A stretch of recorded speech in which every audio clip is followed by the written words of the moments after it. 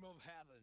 The dream of heaven never lasts very long. The running flash and dirty sky infect my wounds. We're going home alive, alive, alive. Forgive me, just get me out of this hell.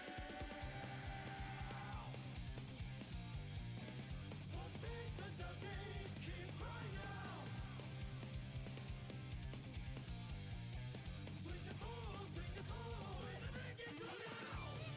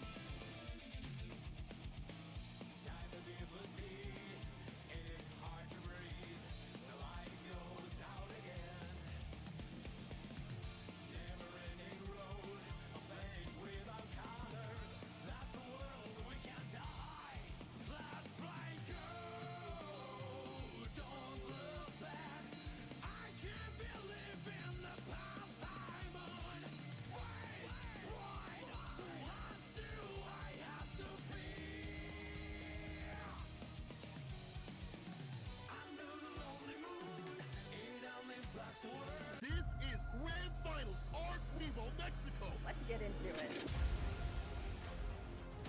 Oh, just takes the big swing. There's the reset bracket victory. Big three beats on the first. This is the worst. The Vapor Thrust whip and days with the immediate punish. Brilliant stuff from Dave. I mean, absolutely brilliant. Oh, Gino is your winner of ARCREVO Mexico.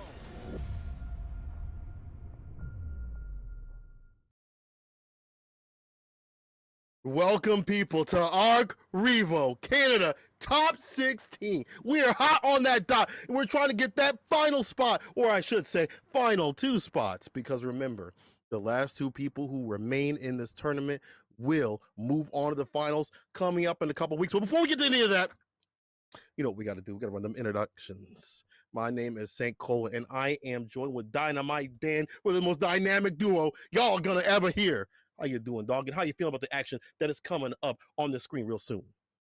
Let me tell you something. I am hyped for the action that's going to be coming at us with this top 16. Last night was incredible. We had people swinging for these spots, and you know they want it real bad. And that means that these next few matches that are going to be coming up are going to be for the whole thing. Top 2 placers get a ticket punch to that March 19th final spot and Woo! chunk of 30K and a customized hitbox controller. That's something to fight for right there. That's something to strive for, if you will. You ain't lying, dog. You ain't lying. We have a lot of big competitors out here, CEO top placers, longtime champions, people from other games not staying lame out here, and they all trying to claim that fame. At the end of the day, this is going to be a stacked bracket. If you don't know these players, well, now you do know. So make sure that y'all, if you need a refresh, check out the VODs. But man, oh man, we definitely had a journey to get up here. So, you know, I've seen a lot of people talking about the characters that are on this, you know, that are coming up, you know, the diversity that's here. I've seen a lot of people talking about bacon, like we all like breakfast or something like that. What's going on with that? I like bacon too. You know, I'm more of a bacon person than a sausage person, you know, I'm just saying. But there's a lot of things talking about on the internet. I can't wait to see what we're going to be talking about at the end of the day.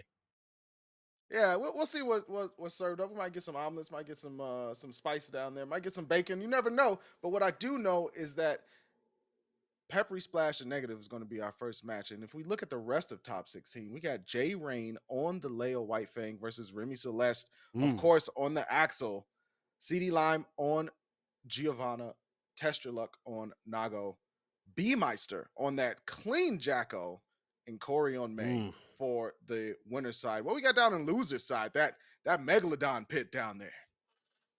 Bruh, I'm glad you said loser side, because that's exactly what it is. The loser side is Stabs versus Nicolar. We got J1 versus Skyfair.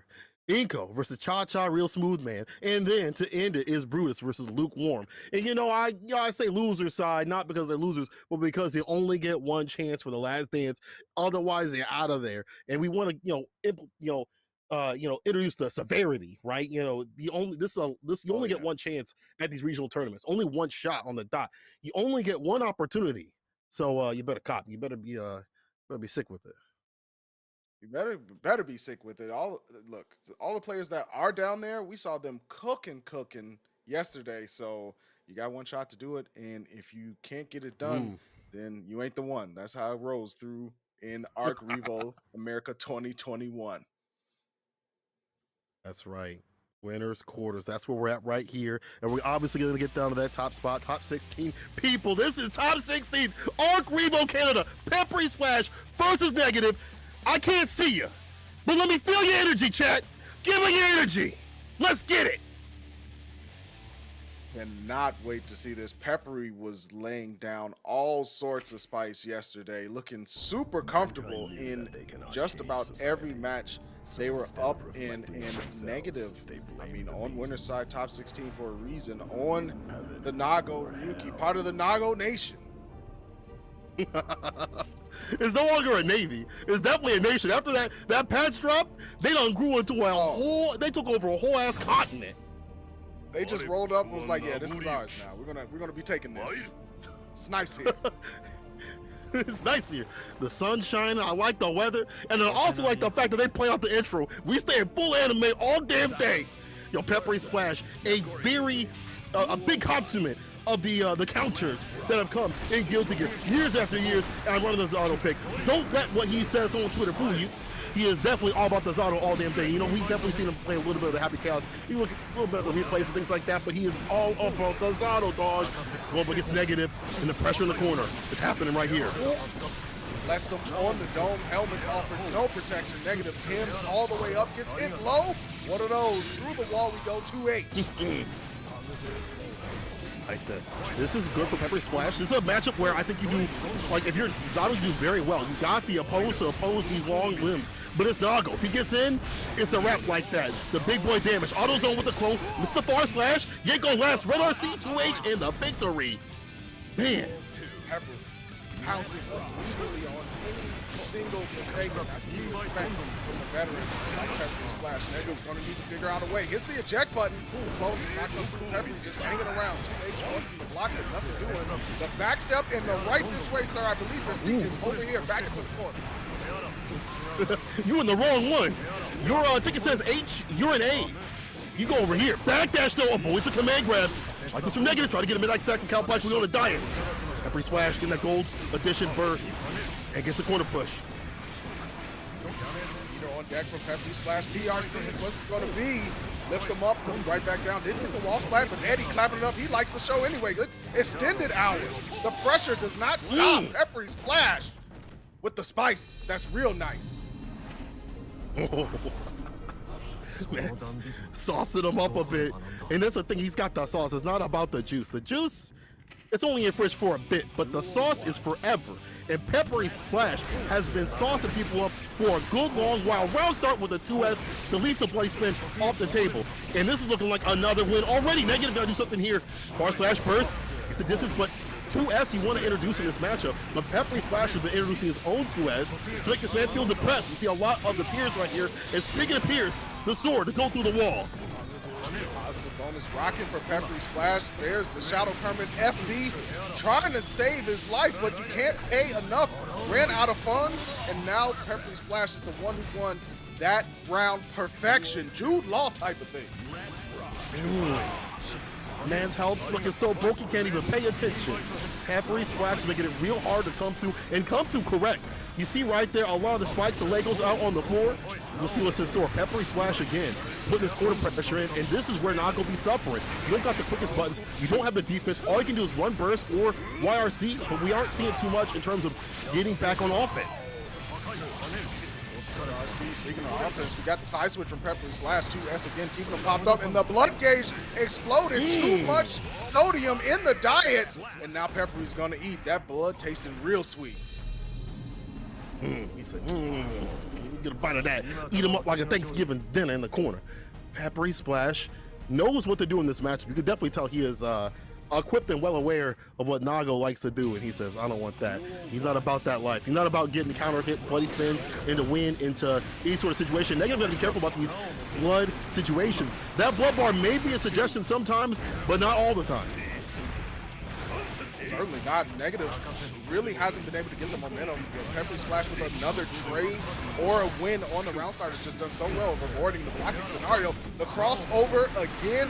Negative hemmed up right back into that corner. They live in there, putting a down payment and everything. But it's nice. I might have to get this.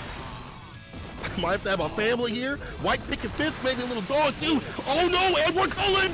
This is unfortunate. You sparkle in the sunlight. Good night. Set point for Peppery Splash. Negative might be cast out into that loser side of the bracket early. Shadow Kermit again interrupting any approach. Peppery has done such a great job of just stopping Bloodspin. Full combo here, wall break. Of course, we're going to go through. Positive bonus for Peppery Splash. Look at the interruption too. So confident in the when they go reset the neutral, goes right for the 2S. Again, so confident those presses. 2H blocks it out. 2S. Try to get that corner push once again to get that win at the ankle. Save you, dog. If I'm right for that face, like you need toothpaste. And that's going to be a PRC. Fades away. The punish and play the PRC. Take a bite. Good night. Peppery Splash 3-0. You ain't going to last. Yo. Peppery Splash. The story of that match was 2S. Talk to the hand because you can't talk to me. It covered so much distance on the ground. It didn't let Negative get started at all. It was just the moment he tried to, Right. yo, hold on, hold on, hold on. Every time. And on top of that, if we go back and look at that match, look at the amount of times that Peppery Splash was just able to slip out of the corner, immediately get away, and then force Negative to Right. play once again in the neutral space with a high blood level. hmm I think this is a difficult matchup just in general. You know, the character has all the tools to stop the approach, so you have to be really careful about your button presses. You can't be swinging out 2S all the damn time. They have a post. It does work out in some cases, but, you know, if Zato gets going, it's hard for, you know, him to stop. And we didn't even see that much bar being gotten on the side of Negative. You know, we didn't see much in terms of like YRC or whatever to get out some of these situations or find some gaps like that. And Pepper kept it real tight, and I saw the confidence in that play. And I feel like there were still levels to be accessed in Pepper's game plan. And we'll be seeing that as they move on the winner's side. Negative, not for nothing. We're moving on to losers. We'll have another chance to come through correct. You know, I feel like it's one of those, if you can get going with Nago, it's looking a different sort of way. I see chat being like, hey, yo, you know, poor Nago out there. It's like, you know, let Nago get going. Let him hit you twice. Let him hit you twice. Yeah, you'll change your mind. And it's You'll change y'all your be seeing mind a real different soon. tune. That sword pick you up once with a close slash in the corner. You be like, yo, I don't know about this one. Maybe he maybe he needs to get nerfed a few times. It's one of those type of matchups where if you can get that hit in with Nago, you can change the name of the game. But Peppery was well aware of it and was able to capitalize. That's why they're going to be moving on into that winners semifinals type of situations in top 8. But we got more matches coming up. We got Jay Rain on the Mauler, the king of the Ooh. ring, Leo Whitefang versus Remy Celeste on that clean axle. Yo, Remy, I definitely know that Remy has labbed out that matchup, especially after CO getting only second place to someone like K7, who's ridiculous. I know that after that matchup, they're like, dog, they ain't never again. Never again. Not I'm gonna like get that win. If I see the king on the screen, he gonna get chained up. Now, the thing is though, Jay is the one that sent down Justin Wong into losers, so they ain't nothing to play with. Yeah. Man, Jay Rain was putting Justin into the blender. It was looking rough. My man hit him with a back turn K side switch and hit him with the other one to scuff up both shoes. It was rough looking out there. So Damn. Remy gonna have to keep their head on a swivel to make sure they're gonna be able to follow these back turn scenarios. Both the shoots? Man said these aren't even real. Oh. You got those on Shop Y, bro. Shop Y. Shop, why'd you Coming pick out with those up? Etsy Jordans. Wish edition. Remy with the zoning. And this is actually gonna be a difficult matchup for Leo in some parts where, you know, he's not able to get in. He doesn't really have many ways. He's got to, you know, skull step with the dash. And here we go. Toke Tome Zawildo. Axel Bomber. Oh, the and the pickup wall stick. and the Remy came ready. Staying steady. Remy doing a fantastic job of what Axel needs to do in this match. Stay away, stay in play. Don't let the king in. Take the whole country if you do. Remy on the back foot at the moment. JS connects. Jay Rain starting up the thunderstorm. Plus frames, scuff the feet, going through with the shot to the chest. We'll catch a chest cold. Jay Rain doing his best right here, and I feel like he's, you know, he gets these points of momentum, but Remy knows how to reset the neutral, the DP. My man was downtown. He was in a different area code when he did that DP. Still about to get that win with the dust situation all up in them guts. Duel Jay Rain taking us into Duel 3, the Intimate Edition. Like the back and forth here. Jay Rain, again, find those moments. That's all Leo needs is a couple moments to get going. Can Remy stop that? I like the spacing too from Remy Celeste. Does get hit with pressure. And the burst immediately from Jay Rain for that pressure. Remy Celeste stuck in the corner. Went for that defensive 5K, but it's just a little bit outside. There's the dash up throw. Here we go. Back turn. The shoe scuffed and the reset into another back turn. And the other one, he said, yo, both of these shoes gonna have my footprints on them. I'm walking all over. Just got on a paylist like that. Man, it's disrespectful. The RC don't matter though. Remy in range to just seal this real quick. Brilliant all his bar, even on block, is perfectly fine. All he needs is one good, I feel like one good conversion. Oh no! Double down with the dust. It's a bust. You try to anti-air? Get God. My man jumped and he said it didn't work the first time. I'm gonna do it twice. Let it shine. Do it again. Came in like an attack helicopter. Is that what helicopter sound make? I don't know. There's the Berserker slash cross up, and this time the throw. Remy Celeste saying, no, not like that. And blocked up the flash kick as well. Yeah, you're gonna have to pay big time for that one. Celeste fading away with the JS, the sniper button, playing the long range game, but the PRC is what it's gonna be. Get off your chest right there. Try to put Remy to rest. Jump H. Fade away. BRC. Gold edition with a Gucci burst. Red RC. Doubling down. That look like a clap against that wall stick. Ground pound. Bro. Jay stunts. He got the paycheck on Friday. Spent everything on Saturday. This is not Jay Rain. This is Jay Storm. He's laying down the noise on Remy right now. Anytime he gets close.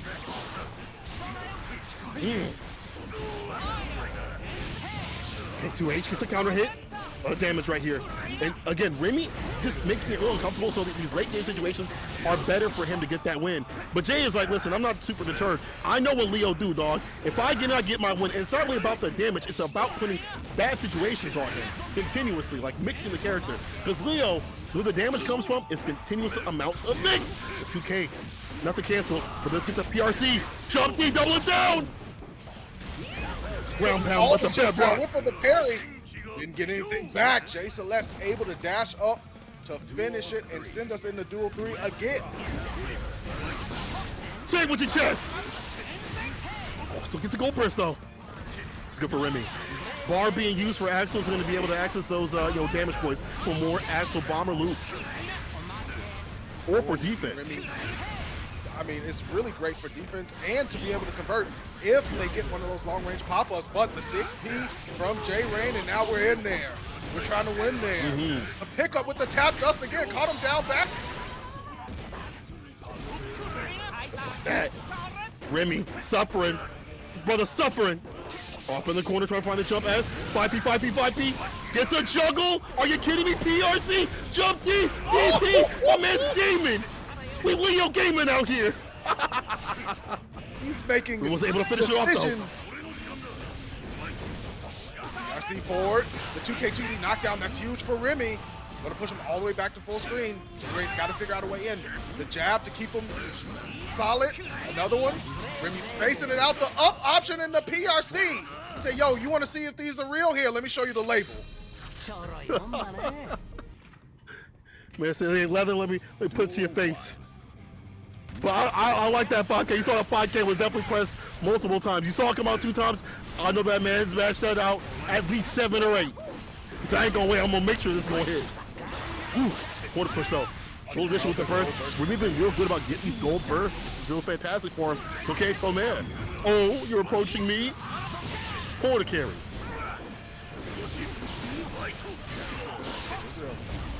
Attempt from Jay Rain again, blown back by the 2H. Pulled right in for the side switch. Good stuff from Remy. Axel Classic just making sure they have plenty of space to work again. And another one. This time we're going to stop time. Let me show you a little grind. You got to pay for the grind.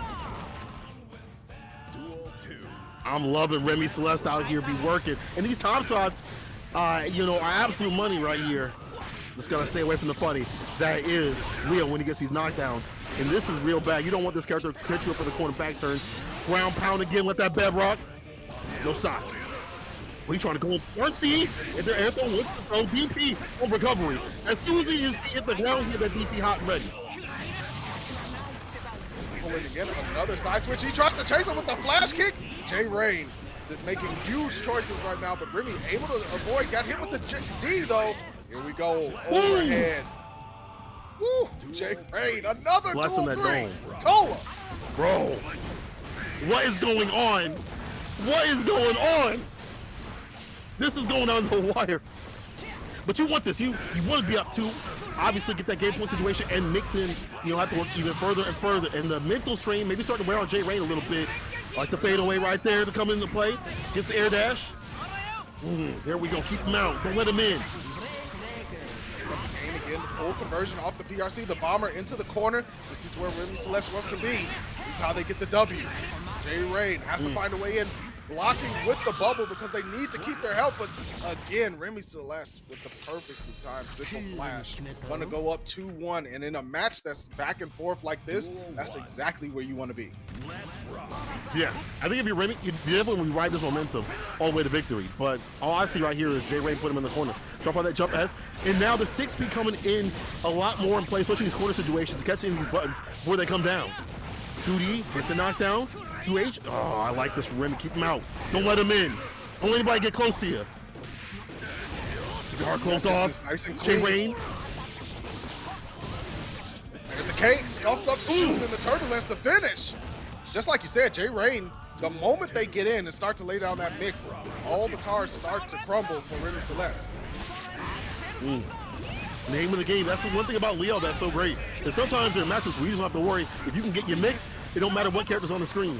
Just stay mean. Ooh. PRC right there. Knockdown. I like that. Keep him in the corner. You pay rate here, dog, plus utilities. First of the month. I want my money first of the month. I want my money first of the month. Remy on set point. Pushing P's out here with the perfect KO. Ray gonna have to step it up, and that was a fantastic falling JH from Remy Celeste. There's the simple flash, rinse and explosion. Gonna have to try to keep it clean. To jab him out, he said, yo, sir, I didn't see, you can't come in. I didn't see your test yet. I'm gonna let you know. Remy again trying to get that quarter position. And I can be a little bit more aggressive, a little more active too with the movement. It's movement. Working a little bit like butter. J Rain trying to cook though. Empty fast fall with it. Don't matter. Look at Remy being real annoying. Toying. Back throw. Oh, up J Rain. Last legs for this match. Need to figure it out. The dash in gold burst. My man decided to spend it early. He said, put it on credit. It'll come in the bank account later, but I gotta spend it now. He said, I'm gonna go stupid. It's a no-brainer how I'm gonna come through. PRC to stay away. Down shot throw. Remy Celeste with a red RC. That should be the victory. Axe Obama. Remy hitting him with the big bank check, little bank. Insufficient funds for J Rain at the moment. And that was some good stuff from Remy Celeste. Just not enough. Not enough.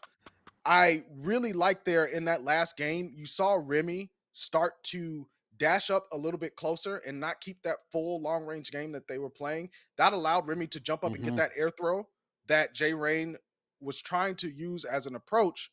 Remy was in the right position because they dashed up, covered a little bit more ground, didn't get too close, but was close enough to make that reaction. And then you saw it there again at the end. Instead of backing off, they dashed in, got the throw onto J Rain, and was able to close it out. And this decisions like that is the reason why Remy's going to be moving in the top 8. That is actually how we've been seeing a lot of the Axel players evolve. Understand that they can't just play the zoning game and stay in lane. You definitely got to get more active with it, get a few more calories burned off. And the spacing, the aggressiveness, and being able to switch back and forth like that makes it real hard to approach. And now Remy, closer and closer approaching that W. You know that they want that too. You know that, especially after CEO. We'll get to see them enter mini tournaments. But, after like a big one like that and see how close they are, they know that they have what it takes, and we're seeing it right here. Not for nothing, though. J Rain, again, going down to losers, not going to, be out just yet. So if y'all love that Leo game run like I did, you're going to be able to see it real soon. Man, this has already been the kind of action that I'm going to get another noise complaint. They're going to be knocking on my door. Sir, you're enjoying yourself in there? Well, I'll tell them to join, come through twitch.tv. I don't know what a flash kick is. I don't know what a flash kick is, sir, but I'm gonna need you to just tone it down a little bit. It's a Sunday. No, hold that. Oh, hold that. This is actually too hot. They're gonna have to hold that. They're gonna have to hold that. I'm sorry. And I ain't sorry.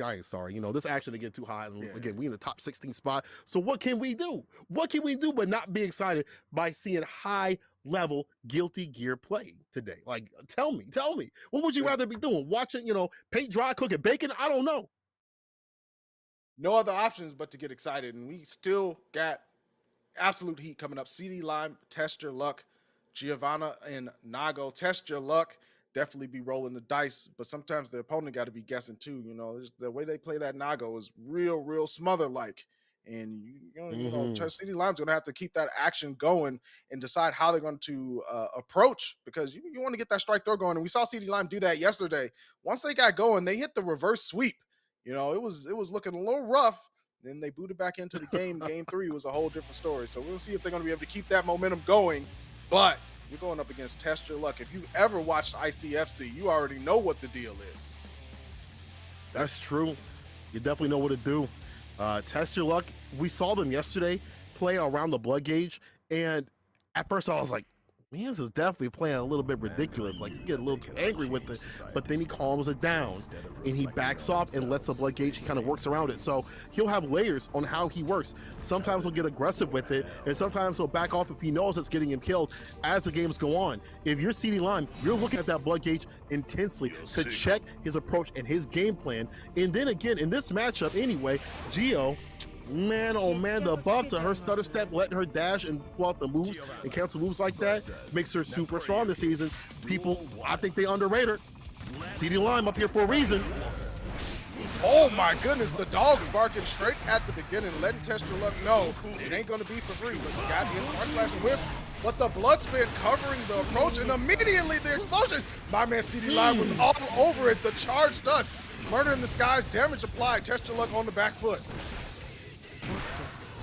Mask on, don't matter though. One touch will definitely seal it. CD Lime got a lot of ways to play. Auto zone with the clone. Gets in, now starts the aggression. Canceling off that /Rekka PRC 2D, 2S 5H. Blood meter is in a 5 position to be using these normals, but CD Lime to finish it. Gotta end it all. Next second count Goodness. Eating out here, calorie count getting real high. We need the energy. The 6H not enough. The Gus saving Giovanna, but the 6P, the chop to the neck. Test Your Luck says the dice ended up snake eyes. Wash your neck, I'm coming for it. Trying to get ahead of me, that's decapitation. Midnight Sack and Count Black once again. That's going to let him expend more of this blood gauge and use all these specials continuously without having to worry about the blood meter so consistently. And speaking of consistent, this is a lot of pressure. Another Midnight Snack from Count Black. My man is hungry. It's 12 o'clock. He's trying to get in that fridge, bro, with the quickness. Figure out what to do though. CD Lime, risk gauge mad high, has a chance, plus frames with the Travail, good blocks from Test Your Luck, and again, pushing CD Lime back out. Test Your Luck, mad high blood gauge, gotta be uber careful to not make a mistake here, and CD Lime knows it. Fishing with the 2D, got the knockdown and the throw. Here we go. Close slash hits. The explosion, unfortunately, CD Lime gets knocked back. Now you got to play the danger game. Let that blood gauge lower. Test Your Luck in a dangerous scenario. And super! And that's going to be the deal done. CD Lime with the fadeaway overdrive. Hit him with the hand one. I like that jump in super situation. You see the button whip, go into it. Now, the corner carry again. Test Your Luck getting into him. 2S.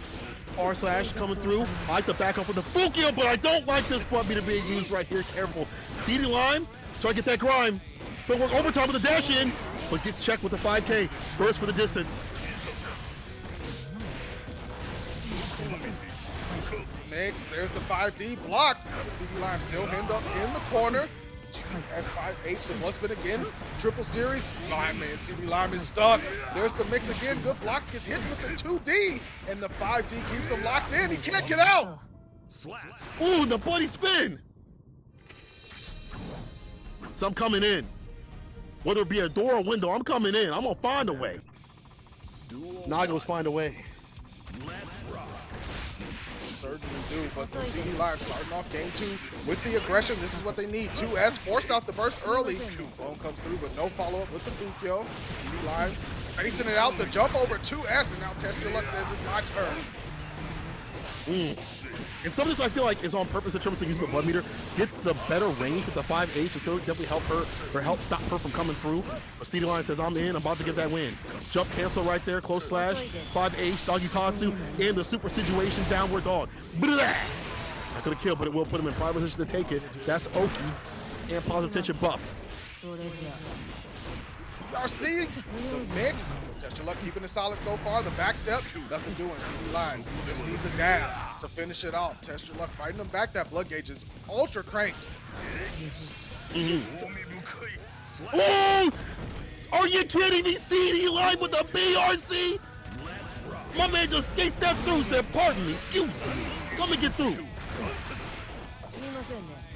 Test Your Luck almost out of it for game 2. CD Lime Spacing it out again, being super careful of that 5H, especially at that high blood gauge. Already knows what to do. Still gets clipped. Tester Luck, though, has a ton of blood on their side. Can't really blood spin in. And CD Line gets the slide through 5S. Close slash. The split kicks as well. Goes into the reset. The mix, the overhead. Didn't continue, but another counter hit. Tester Luck mashing for their life.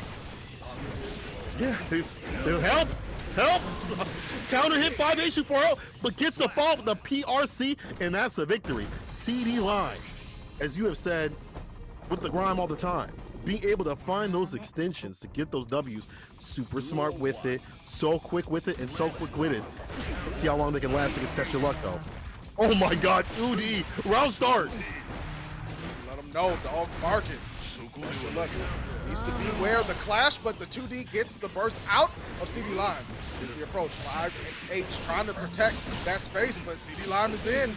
Trying to finish it. The crossover. And one.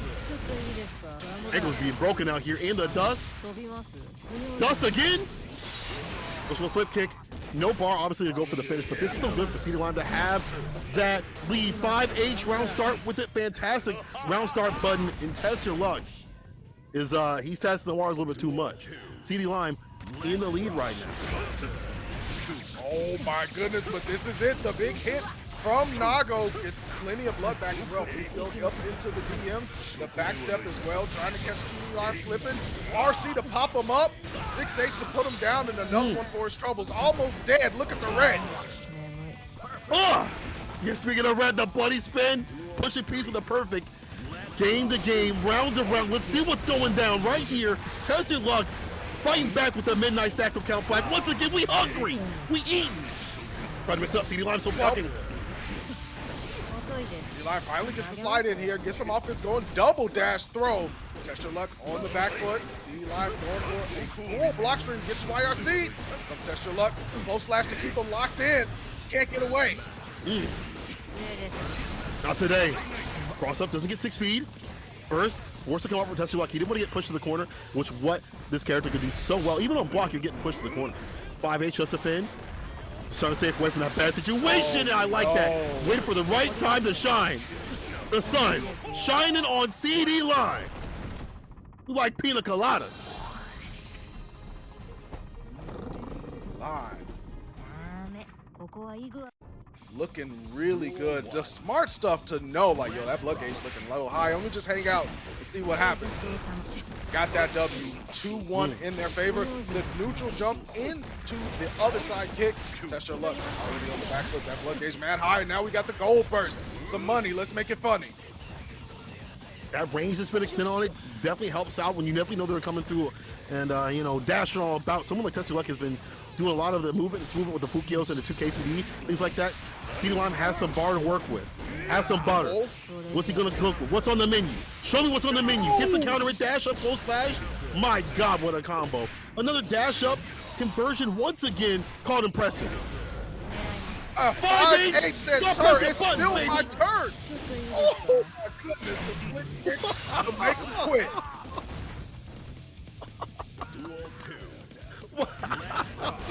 That 5H is the biggest stop button that we've seen in these back to neutral situations. CD Line sitting on set point about to sour Test Your Luck's run and put him down to losers. But it's not for nothing right now. It's not over. Red RC. Test Your Luck's got a call for the corner. We saw this before. You know what's in store. Nago damage. 6H seals it. Chat, what is he pushing? What is he pushing? CD Lime still with the set point on the board, but Test Your Luck answering back super fast. Speaking of fast, that blood gauge is super crank. CD Lime knows it. Stare down at the OK Corral, goes into Test Your Luck's favor. Fukyo in. That blood gauge is mad high though, gonna have to be super careful. Can only go with so many options. Finally finishes the streak and the JS conversion. Immediate burst from CD Lime. Test Your Luck once back in. He needs this win. A little bit of a hero edition, but does it look like the villain, especially with the fact that this character is ridiculous, and the damage that could come from one hit will definitely get it done. And there's so many ways to approach. You got the bloody spin. Right now, it'd be really bad for Test Your Luck to do so because the blood is up high. So he's going to 5H to get it down a little bit. CD Line just going in. He's like, listen, it's time. I feel the time is right. I'm about to fight.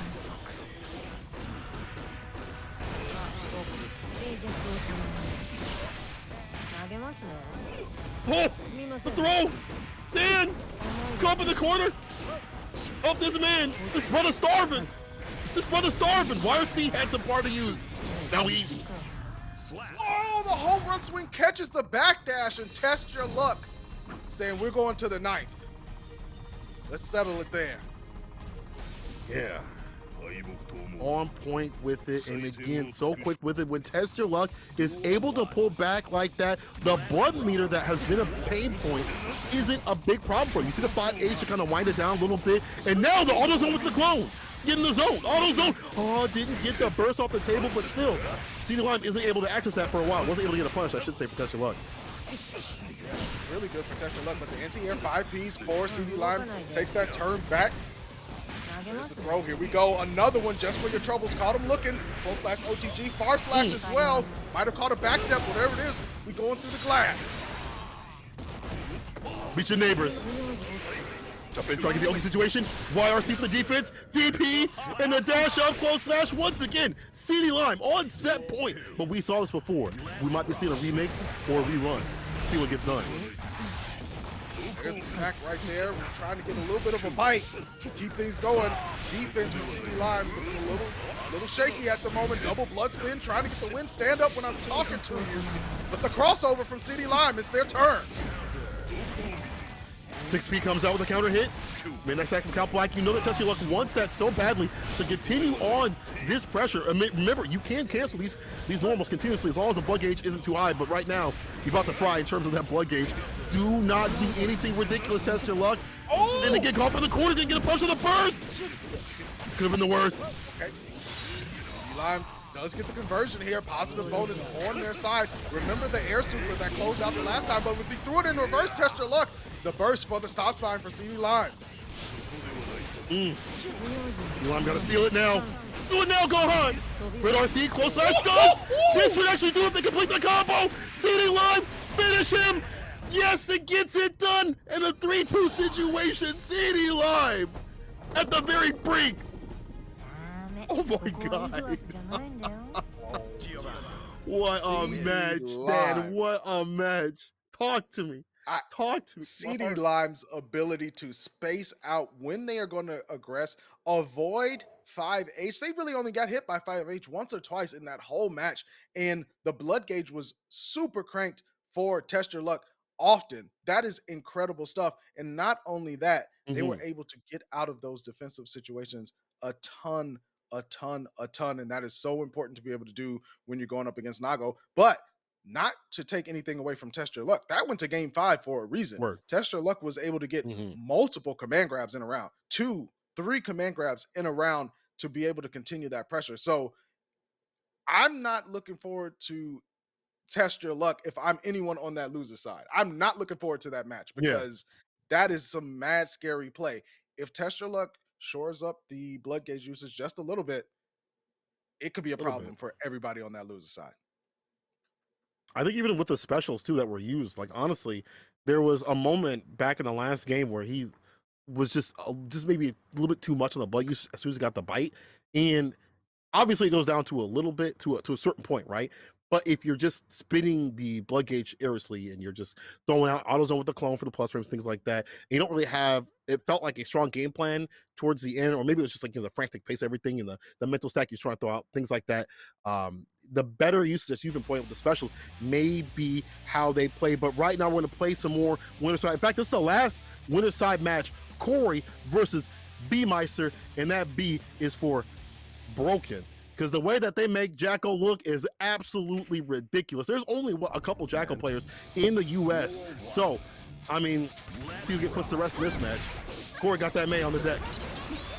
Yeah, if you're looking for Jacko, you might have to be staring at B-Meister too, because the way they use those minions, they put those working union to full activation, and you're in the corner, it's a rough time. But Corey's going to be looking to try to get a little bit of that grind down with the anchor. The counter hit. Corey, not a full conversion for BRC to continue. What a throw from B-Meister. It's the setup with the minion. That minion from behind will make him stay fine in the plus frames, but now it's off the table. Corey got to do that, where you're thinking about dealing with the minion, not only like hitting it in the neutral, but also being able to defend these situations right here, especially like that, the tech. Good defense, and now trying to get some offense. Corey trying to come through. Carefully jump these, because you get yourself put up in the corner. This character does a lot of damage. Burst! Too high up! That was the worst. It's so hard to burst an aim in those combos because she sends you so high up into the air that it's really easy to miss timing. And now that burst is all the way down to 0. B-Meister trying to make up for it with some huge counter hits. 2D swept Corey off their feet. Got the minions going to work again, trying to get those extra overtime hours approved. Ooh, Corey hemmed up, trying to escape the office building before they can ask for it. Excuse me, sir? Sir? I'm off the clock. I'm off the clock. No, I can't talk right now. I can't talk right now. I can't talk right now. Y'all see me tomorrow. Ooh, PRC with that follow-up. You see B-Meister really utilizing just one minion to set up shop for the next minion to clock him out. And really we're seeing a lot of B-Meister use just one minion to get things started for the majority of it and try to play that neutral game. Corey definitely has a better, in terms of buttons, better neutral against his character. It's just B-Meister is finding good ways to use the bar, but how far will that take him in this match though? 2D knockdown again from behind, staying fine. Just full hit, 5H into the corner that goes, falling minion as well, and B-Meister has enough gauge. If Corey gets stuck into that corner situation, it can be really tough. Uses the PRC instead, big conversion, sets up the minion again. Corey, coast to coast, turned him into a ghost. Ooh. Game 1 goes to B-Meister. He's got the most, especially when it comes to using that bar in the perfect sort of way. My man definitely came to play. And you definitely see the difference between someone like him and Adventure. They both want to suck it out, you know, close range with it, but B-Meister is willing to use that bar for PRC extensions for that victory, instead of like super or, you know, setting up with the buff minions. But that's only one game. First, offensive style, keeps caught in the corner. Corey trying to 6 PM, another minion's out. That's what it's all about. Consistent usage of the minions. Shigeki, a double for your troubles. Corey wants this offense and wants it now. Opened up to B-Meister, and the 6H will put him through the glass. Ain't gonna last. Not when you get hit with this character. Not when you get hit with these characters right here. Maybe hitting like a truck. Don't let that body fool you. She's a goblin, bro. That anchor weighs at least 18 tons. She's swinging that thing for free. Never miss arm game. Not a single day. Always in the gym. Protein. Stocked up, locked up. Fade away with the jump H and play, gets a counter hit. And again, the close to that situation. All Wake up trying to put him back to sleep. Oh, you thought? Stay sucker free. I thought he got caught. Corey escaped, and the burst did nothing for him. B-Meister gonna go down in game 2, and Corey making incredible adaptations, and honestly, just picking up the pace and playing at the speed that B-Meister was in game 1. You trying to put me in a sarcophagus? I'm gonna bruise your esophagus. Corey striking him where it really hurts, right in the throat. You've been seeing a lot of Corey just, you know, slugging out and understanding that if I get these hits, I'm gonna do it. You just have to stay steady and be ready to deal with the minions. That's the problem. That's the pain point in these corner situations too. The damage being done.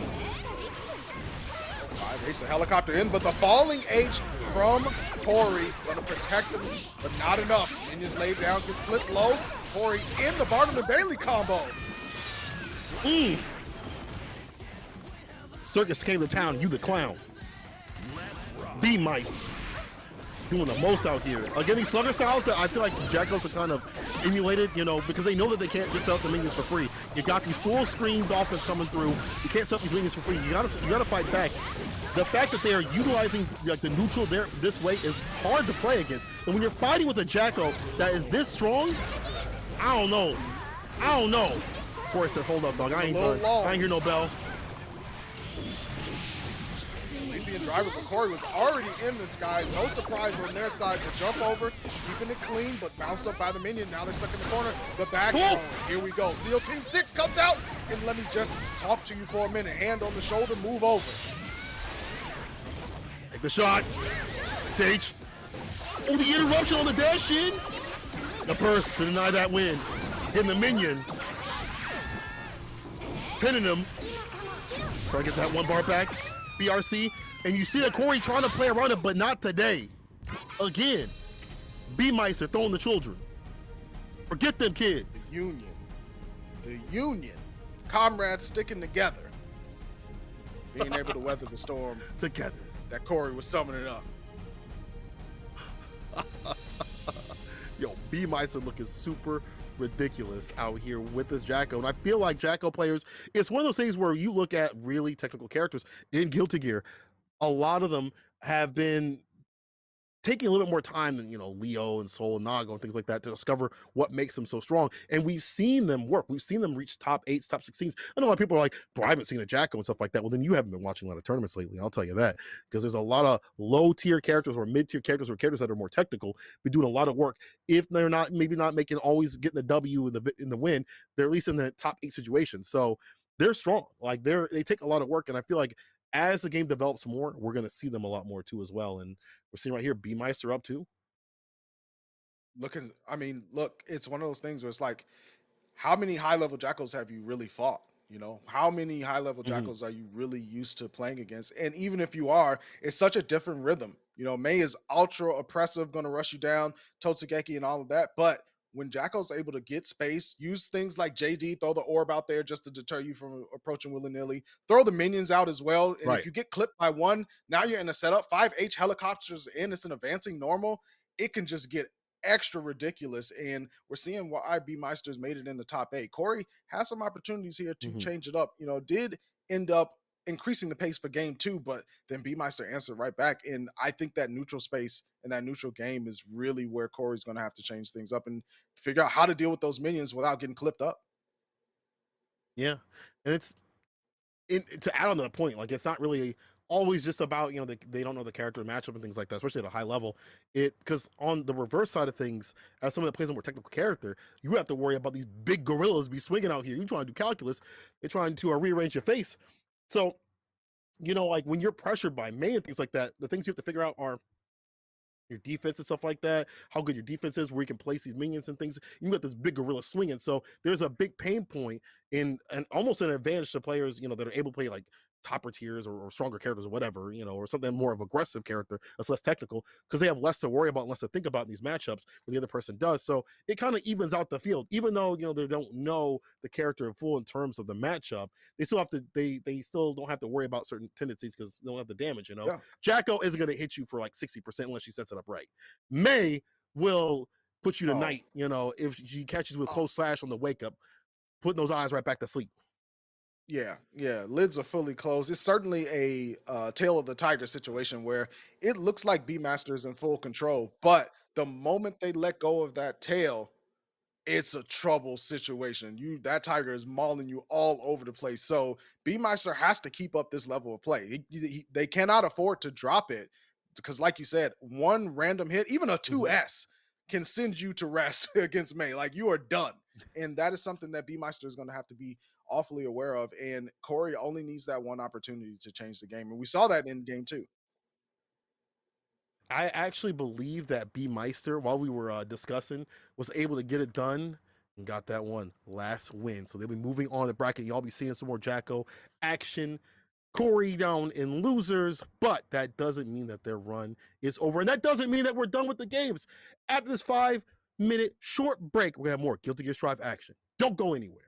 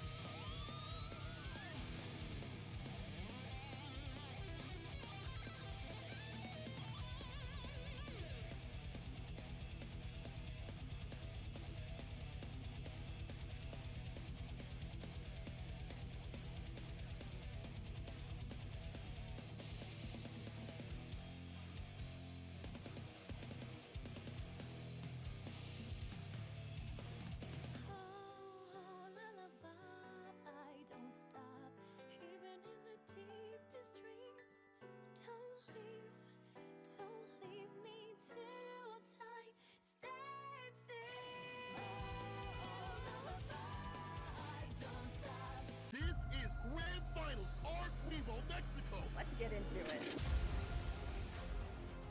Oh, just takes the big swing. There's the reset bracket victory. Victory beats on the first. This is the worst. The Vapor Thrust whipped and dazed with the immediate punish. Brilliant stuff from Dave. I mean, absolutely brilliant. Oh, Gino is your winner of ARCREVO Mexico.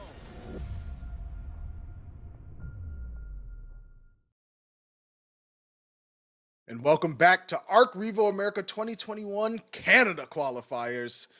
Dynamite here with the legend St. Cola himself for more of this top 16 action. But before we get started, let's remind the people watching what it's all about, what these players are fighting for. And I'm talking about the ability to own a prized piece of possession, brought to you by Hitbox. Cola, let them know. Oh, we about to hit him with the blessing. Look at this beautiful machine right here. Ain't got no lever. All about the buttons, baby. Check out the artwork too. Sleek, sick. And, you know, this is one of those things that you get when you win, or at least puts the top 2 spots here in ARCREVO for each other tournament, the regional terms, I should say. If you want to pick up your own, go to the website at hitbox.com/ARCREVO. You won't get this sick hitbox right here in terms of the coloring, but you can get a sick hitbox all the same. Absolutely. And speaking of the same, you know the name of the game. We're doing this for the good of the kids too. Child's Play charity. Every match played in each ARCREVO America qualifier, $20 in the pot towards Child's Play charity. A fantastic group with an incredible cause. I cannot say enough about what they do for kids who are in tough situations and just need a moment to enjoy and to escape. Child's Play Charity does all of that. So hats off to Arc System Works for just deciding to include this into ARCREVO America. They didn't have to do that, but they decided we want to make sure that we're showing love as we're getting love, and that's what it's all about. Yeah, and y'all are definitely giving a lot of love out here. We're playing these tournaments, so appreciate y'all. So I would be remiss in not reminding y'all that we are playing towards the finals. This is the second to last tour stop on the dot. We are, working our way towards a couple weeks. It's going to be the actual finals. So the top 2 of every single tournament is going to be moving on. And now it's time for the losers bracket of top 16. Buys are going to get zipped up and shipped out once again. Guilty Gear Strive, top 16 losers side, Stabs versus Nicolar. Let's get it. Time to tag them and bag them, baby. This is one and done. If you do not make it to 3, rest in peace is what it's going to be. Stabs on the Kai, Nicolar on the big man. This character been getting a lot of work lately, right? We've been seeing him in bamboo battles and stuff like that, a ton of tournaments. Been actually taking tournaments too. It's possible. Again, technical character that takes a lot of work, but right now, Stabs is working Nicolar in the corner. Absolutely hemmed all the way up, but the BT coming through. The Typhoon swinging early. The guard break and the follow-up, my man Stabs is getting put in the loop-the-loops. Got the boot sinking, no bricks. PRC, wait for the burst, there it comes. Stay solid, full screen with the super, just trying to find an approach. All right, jump S, 5K reset with a meaty fireball, no vegan on the menu. Ooh, it may not be vegan time, but Stabs is gonna have to eat this throw. And Nicolar with the first blood.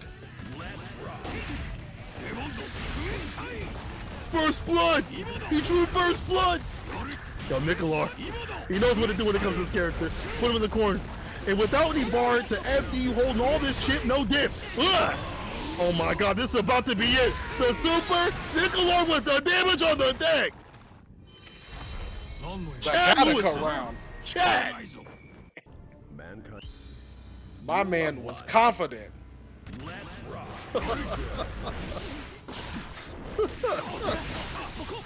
Asking someone a prom date sort of confident. Like, I go away, I'm gonna get in, dog. She like me like that. Oh, these DPs have been getting people. He's up. We saw this yesterday with the Kai players getting eaten up with the DPs. And you know what happens when this character catches you in a reversal situation. Now that 2H is a really good idea from Stabs to stop this aerial freedom from Nikolar, because they have been able to just take to the skies whenever they want. JD, a dab will do for Nikolar to get this round in the books. But the jump in from Stabs. Charge stun edge, Oki, the back throw, and there we go. Wow. Nikolar with the grab saying, you coming over? Don't worry, free hugs all day. Free hugs as soon as you come in. That's a win. My man did that on a plus situation. That is nasty, Nikolai. TP though from Stabs gets the distance. Actually, this one of those matchups that just seems like it's, you give a negative situation, Stabs will go far. Shock State also will apply a little bit more damage and a lot more plus range. Nikolai still going in to get that win. Above that bar, with RC spent on the side of Stabs. Corner push in with the Fuja Arc. Huge corner push. Fuja Arc back into the corner, but another BT. My man was in a spiral, looking like X Games out here, going to get the gold medal. Back throw for Stabs. Oh no! Trying to pay up the burst, didn't get that burst thirst. They ain't gonna be quenched. Bro, the burst thirst, baby. Like I just need a little bit, just a little bit. Let me just get a taste. The Bathwater edition too. I want it all. Package and seal itself for 200. Favorite VTuber. I'll take it. Just like Stabs is taking this advantage. The flip kick. Put them in the shock state again. Oh, caught him with the RC looking. Charge stun edge. Nikolai does have burst. Uses that eject button to escape the pressure. I like the mashy elbow for the 6P. Denying that jump D. And denying his win. That's a DP situation. Vapor thrust. Stabs. Even things out in games, but it's all about just being more careful with the DPs. But if you're Nikolai, that burst thirst has been getting a little bit, sometimes you see the seal it, just in the round, and take them down. That burst thirst gets you killed more often than not. Unfortunately, it did there. Stabs is taking full advantage too. The Sacred Edge, the hop over from Nikolai. Said it might be a Sunday, but I'm not trying to be blessed. Oh, Chris in the cranium, blessing the dome. Oh, peace be with you and out, or peace be with you. And also with you out of this bracket, bro. Too far out, though, for the jump D conversion. Stabs back up. He knows what happens. Get too close. Don't let him in. Yeah, that 2H rocking again. Threw it in reverse with the BRC and the finish. Lathered my man up in light. So back that thing up, bruh. Ooh! A BT doing it again from behind. That far slash you gotta worry about. If you find it, confirm up the far slash, go right into one of the BTs. One of the stronger ones, too. Stabs. Just trying to slide through. Gotta be careful without no bar. We punish. Let's get sing. DP though. Sacred Edge caught him looking in. It's gonna go through the glass. Stabs with positive bonus. Stabs utilizing Sacred Edge really well in situations where you expect a regular stun edge, but it was not. Throw it in reverse again, but still got to block up with the BT. The crossover. Nikolai saying, yo, I may be a big man, but I know how to hoop. Burger Man can't jump. I was gonna say something else, but I can't. Yo, game to game, round to round, first going down off the table, and you're definitely gonna be regretting that decision as Nikolai's getting into him. Jump in once again, resets the situation. Trustimals. He's almost dead. Check the red. Oh, went for the 2H, but it was just the coffin. I mean, giving him a bit of a lung issue.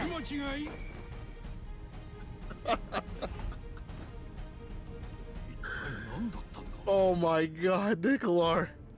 Bro, it's always so funny watching, but there's a lot of execution that goes into Gold Lewis. The damage that comes from this character doesn't come for free. There's a lot of button pressing. You gotta choose the right BT at the right time because a lot of them are punishable, especially the aerial additions and versions. And normally in this matchup, Kai does very well. Stabs is putting themselves in some bad situations that they don't need to be. And check the red again. My man is once again almost dead, and Nikolai is on game point.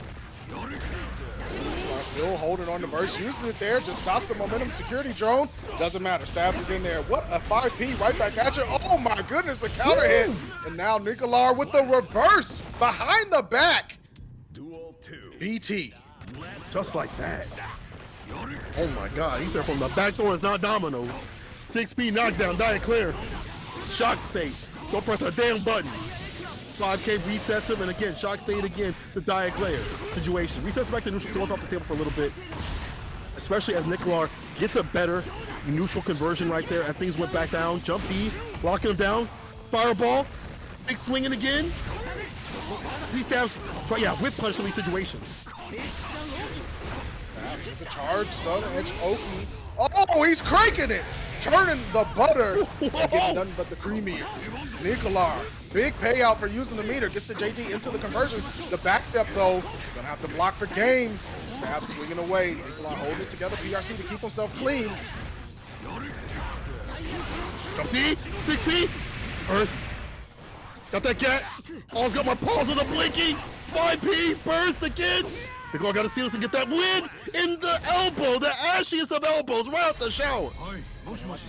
Been out for an hour. No lotion. Aloe vera, none applied. No lotion. All crust. He said, Nicolar, getting him with a little bit of these. Little bit of Excuse me. these. Don't mind if I do. Move on through. Nicolar, the amount of times that they just earned the air respect, right? Because in the beginning, Stabs was trying to challenge him in the skies, but JD's at the right time, you know, had the aliens mans with the hands coming out, grabbing them up, touching them up, and then getting counter hit with the aerial BT. That's when you saw Stabs like, okay, you know what? You got it.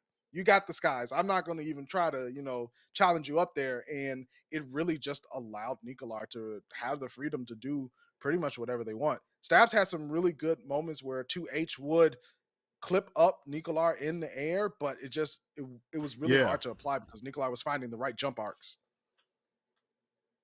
I feel like you really have to understand that matchup, what's negative in terms of the BTs. There was a lot that I felt were not punished. And you just see the things that Kai is able to do. But if you open the door to this big boy, you're going to come through correct. And that's what happens is we see more Chad Lewison moving through the bracket, bro. As you know, some of y'all be saying, unfortunately, that means Stabs is the first body in the bag of the day and loser side of things. But we still got more play and we still got more today and we still got more action. Guilty Gear Strive Edition. If you haven't tweeted out, if you haven't been clipping things, you know what y'all should be doing? Clip stuff. Tag us in it. What you like, you know, maybe what you don't like in terms of the characters. I don't know. But I want to see it on Twitter. I want to see things exploding because this high level action, don't let it go to waste. You know, online as it may be, it's still fine. With the netcode the way it is pristine. So it's butter. It is butter. That's why I'm able to sit down and play 20 rounds and get smoked and be like, let me get one more of those. Let me get one more of those. Like, you know, let me get another L. You know, let me see. I figured it out now. You do that thing where you're like, I figured it out now. You gotta figure it out. I got it. But you don't know. But you boot it up anyway because that's how much fun it is. That's how much fun it is. You just can't stop. You can't stop. Control substance alert. But speaking of alerts, we're gonna have another high action match coming your way. Justin Wong on the May versus Skyfarer. This is dolphin on dolphin violence. Goblin on goblin violence. If you want to see people explode, the last match, obviously, we saw some explosions. But man, oh man, May versus May. Ignorance all day. It's going to be two different styles. Jay Wong he just gets lane with it. He picks his shots. Skyfair, a lot more aggressive and a lot more about this movement, especially the aerial approach. Yo, Jay Wong with the peak on him. Letting them know. Putting the build to chest. J-Wong looking for the rest. Oh my goodness, the PRC and got the burst. My man J-Wong's all over the skies right now. But the Farer coming through to lock it down. Here's the throw. Gonna get a great amount of pressure. Close slash converts. Oh no, another high burst. Sky to sky. Yo, damage applied. The red RC got the side switch. YRC for the defense. Let me see some offense. 6 speed. Chesto.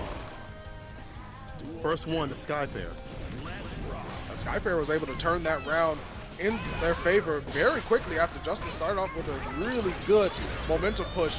Here comes Skyfair. The answer of Totugeki would, of course, Totugeki. There's the throw. Another dolphin, but Skyfair has the corner. Charging it up, trying to get that guard break. Won't wait, gets the aerial approach. Overhead. Pick him up, put him down. Yeah! Wall break, meet your neighbors. Get that bar built up for the positive tension. The fadeaway and play, though, Skyfair trying to stay alive and thrive and strive, but the overhead not denied. Rule 3, of course, in the mirror match.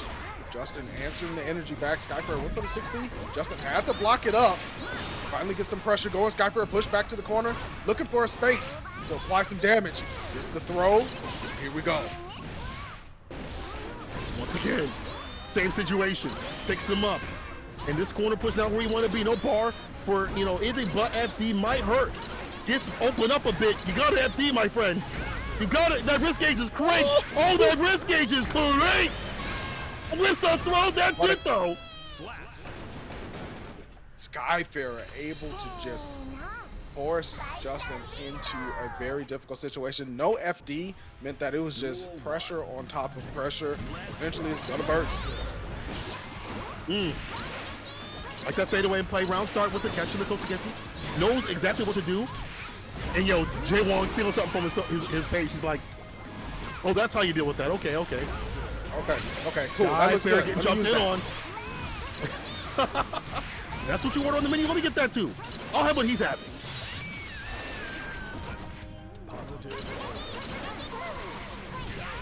PRC, Justin with the anti-air though says you can stay over there. Don't you dare. And you can't say it's not fair. You're both playing the same damn character. You know what I'm saying? You're both playing May. You can't complain. The range of that button, yeah, but you play May too. Oh no. Oh, all right. Yeah, I like that FD. You're right. You saw the FD right there? You saw the FD right there with the throw? That was sick though. Like he's like, if you're gonna block up, I'm gonna catch you up.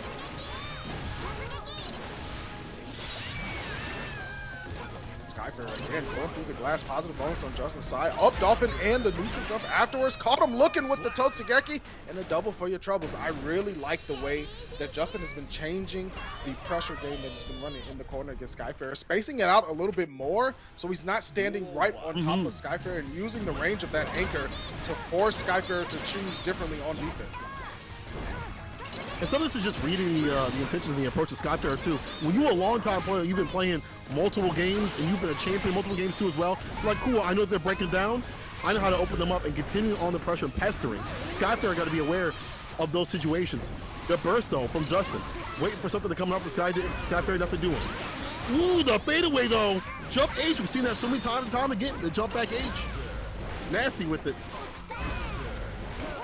Falling H is such a good button. There's the go burst though from Skyfarer. Wants to spend some money and it's not going to be on rent. Justin, BRC, got a block, stand up to block the overhead, but he's not done. Skyfarer with the 6H, put him in place. Open that face. Man, like Skyfarer says, listen, it ain't going to be on rent, it's going to be on other. It's going to be on other. And I'll throw in that line later. Skyfarer, man, he is, he was doing a fantastic job of just like stopping one, you know, just a stutter step with some of these approaches. And now the 6P coming through with the Dolphins. I feel like that's been catching too, especially in these end-round situations. Now, the side switch. Opened up with the overhead, Red RC. Through the wall we go. Justin gonna have some meter on the deck. Almost has burst available as well, but gotta be careful. The falling H protects against the PRC advance. Now Justin's gonna have 50% tension. Doesn't even need it because he can read it. Totsugeki for the finish. Once again, game to game, round to round, we've been seeing this go down all throughout the tournament. Gets the counter, pick up, close slash. There again, the Dolphin. Keep him caught up in the corner. Force him to use the bar. You don't have to deal with that bar situation that can come from a super as a reversal. So I like that, you know, Justin is trying to make Skyfarer be like, bro, I got to FB though to get out. That wrist gauge was cranked, but Skyfarer actually said, listen, I'll just wait and not have to spend any of this bar. Still back in the corner though. So we get a bar, Red RC follow-up. Totsugeki into the low, a great 6P from Skyfarer reading the double Totsugeki. RC, the throw, tried to get the combo, got the burst out of Justin. You see Skyfarer trying to space things out once again, 6H. Justin answering right back, not allowing themselves to be put into the corner. Such a smart decision there because he knows that Skyfarer is going to be able to convert. Instead, it's Justin, and there's the burst. That's the fireball, trying to cover that approach. Try to squash him like a roach. I'm caught in the corner, immediately challenging as soon as he sees the Dolphin. Again, they know the character, so they know how to get that win. Jump in, he's efficient. Oh, getting tricky with it. Trying to finish it. Oh my God, my man did not just find a gap like that. Red RC, jump back. Anybody's game. My heart. This Dolphins are swimming. Justin's trying to finish it, but Skyfarer's not opening up. Racing it out. He might be looking for a 6P here. Goes for the JH. Red RC for the gets the overhead and dead.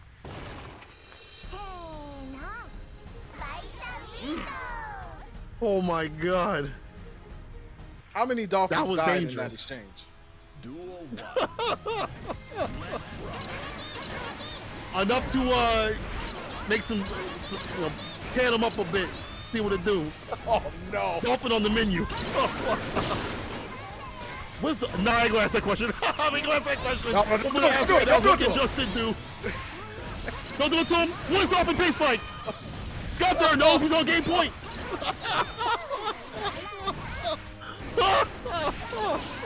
Oh my goodness. The up Dolphin burst from Justin Wong. Trying to alleviate pressure again. Skyfarer, incredible anti-air situation by jumping up and just meeting Justin in the skies, denying any type of movement. Justin back in the corner, low on life, double seal team 6, but the air dash gonna go in Skyfarer's favor. And Skyfarer now on set point, using the advancing JH to stop some of that vertical and horizontal movement from Justin in the air is such a smart adaptation. Take away an escape vector and now cash out big. You know, you gotta run the fade to get paid out here. That's what actually happened right here with the wall break. Get that bar, spin it to go far. Dive kick. Justin trying to get in. Gets the over situation. Red RC picks him up. Again, off the backward. Harlem Globetrotters charge up the charge 6H. Oh, this is looking right back in Justin Wong's favor, but he's got to save up the set point once again and give us more Totogeki action because this is goblin on goblin violence. The type of thing we love to see. There's the burst immediately from Skyfarer. Didn't quite get the golden one, but got the pressure alleviated. Justin bursts right back. PRC though. Justin nice blocks. Skyfarer all over him, but the dust! My man said, Gama Gama no!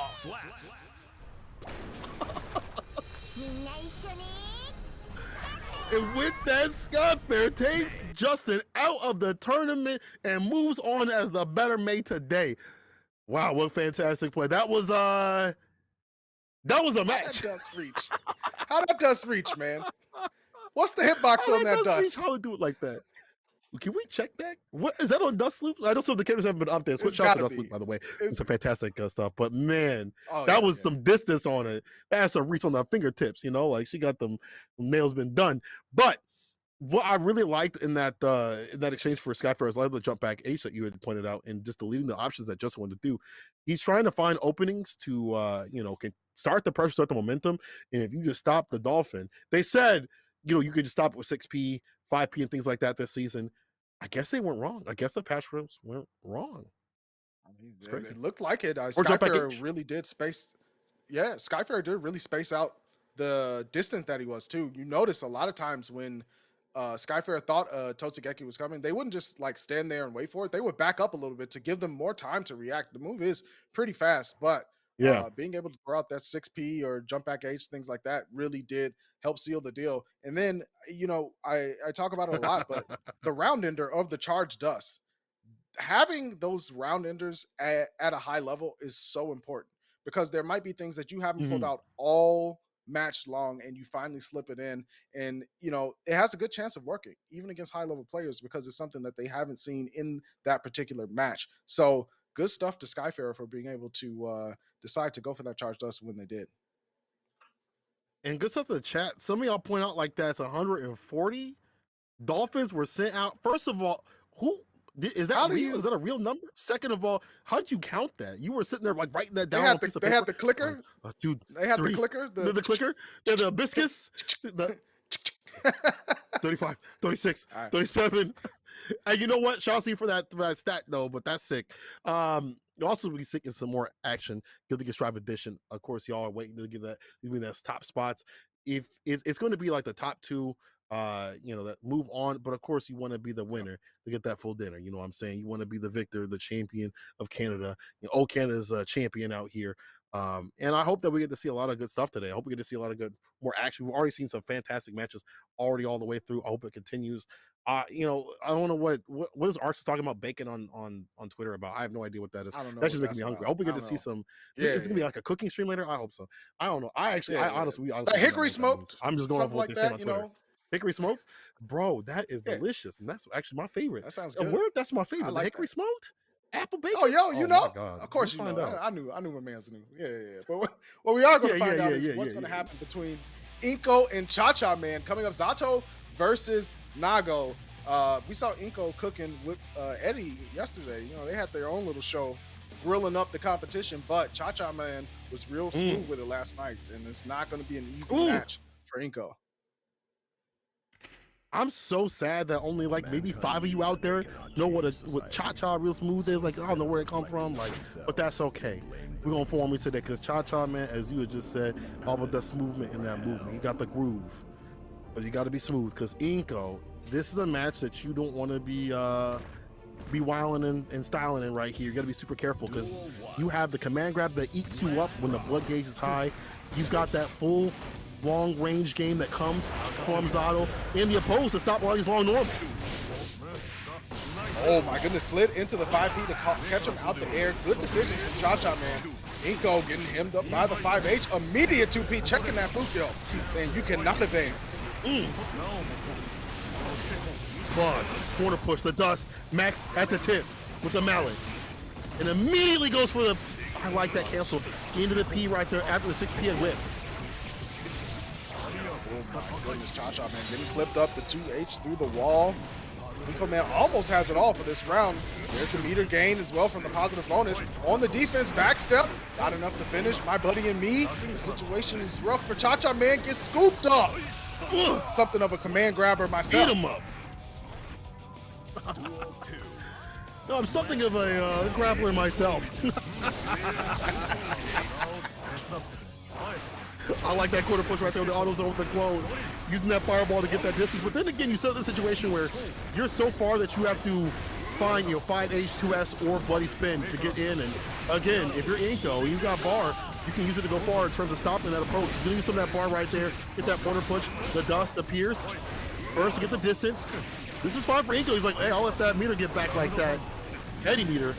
The dash up again with the command grab. Yeah, got Eddie meter right back. Cha-Cha Man finds an opening, finishes the triple slash, had the meter to keep it safe even if it didn't go through, but it does. Now, Inko getting snacked on. So let me see what that tastes like. Ink spaghetti noodles. Tastes good. Ugh. What does that taste like? Does that actually taste good? Yo, chat, does that taste good? What does that taste like? Is it any different?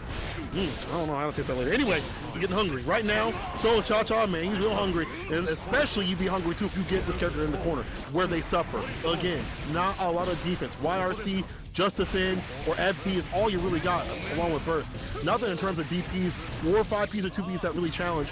Well, if you're Zato, oh my God, and the guts, the health, ain't got much. Cha-Cha Man with that positive bonus as well, but Inko has meter. This wall splat doesn't decide to save it for it. Goes with the reset instead with the Sun Void. Cha-Cha Man getting clipped up with the clone slash, forced to burst. Now it's my turn. Clone in, get that oppose out of here. I'm trying to win. Sir, miss the bite like that. Inko wise to the game. Uh-oh. Blood at the tip. One hit will do it. Throw some drunken shade, the dust his way. Inko came to play. He knows this matchup. He knows how to stay away from Nago Gaming. So I'm not about that. Not buying the game pass for that one. Don't want the don't want the season pass. Don't want to do anything with it. I'm just here to watch Inko trying to see themselves into the next round of losers. Inko said just the vanilla, thank you. It's fine with me. You'll get all the characters. I don't care. Ooh, takes the burst, eats him up a bit. Shark Tank, 6P. Immediately, Cha-Cha Man get outside the clone with the auto zone with the clone. But I'd like to see them cancel a little bit to, if they go for the auto zone with the clone, just stay close with it. Because Inko's been putting him back to neutral mid-screen or full screen, being able to get the bar back in terms of Eddie meter, and then continue this pressure back to square one. They're about to get it done. Applause. Again, Clap in hand. The slide in dust has caught Cha-Cha Man up 3 times now, and Inko just kind of staying on layer 1 with the Zato stuff. The flying guillotine, gonna get a connection here. Eddie hemming him up, Shadow Kermit coming through into the corner. Cha-Cha Man in a whole bunch of trouble. Another command grab for Inko. Cha-Cha Man certainly on the back foot. He said, Another yo, one. I like this so much, let me watch that episode again. Rerun immediately after it was done. So let me get it back like that. Inko building so much bar. Continue it. And gets the knockout situation. Where you going? Sit down. I wasn't done. Wasn't done. The bell don't dismiss you. I dismiss you. Inko schooling right now. Cha-Cha Man gonna have to step it up. Really start to use those situations where the clone comes through on block to, like you said, just keep it a little bit closer. May help. Round start 2S though. Lessen the toes for Cha-Cha Man. Gotta get smooth with it again. Moving situation, not looking so good. Fukio in, gets it out with the invite to hell. 2S, and again, I'm impressed right here by Inko in his clear position. Risk the throw, but it don't matter though. Opposed. Opposing neutral, opposing you, pressing buttons and playing your game. And even right here is perfectly fine. You know, back to neutral is okay. Get that bar back at Eddie meter, and then you get in. Again, Cha-Cha Man stuck in these situations. The golden vision, the burst. Inko looking to close the door. The 5D again. He hit it for a little while. Brought it right back out. Caught him down, backing, and now Inko on set point. Cha-Cha Man with the JH round start. Doing off of it though. The Lion King team gonna punish the far slash. Here we go all over again. Cha-Cha Man in the block string, in the mix. Can he do it though? I think Inko, this is where you gotta seal it. Like you've been on a hot streak right here. Don't get cooled off. 6-speed trade. Wow.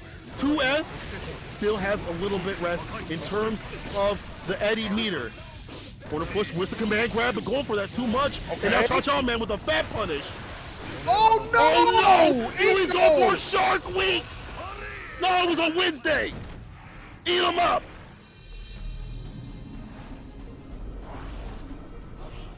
Inko with the KO to Cha-Cha Man's run in ARCREVO. That is not the way you want to see it end.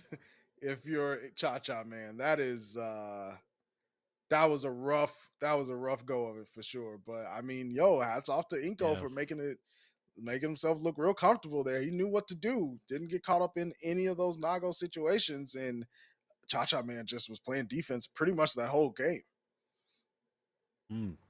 Someone in the chat said that Inko asked chat yesterday how to handle nerves. They got top 16. They're like, how do you handle nerves? I don't know what they did, but they figured it out. And they saw what it was about in terms of dealing with that matchup. They were really great in dealing with, disallowing Nago from doing anything, especially that corner position, using the opposed to deal with any of the press that come. Instead of just hitting 5P, I would like to see Cha-Cha go for more throws, backdash throw and things like that. You know, those would have been better options. I feel like that wasn't represented well enough. And when you see the opposed, that's one thing you can go for is the throw. It's a difficult match either way though, because like if you're Zato, you hold them back like that. You just like, hey man, full screen. 6 feet away, but not for Nago. Yeah. No, not for Nago at all. That's going to be Cha-Cha Man out of the bracket. Inko going to advance forward into losers round 2. Going to have a dance with J Rain themselves on the Leo. So that'll be coming up a little bit later. But we still got one more match left in losers round 1, and it is Brutus versus Brutus. Warm on the Million. This is, man, Brutus was kind of cooking on that pot yesterday. Yeah, he a consummate grappler player. He is definitely one to be about the grappler boys. I don't know if I agree with that sort of lifestyle, but I agree that he's coming through correct. Very strong player. Lukewarm guys work cut out for him. Don't get gripped. That's the name of the game. Don't get gripped. Don't let him grab you. You gotta worry about the Gruda and things like that. Also, the damage is definitely in favor of Pot. Here's a throw though from Lukewarm. Doesn't go with the disc, instead goes with the close slash situation on the reset. Doing it again. Oh, the gold burst from Brutus. He said, I'll pay you some money. Lukewarm said, no, your money's no good here. I'm good. No good here. What is this, Monopoly money? Some Pot players play with, you know what I'm saying? Does this work here? No, sir. No, it doesn't. No. It's not, it's orange. This is not real money. Brutus. Trying to find the finish though. Finally does lay down the disc. The late air dash. Going to get the slash for Lukewarm. I like the delayed use of disc there. Finally breaking out at the end. It's wild because Brutus had the lead, but I just feel like these closeout situations, just haven't been in his favor. I feel like some of this is nerves. He was talking about on Twitter recently. He was like, bro, sometimes people play like they don't care, and it makes you a little bit aware, and I get a little nervous. And right now, lukewarm taking advantage of the burst off the table, the pickup, but to put him down with the mix, like a bartender. Bad move, good kid. 2H. Lukewarm, just a dab will do it to get game one on their side of things. Has the meter as well to cancel if they need to. The falling JH didn't even need it. Going home with a little bit of money in the savings account. Can't even spend it. Remember, that money ain't real. It's not real. Oh. Not the real type of money. Not in this game. But Bruce, I feel like he's got to get more confidence. Where's that confidence? He's got to have that confidence that he had when he's making his losers run throughout the bracket. That is where I really thought him shine all the time. Find these closeouts. He's doing fantastic right here. Double fist with the 6H. Oh, the jump over H though for lukewarm. Immediate burst from Brutus. Did not want to play that guessing game against Lilia. Slide head, nothing doing. The flick to get that disc out of here. I don't even listen to records. What's this? 1963? What is this? You one of them types that don't listen to music? Oh, you must be something different. You a serial killer. Brutus in the mix, in the blender. Crown him. King's dead. Lukewarm. Get back to neutral, which is, you know, something fearful. I feel like the next exchange is going to determine a lot. Luke going with the dash in, 2K2D knockdown. Puts the mix on him. A lot of bar on the side of Luke. That positive tension being buffed right here. Lots of fear for Brutus. Oh my goodness, Brutus. Mad afraid at the moment because this is a game point for lukewarm, who has not slowed down since the start. Sliding K, get the knockdown, time to play. I feel like lukewarm is when he goes in, he just has these long spurts of momentum, but hold on. From Russia with love, top shelf style right there with the aerial command grab conversion. Look at the air to air with the jump H, sit and reach though. Look for the side switch, 5H. Look at this will cancel, but here's the knockdown. In these negative situations, Luke has been ready, but blows up back out and now staying steady. This pressure from Brutus finally getting it going. He tries to reach for long hair, don't care. You're going over there. Material girl. Close slash. Getting into him. Close slash again in a 2H situation. Lukewarm. No fear in this dude's heart. He is hot with it. He is hot with it. You understand? It ain't lukewarm. My man is just warm. You on game Put your hand in that water. Canadian special. Coming back with burns. Yes. I'm tired. So it's a Canadian special, the wake up super, but hey, if that's the season y'all putting on your pancakes, I want some too. Because right now Luke is on game point. Back dash get got with the own command grab. Go get the side switch with the PRC. The reverse. Brutus was trying to go for a little bit of tricky okey there, but didn't get it. Now lukewarm taking full advantage of the stop of momentum. Here we go, the hair salon combo. We got extensions. Unbelievable. Close slash right there, gets a knockdown hair car to go far. That corner push. Brutus can only block for so long. Man's is wrong right there. But then again, that corner situation is so bad for this character. Not that many moves you can press. If you're feeling depressed, you ain't got the fastest button in the business. Slide head does work out, but immediate burst from lukewarm. Another slide head. Now we're in there. Brutus trying to make it work, but lukewarm immediately back out the JS. Catching the button from Brutus, now forcing out the burst. I really like this approach from lukewarm, timing it out so well. Knockdown, doesn't go for the disc, goes for the Mirage, jumps into the skies. No surprise, but Brutus catching him out the skies. Man said you go to aerial space, I'm gonna put you in a square space, but can he follow up them words? So reset too far for the 6H, unfortunate. Lukewarm still going in to get that win. Unafraid. Back dash to 2D. With the frame kill. Lukewarm looking to close out this set with a 3-0. The disconnect and the conversion with the JS. But the back throw laid him to rest. Big fist to the chest. What a mess. My man smeared him on the pavement. Brutus ain't out of this just yet. Not done just yet. I ain't hear no bell. 2D knockdown. Blocks out. Jump H coming through, but not a conversion. The dash up counter hit. And this is looking real bad. Brutus will be suffering in these situations right here.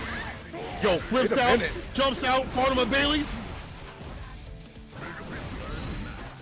Brutus just looking to survive and thrive.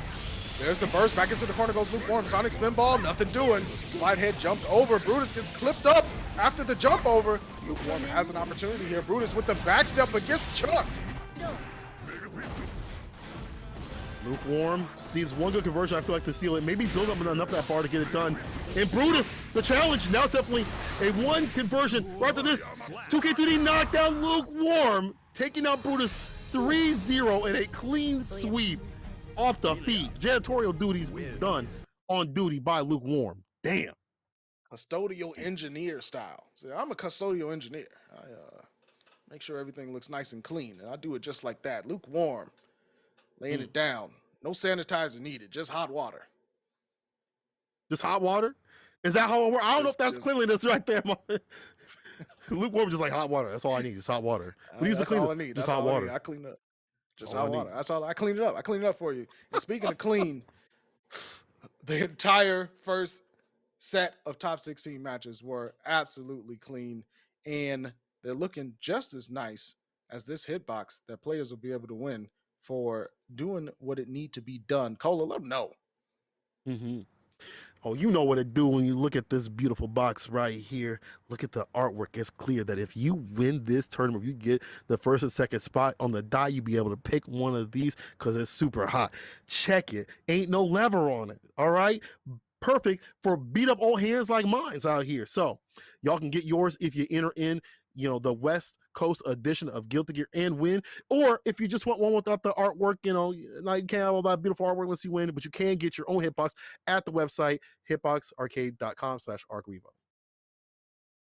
And speaking of ARCREVO, every match being played will put $20 in the pot towards Child's Play charity, a fantastic group doing wonderful things for kids who are in difficult situations. If you don't know about them, look them up, look at their mission statement, look at some of the works that they've done.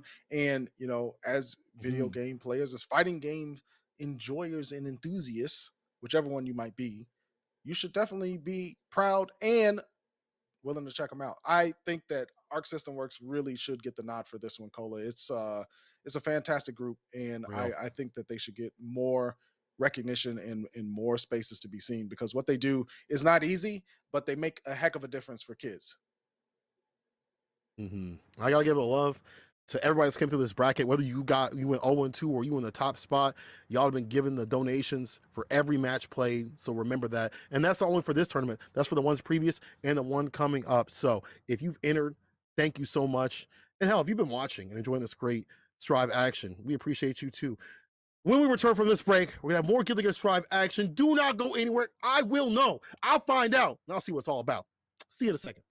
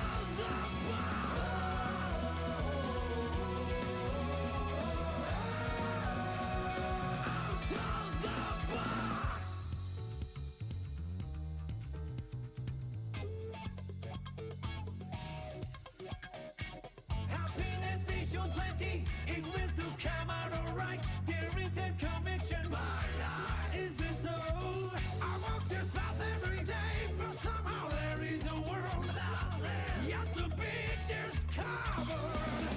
That's right. No problem even if the world doesn't change. Like the wind, I'm everywhere. My password is out of the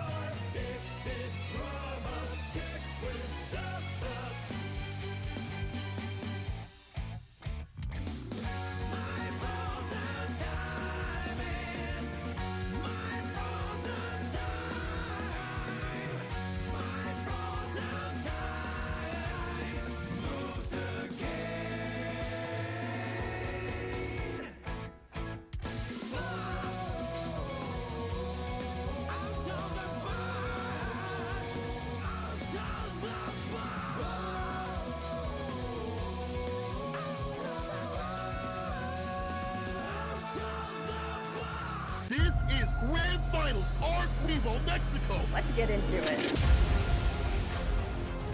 Oh, just takes the big swing. There's the reset bracket victory. Victory beats on the first. This is the worst. Yeah! The Vaporflux whip and days with the immediate punish. Brilliant stuff from Dave. I mean, absolutely brilliant. Oh! Gino is your winner of ARCREVO, Mexico.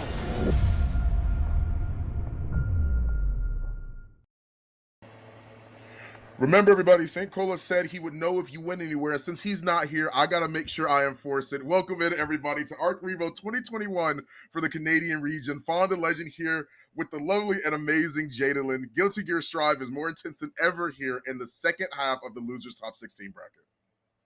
It's been incredible so far. I've been really enjoying watching all the games that we've had go on.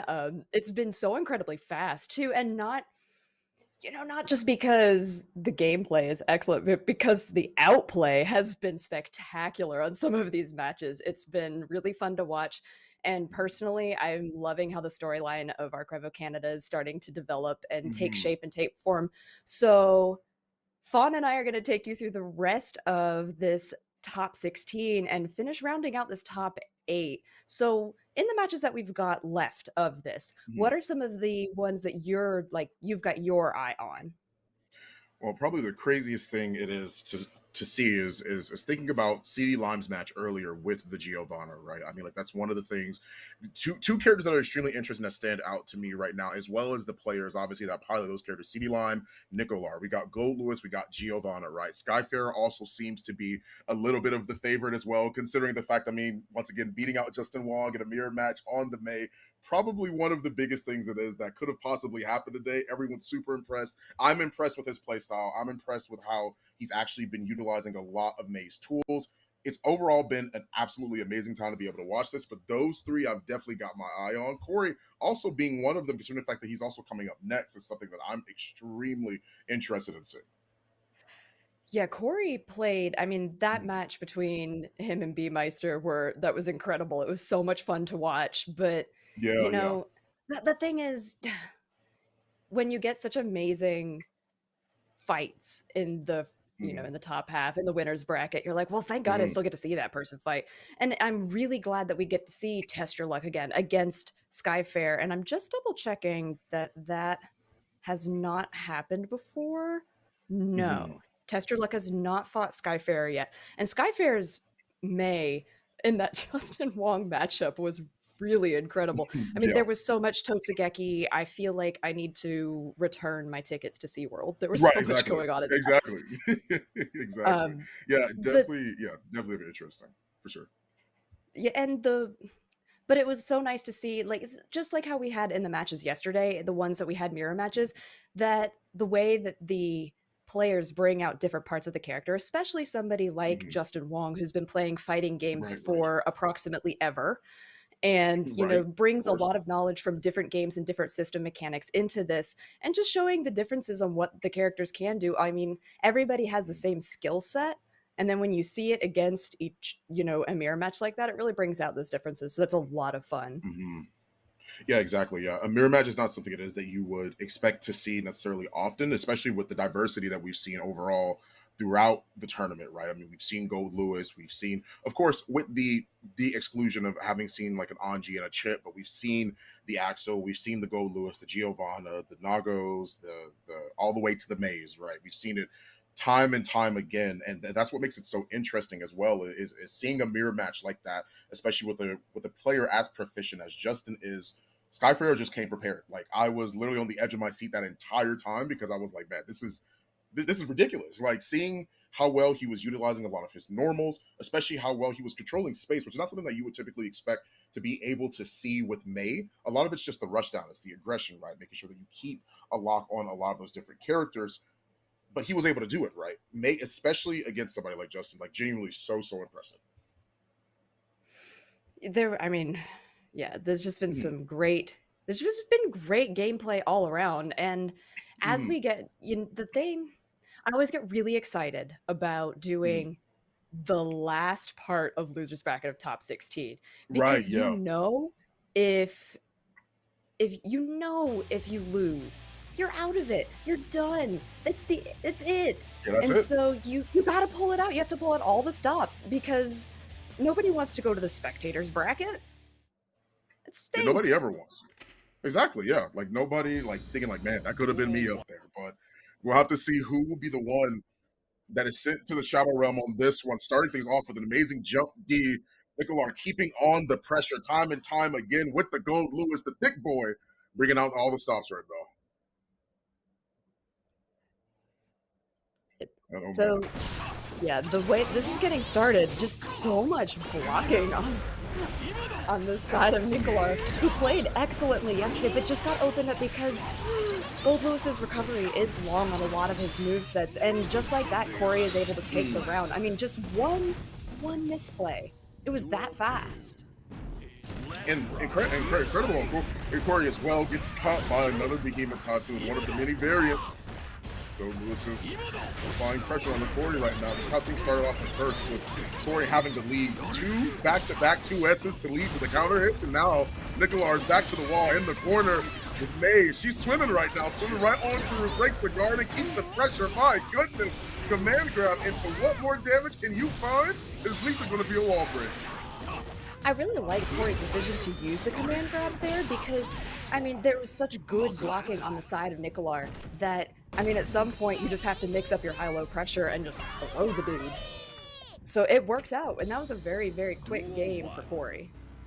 Yeah, definitely, for sure. I mean, like, that's Nicolas starts things off strong. Jump D every time has hit. It has been consistent. Catches him with the overhead, mixes things up with the low overhead again. My man is swinging the coffin, counter hit, has to try and find a way to burst, but the blue RC, Corey was too afraid. Still going to hold on to it for now. I can't imagine he uses it at this point. Instead, he's got to find what he can. Get anything started, finds a good enough hit, bounces him off the wall, right back action with the wall. Here comes Shamu coming straight out the ocean to break the wall. Look at the damage on the return. It's great. This is a really good comeback potential from Corey. Now, of course, Nicolar only needs one to take it, but when you have such quick decision-making like that from Corey, oh, blocking into PRC to follow it up. What a burst, though, to reverse the situation. So much happened right there. Really quick thinking on the side of Corey to be able to block out that super and just take the round. Good awareness as well on the burst into the dust. Absolutely crazy. Knew that he was planning something with that purple RC. Didn't even want to deal with it, but Nicolar is back on the attack here. Pressure after pressure. The coffin is swinging. This is extremely back and forth this time around. It's much more back and forth than it was in the first game that we had here. Good lord, that was what, a 3-hit combo, and Corey's health is just vanished. That's the power of Gold Lewis. He's got a lot of difficult, Oh my. motions to put through, but if you get hit by those difficult motions, you're absolutely dead, with a perfect no less. Nicolar, the pressure, the coffin swinging it back and forth, time and time again. Corey on the retreat majority of that last match. Good 6B to interrupt it that time around. Let's try and see Corey can gain some space. Range up in the 6H, but not going to find it. The counter hit has to burst it there, but can't afford to make sure that it's a burst bait. Has to back up so he doesn't get knocked away. Charges up the fully charged 6H into the mix. My goodness. Cross up again. Back and forth goes the fight. And still Corey is able to at least close this out. A perfect right back at you. Yeah, neither of these competitors want the other one to play. And honestly, that's a really good game plan, because as soon as you let one of them have an inch, they take a mile, they take the round. Look at this. This is huge. Another wall break, had the meter for the super. Get the extra damage, get your tension gain. Nicolar has got to find the spacing answer that he had in the second game in order to get any sort of foothold, which he might not get the opportunity to do. Oh boy, another super! Oh, this is gonna hurt. He can still Not combo dead, after though. 2. Oh my goodness. 2 double perfects in a row? You give me one, I give you 2 more better. Are you kidding me? Corey, back-to-back perfect rounds. My man exploded. He did. Corey is playing really well right now, able to get great confirms. Oh, wonder if Nicolar was trying for a gold burst there and unfortunately just, didn't get anything. But he isn't. Corey's not going to get a perfect this time. He got one tiny little bit of chip on him. But now, with Nicolar stuck on this side, it's not what you want. A good throw. Oh! I didn't know that was going to side switch, but, lock him down in the corner with Shamu. Gracious, time again. You've seen every aquatic mammal that you possibly can. SeaWorld is coming out right now from Corey. Tries to bait out the burst, the triple headbutt. What more will Nicolar be able to find? Still has that as well, but not going to find the punish. Triple headbutt again. What is for breakfast here? Face out the burst, but not going to confirm the overhead. Purple RC. What more is there? The instant overhead to clutch that out. Nicolar making a comeback against Corey right now. That was a very good comeback, and it was off a tiny little mistake from Corey. That's why these two, just their defense has to be so immaculate. Ooh, again, not a great burst, and Nicolar is taking full punishment for it. Look at all the tension that Corey has. Oh, decides not to super. I'm not sure what they were going for, but it was slightly missed-spaced, which gave Nicolar another chance at life, and that's just not what Corey wants right now. Yeah, find the 6H, not going to find the finishing blow here. You got to be careful throwing out all the dolphins possible. A missed input on the super is what I'm imagining happened there. But Corey's at least able to scrape right on by with the win here. Nicolar not out of it yet. Will he be the one sent back? That jump D is catching him, but the hands are being thrown made. But the 6P is trying to stop things out here. Counter hit into big damage. Both of them even health right now. But Nicolar falling flat time and time again. Purple RC up. Thought he was going to grab, but was too short. Excellent spacing control. The check with just like the jump P from May, so great. Because I too thought he was going for a grab, but there was no grab. It was just punch, and ends up taking it. Great, great play and great outplay from Corey. Yeah, I mean, to be honest with you, I think in that situation, you gotta make sure that you at least are utilizing that jump D as effective, which I mean, you are utilizing it well, right? I mean, everybody saw it, like the consistent use of the jump Ds was mostly important there, I would have to say, because of the fact that it was like, well, he can't really utilize a lot of his jump ins unless he's close enough to try and see if he can get the cross up, the instant overhead off of the Behemoth Typhoons or the aerial Behemoth Typhoons, like Purple RC, a lot of the usage of meter to make sure that he can have more mix-ups. So JD in that scenario is probably the best case thing that you could really use. And ironically enough, the 6Ps weren't even what stopped the JD, actually. It was mostly just Corey getting hit, but then once Goat Lewis lands, Corey was always ready for the follow up. 2 times in a row, a 6P that interrupted his momentum and pretty much shifted the fight towards Corey like every single time. It was like crazy, crazy. It was. Mm. I I wish that match had gone longer because it was so much Yeah, fun to right. watch Nicolar play yesterday. Especially that was the last match that we got to see before we closed out the group stage Mhm. yesterday. And the way Nicolar could just come in and just in 2 combos eliminate his opponent in such spectacular fashion. It was so much fun to watch, but unfortunately that's the end of our Gold Lewis that we have for now. Rest in peace. While we continue, Mhm. rest in peace, Gold Lewis. Rest in peace. But Rest in peace, Gold Lewis. now we have more May. Hooray Mhm. for some Yeah. people. For some people, not everyone. Right, right. So now we're moving on into the next match, which is going to be Test Your Luck into Skyfarer.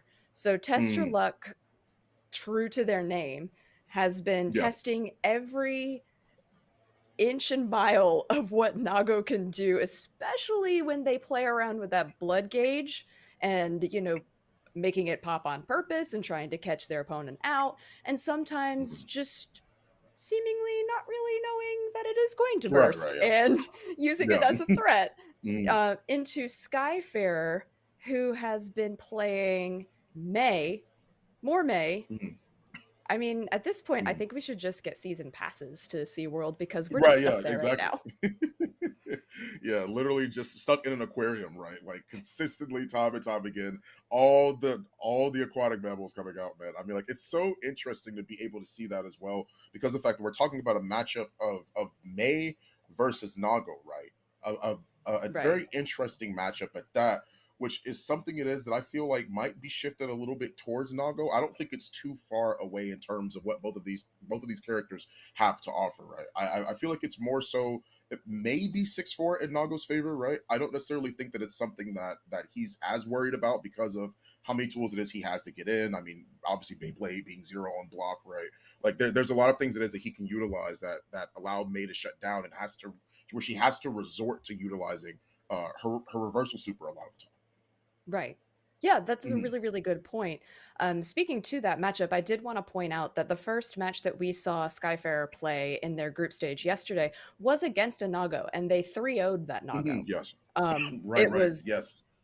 it was very destructive.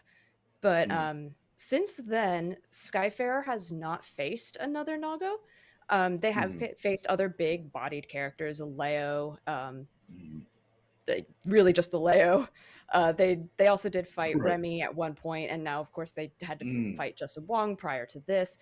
But I wanted to look a little bit at Test Your Luck to see if mhm, they had fought a May as well, just because we do have several Mays in this bracket. mhm, And what I'm seeing mhm, is, let's see, where'd he go? Test Your Luck. mhm, mhm, No, mhm. it's been a Nago and Amelia so far. Interesting. Okay. Just just in terms of a matchup thing, which is I mean, to be honest with you, very very interesting to be able to see that, right? I mean, like once Right. again, like Skyfair really, and that's one of the things it is that's I also feel like is very interesting to think about, right? Because it's like you have the person that may have been preceding a winner's bracket. Granted, this is losers bracket, right? But we have the person that is that's like preceding a winner's bracket, sort of just sitting, not really doing much of anything. Some people go and play more sets, play like friends leagues, casuals to brush up on their skills, but there's other people it is that sort of just sit around, don't really play after the fact as they've already won. The reason why I'm bringing this up is because of the fact that Skyfair has fought many people, numerous people, right? And is still riding off of like that high, especially going up against Justin, right? So there's a lot that you have to take into consideration. Whereas Test Your Luck, not sure what it is that he's been doing, right? Not sure what it is Right. that could necessarily be happening, right? He could have not played. He could have just been chilling. That's something that you really, really have to be concerned about. I would have to say, but Skyfarer is not. Don't sleep on him. Oh no, definitely not. So let's go ahead and get right into this immediately. Test Your Luck starts with that one slash into the Beyblade 99% of the round starts. So I'm wondering if at some point Skyfarer calls that out. Oh, nice. Checks him on the backdash and has to immediately use the burst. Test your luck. Waiting as the anchor gets dropped. Still keeping the red RC available. Finding what they can. Nice purple RC just to make sure you can cancel it. Get in a little bit deeper, but the JH hits on the other side. It will be able to get the hit. Make sure that they have those plus frames on lock at 6P immediately to stop the Dolphin. Nice call out there from Skyfarer too. Was just checking the incoming with that really, really quick punch. I appreciate when people do that just so that they're able to go, oh, you are coming in and now I gotta confirm. I do like that Test Your Luck didn't go into Beyblade immediately after getting that first swing out this round, so maybe he listened, I'm not sure, but it was a different round start and I'm happy to see that. So far, 5K into 6H, just trying to keep the pressure, but Skyfarer has made his way out, taken to the skies, just like for his name's sake. Utilizing the Dolphin to try and get back in, but takes a bite out of May. That's going to break the wall, and the blood gauge is greatly decreased off of that too with the positive bonus.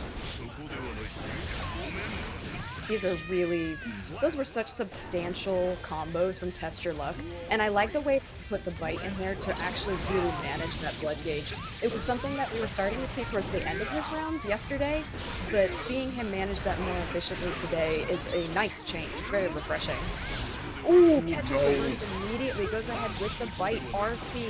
Big combo that's going to carry all the way across the floor. Yeah, May's got to just FD all that, or she was going to die. Has to find a way to get him away. Trying to see if they can bait the burst, but not going to find it there. Runs up, just goes for the Oki instead with the burst. Get off me. Dolphins right on. Dolphins carries her way right back in, uses the dust, tries to catch him. Not going to find it. Good interrupt with the 5P as well from Skyfarer. Not out of it yet. And just dash in, that's plus frames. Tries to use the 5K, not gonna find it though. The dust charges it. Why did they don't drop this? And they don't. Skyfarer clutches this one out and takes the first game against Test Your Luck.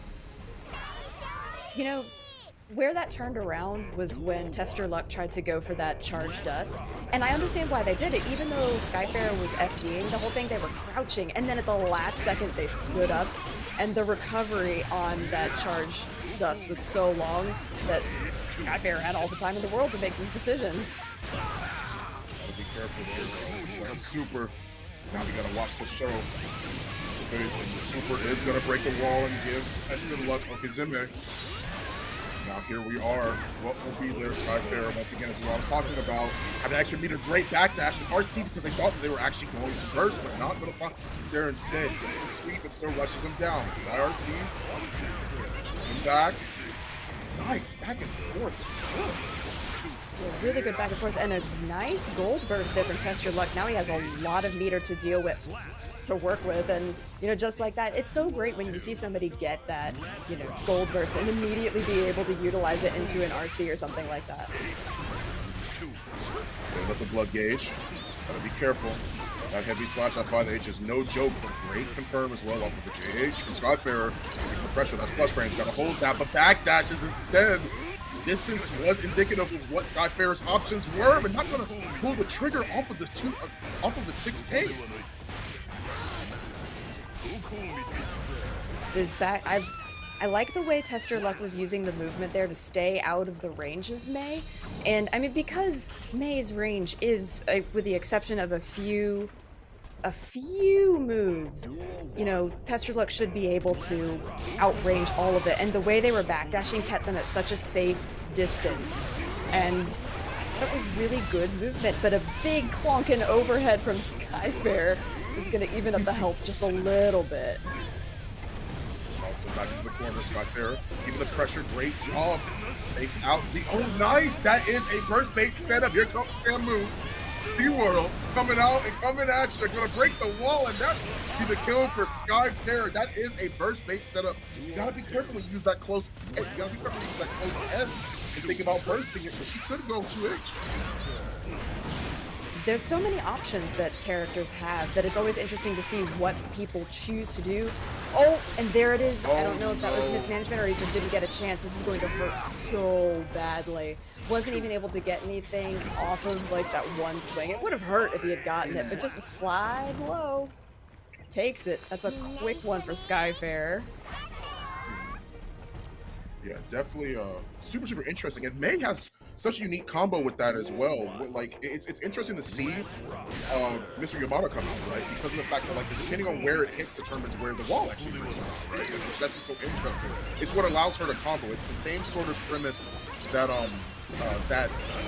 Nago Super has when you get up from a specific distance. Great job on the burst bait as well. Gonna break the wall, find the damage. You mentioned the fact that Skyfair had 3-0 the previous Nago. The vampires are not looking good right now. No, it's really not. Okay, there's a good Beyblade, though, to continue a combo that's going to put Skyfair in an unfavorable position, but YRC into a big grab. Totogeki didn't hit, but they were able to get just one more punch landed on him. Really, Skyfair's awareness is so impressive right now. Hit stun on that. And you talked about the awareness. There it is, the 5P. Baits it out. Can get the punish, though. We're going to take it lightly for sure. Not going to find any big hits, no big confirmation, but instead takes the Oki. Has to back off. Skyfair retreating. Playing the lane game, but got to be careful. Here comes Nago. Nice counter. Just to get the hit. Tried to go. Yeah, Skyfair tried to go in for a grab there, and it whiffed, which honestly just gave Tester luck that round. I mean, it was just a slight misspace, but that's the thing. At this level of gameplay, you can't miscalculate that. Right, exactly. Not against Nago. That's the last character you want. You break the wall. Once again, Skyfair was looking good, but right now, it's not looking so great against Nago. Keeping the pressure, using the purple RC, trying to see if he can bait anything, takes a bite. Out of May right now. Still trying to keep the pressure, has to be careful backdashing because he doesn't want to get hit by the burst. And RC's up, goes for the low instead. Not going to go through the overhead. And manages to get the hit, still playing around. Skyfair, purple RC, keeping the pressure on, but he's not out of it yet. No, oh my god, Wake Up Super, something we saw so much yesterday.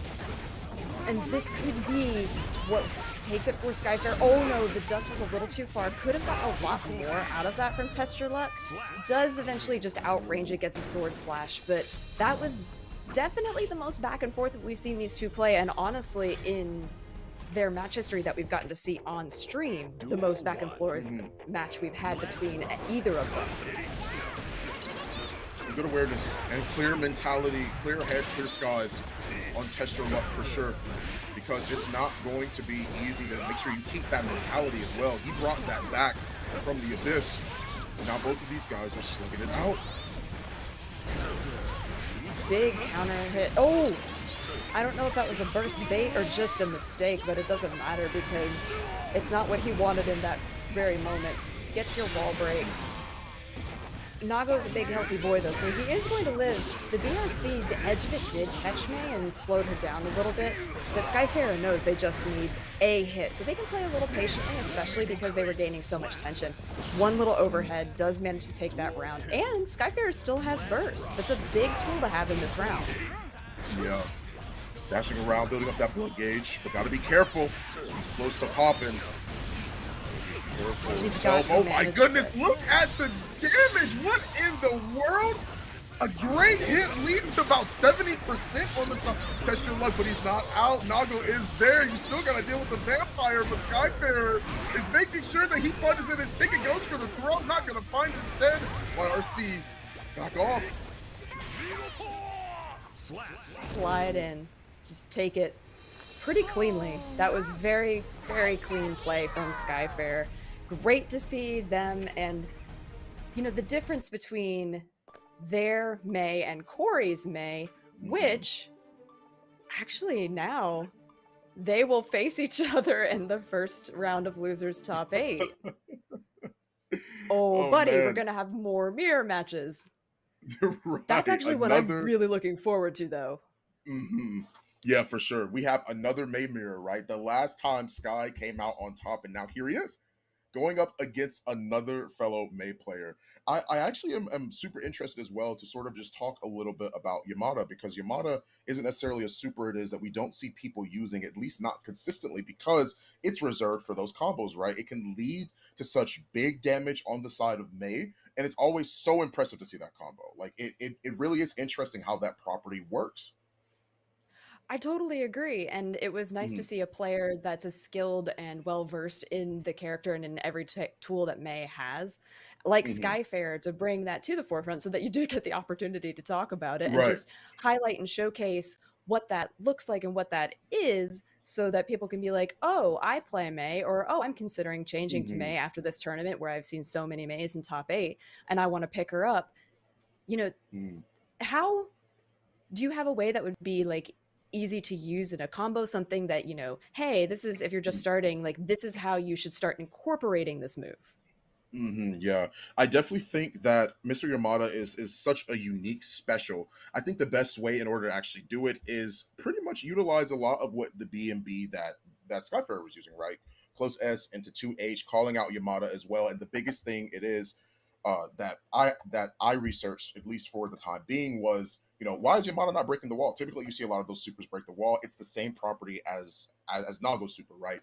You distance it out well enough, you call in Yamada, and it's not going to break the wall. Instead, it puts them into a crumple state, an OTGable state, where you can actually pick them off the ground and make sure that you can get even more damage for the combo. It's the same sort of property, depending upon the distance of where Yamada hits. It's what makes it so interesting, and that's definitely something that you should always keep in mind as well.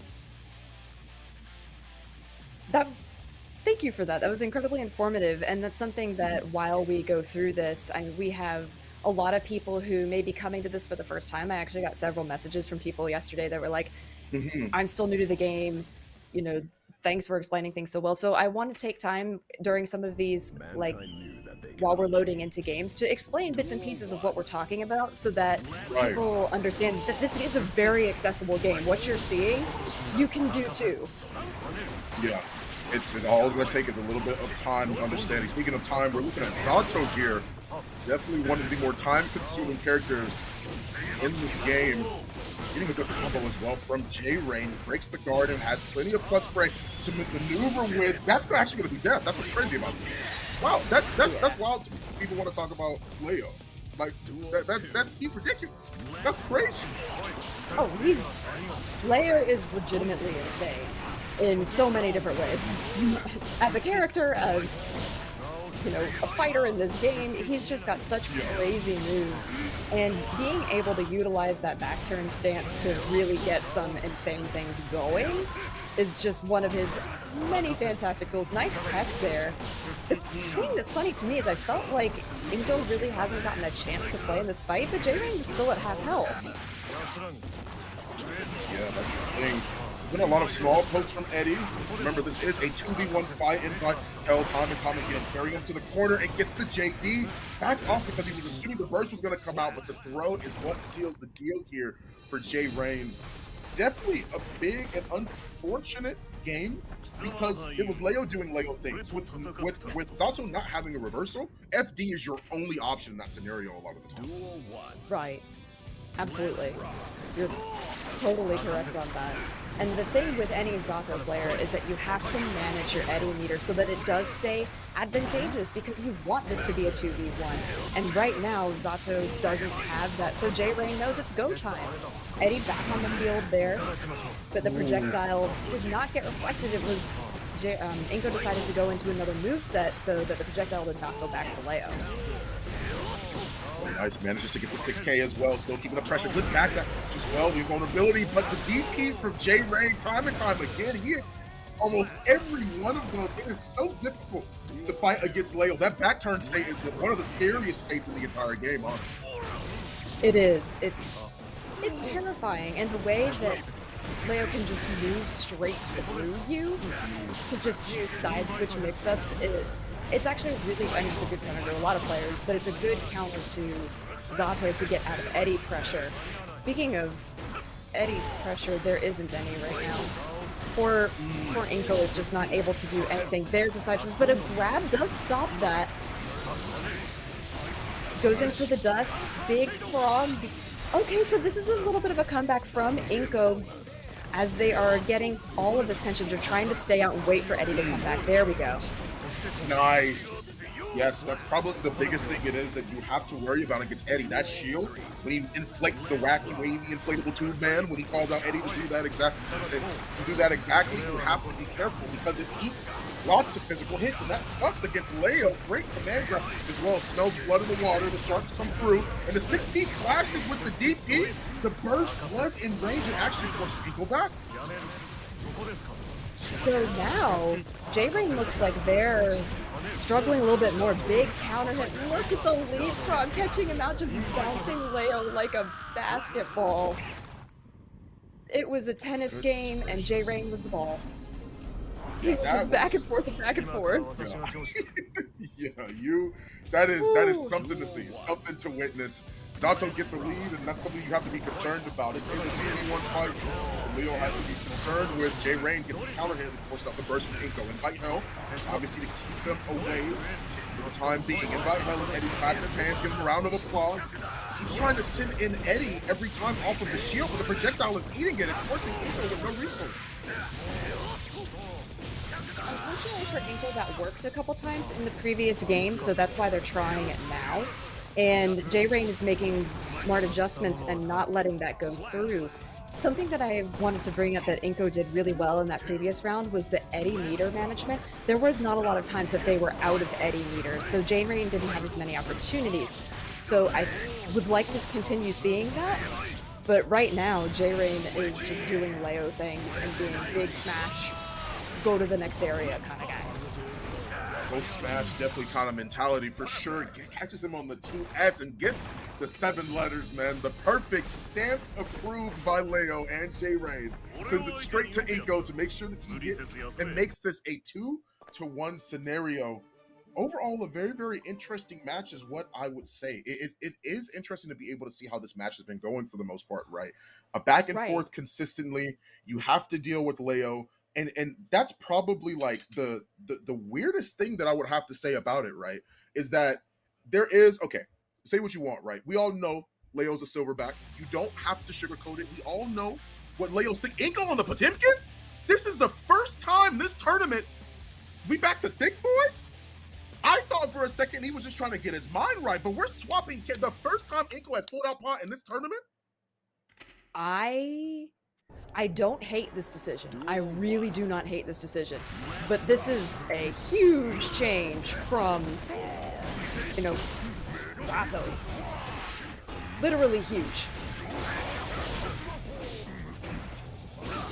I mean, so Potemkin has big buttons that really can counter a lot of the things that Leo brings to the table. But the thing with the character switch is that you have to be able to make the button adjustment just as quickly. And right now, I don't see that Inko has made that button adjustment. That just looked... It looked kind of free for J-Rain. He is getting mauled right now. This is not looking great for Inko. The potential pot pick, get it?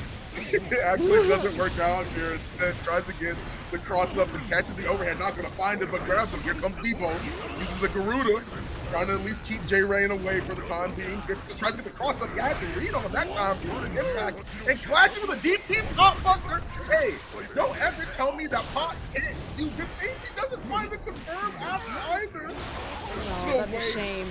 There is a goal person. The PRC whiffs, but the slide head does hit. Got a little bit of a stagger onto J-Rain, but J-Rain's coming back at him, said, I'm not scared of this, and this is a matchup I've done a lot. Okay, the super does catch him, though. Oh, man. Catches him lacking. Inko still looking good. The big, thick boy club already coming through. 2D gets the counter hit, tries to cross up. Trying to find out what's happening. Oh, straight walks from Inko, but here we go. Back turn once again. He uses the backwards Mega Fist. DP, hey, it's only minus if you believe it to be. J-Rain has been on point with utilizing those invulnerable moves. Inko has to backdash. Catches him with the JS. Where you going, buddy? I made a mistake. I call Inko Debo, but here he comes. Where you going, Fred? That's my money. Fred tries to put the projectile up and manages to catch him with the double hit projectile. J-Rain is going to move on in the losers top 16. The potential Potemkin pick was not enough for Inko to make that work for him. That was not it. You know, That wasn't it. That was not F it. in the chat. Rest in peace. On paper, I understand, Yeah. the counterplay, all the things like that. But, you know, he was Inko was playing Potemkin like he was still playing Zato. He was afraid. He was always on the back foot. He was being really respectful for some of those Leo buttons Mhm. and just did not capitalize on the big, Mhm. humongous buttons that Pot has. That, and the Right. two combos that we did get to see, which both and one of them ended in the pot buster, and some of them was Mhm. Garuda Impact to get that stagger. Those did so Yeah. much to J Rain, so much Crazy to that damage. Leo. And Crazy then damage. and then he started being respectful. You cannot Yeah. be respectful as a Potemkin player, Nope. especially Mm-mm. into a Leo. There's nothing to respect. Mm-mm. Walk up, grab the dude, throw him in a pot buster. He's Yeah. at half health. Now the playing field is yours. Yeah, you have one of the best moves in the entire one of the best. I would say it is the best move in the entire game. Y'all can fight me on that if you want to. Garuda Impact. That's something that he has to hold. And then the fact that Leo tried to DP out of the Garuda Impact and it clashed and he got pot buster. Like, there's a lot that you have to do. I didn't even think the Zato matchup went that bad. But speaking of bad matchups, I think this is terrible for Milia. This is awful for Milia, in my opinion. This is if I was putting it nicely, I would say this is an incredible challenge for Milia to try and overcome. But yeah, this is real Yes. hard, especially with such a talented and carefully calculated player like Negative is on this Nago. I mean, Lukewarm has to play absolutely immaculately to get this win, and it's going to be exhausting. The mental stack is going to be real on this. Yeah. The thing is that like Milia can do all of these crazy mix-ups, but Nago gets one hit and that's already curtains. Pops the blood already. Can't utilize the burst for the time being. Not gonna find the finishing hits. Has to block low and gets the overhead as well. Pops it and uses the quicks. RC cancel. Talk about how difficult it might be, but Lukewarm making it look easy. Lukewarm did make that look easy, and that was some exciting gameplay there, but on the other hand, Negative does do a great job anti-airing that double dash entrance that Lukewarm was trying to get started. The burst to keep Milia in the corner. Anti-air didn't quite connect there for Negative, so now this is giving Lukewarm the opportunity to carry Nago to the opposite corner. And the thing with Lukewarm is that they've been so good at the high-low mix and completely changing it up for their opponent.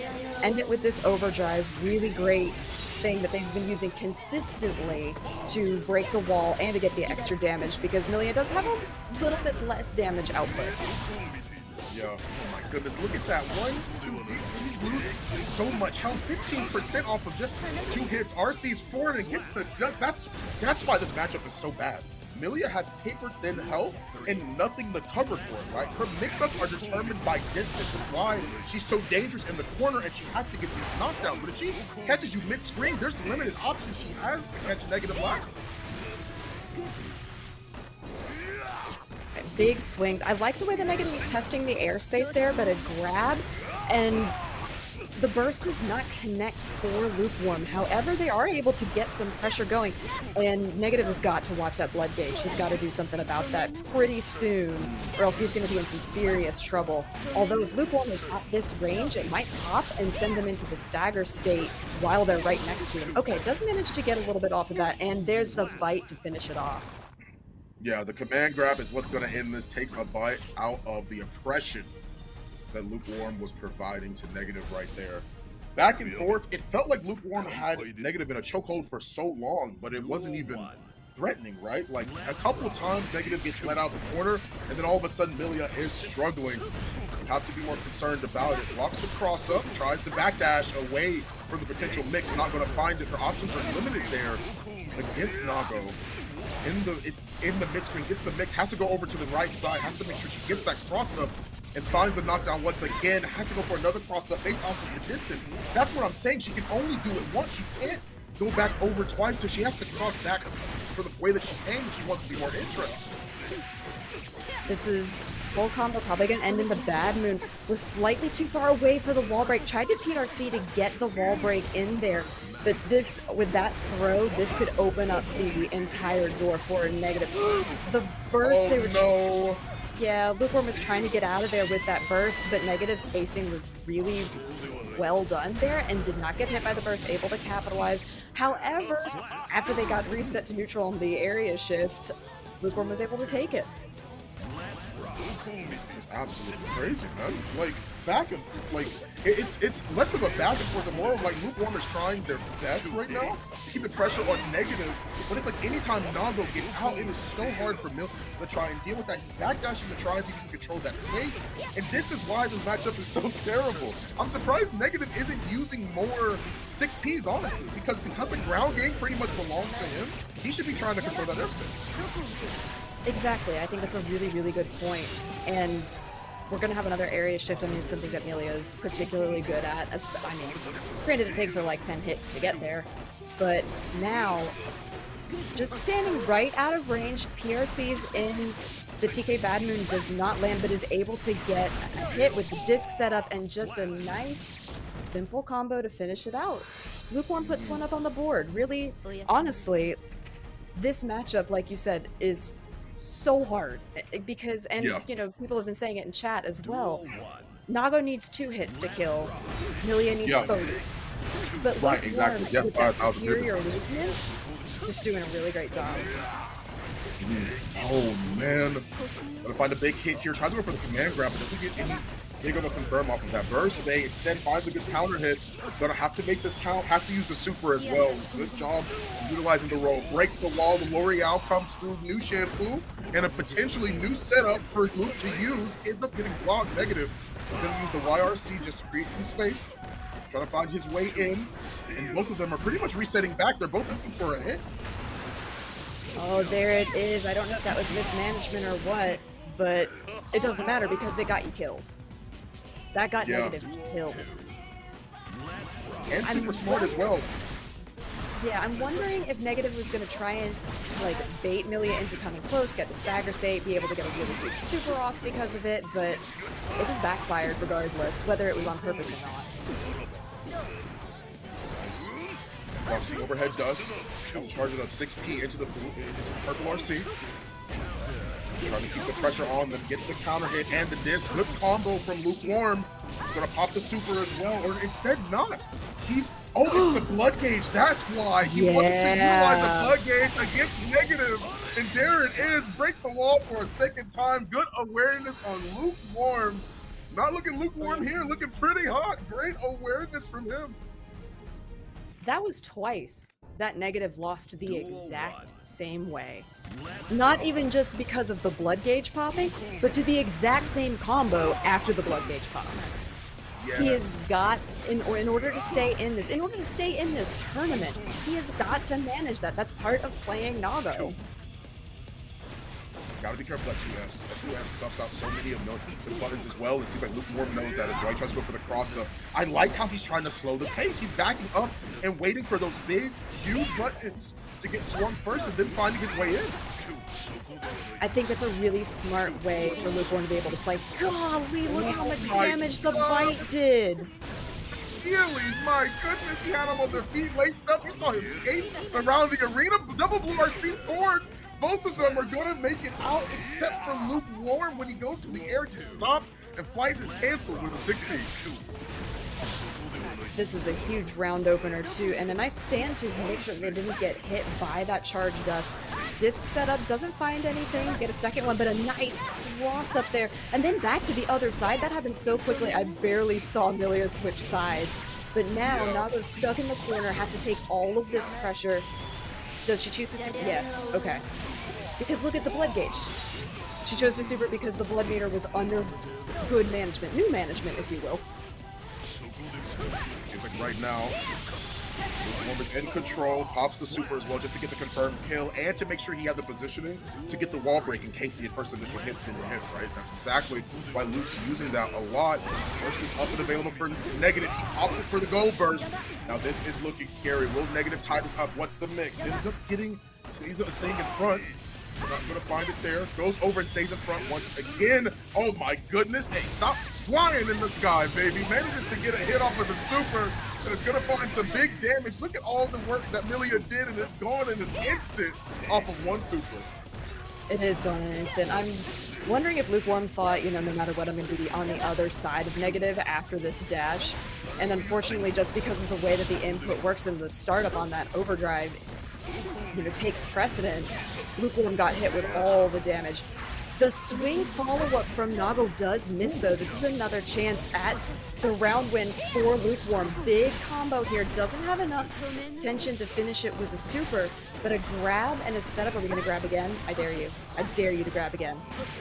Yeah! Oh, he heard the dare in the purple RC. He's not going to find the combo, though. Negative. Next hit is going to be determined who goes for the shallow run, but if Negative ties this up, 2S has to be careful. Dashes in, but uses the FD to go forward. That had to have been a misinput. He held back and hit a button, and FD came out, and that's why he got hit by the 2P. I don't think he was expecting a button to come out there. When he went for the FD, he held back to try and cancel it to see if he could bait Lukewarm to push a button. It ends up getting hit out of the dash. Oh, that's so unfortunate, man. It was. Man, It was incredibly man. unfortunate. However, Lukewarm, once again, just fighting their way out against what, on paper, like we said, is a Absolutely. dramatically awful situation, and they did Yes, a terrible. fantastic job. They were able, like you had pointed out, to slow things down, to take the tempo, to just do really good spacing, to pick the fights, and that was what was really crucial in securing that now top 8 spacing. So while we're on the subject of top 8, we now have that all finished out for you. And again, if you're not following along at home, you can just type !bracket Right. into chat and you can check this out with us. But on the winners half of top 8, we have Peppery Splash and Remy Celeste, CD Lime versus B Meister. Then we've got J Rain versus Lukewarm and Skyfarer versus Corey rounding out the losers side. This is disgusting. Stank And face. I'm so excited to see all of these players get to fight it out against each other. And I mean, honestly, this is an incredibly strong top 8. And there are, as we've continued this run for the past 2 days, some of these players have been getting stronger and stronger and stronger. Yes, yeah, definitely something that we have been witnessing as time has been going on. I mean, we got Zato versus Axel. I mean, we got Giovanna versus Jacko, J Rain, Lukewarm, Sky, a main mirror, and then of course we have Milia versus Leo with Lukewarm versus Jay. I mean, man, that is absolutely crazy. Goodness gracious, this top eight is It going to is be crazy. I can't believe this, man. It is going to be crazy. And while we're on the subject, let's talk about what the top 2 players of this are going to be receiving at the end, which is this fantastic custom hitbox from Ba-ba-da-da. our friends over at Hitbox. And so art was supplied by Arc System Works, and every top 2 of each region is going to be receiving one of these really gorgeous Crazy. hitboxes. And I've been saying it every time I've been on.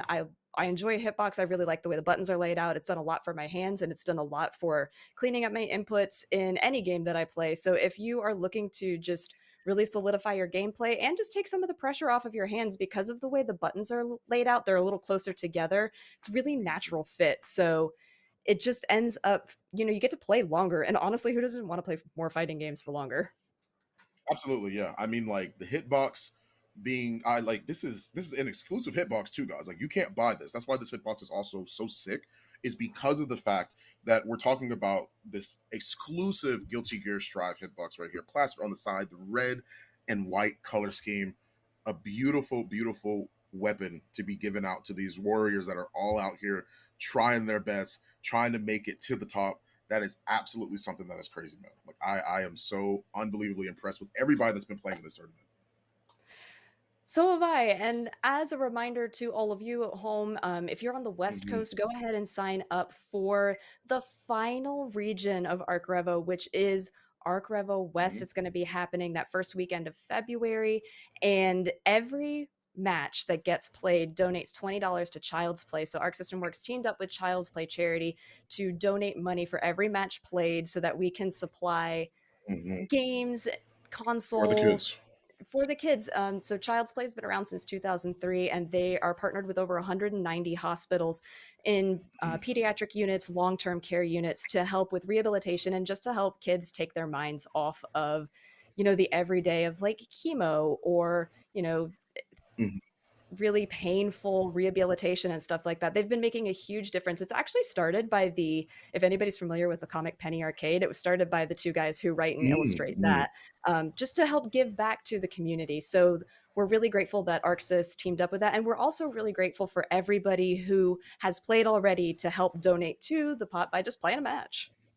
Yeah, absolutely, guys. And once again, if you ever feel it in your heart to make sure that you can give as well, if you feel it in your heart to be able to donate to Child's Play, I've worked with them in the past as well. An absolutely wonderful charity that you guys can actually donate to. And of course, once again, make sure that you guys sign up for ARCREVO West as well.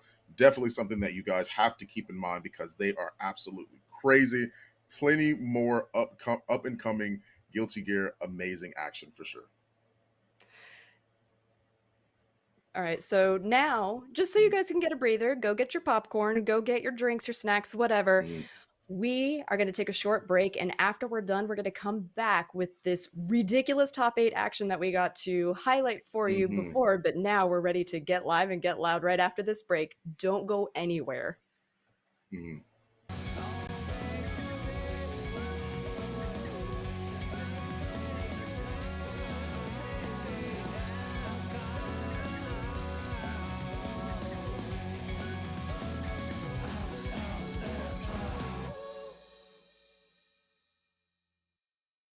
Can you feel the night?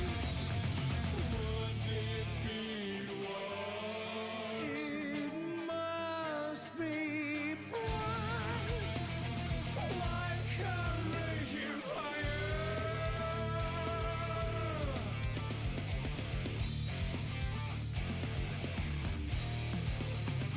When the sky cries in April, the flowers and trees smile with me. The time that passes, tell me man you love me things, but I can't feel it. Cut it out! I threw my soul that I could see everything. Yeah. Cut it out! I wasn't on the road. I had to stop. There is no up or down above the clouds, and I can't breathe. We are falling down slowly, like snow and bright graffiti, fading away in the watercolor. Without resisting.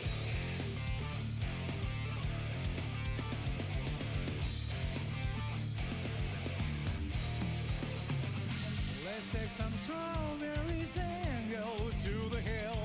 If you want to see fireworks bring at you the sky. The pictures in my head tell me a lot of stories. None of this is real. Cut it out! I threw my soul that I could see everything. Cut it out! I wasn't on a road. I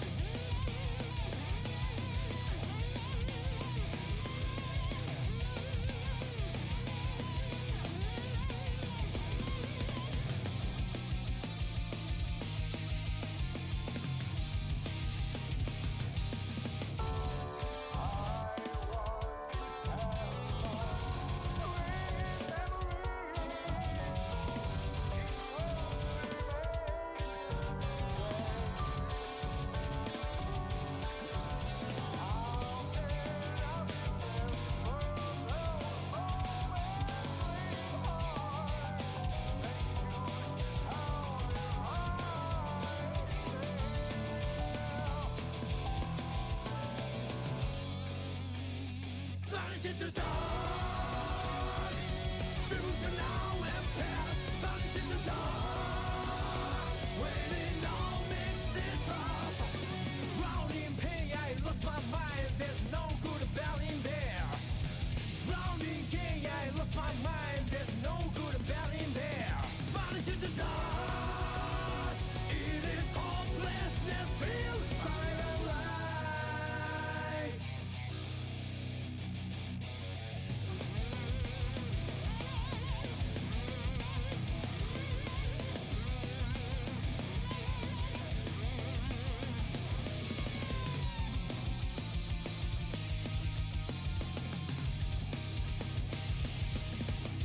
A piece of desire. A piece of This is Grand Finals, ARCREVO, Mexico. Let's get into it. Oh, just takes the big swing. There's the reset bracket victory. Victory beats on the first. This is the worst. Blah! The Vapor Flux whipped and dazed with the immediate punish. Brilliant stuff from Dave. I mean, absolutely brilliant. Oh! Gino is your winner of ARCREVO, Mexico.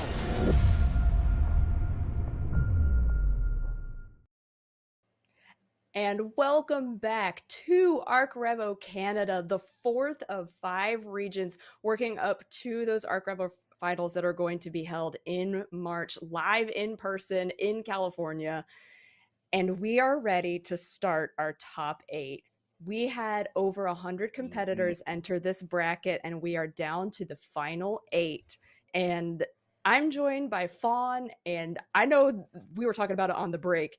You are so excited to get into this. So, highlight for everybody at home what you in particular are looking forward to. One of the biggest things it is I'm already looking forward to is this next match it is that we're gonna be seeing, right? Is the J Rain versus Lukewarm. But let's talk about CD Lime versus B Meister. What I'm looking forward to is this entire top 8. Like I literally don't think there's anything it is that I could ever say that could express how excited I am for this, because we've got literally Milia versus Leo. We've got a May mirror match. We've got Giovanna versus Jacko. I never thought I would see that matchup ever in my life. Peppery Splash versus Remy, which is both Zato and Axel.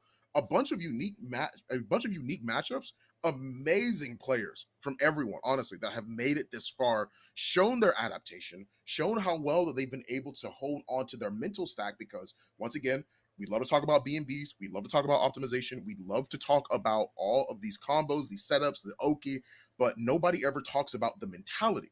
These tournaments are long. They've been playing for pretty much 2 days. It's been it's been the pools yesterday, and now here we are, and I'm sure their minds are going all over the place. And the fact that they've made it here and still played their matches to get here is huge. That is mental fortitude at its finest. That is like almost never talked about.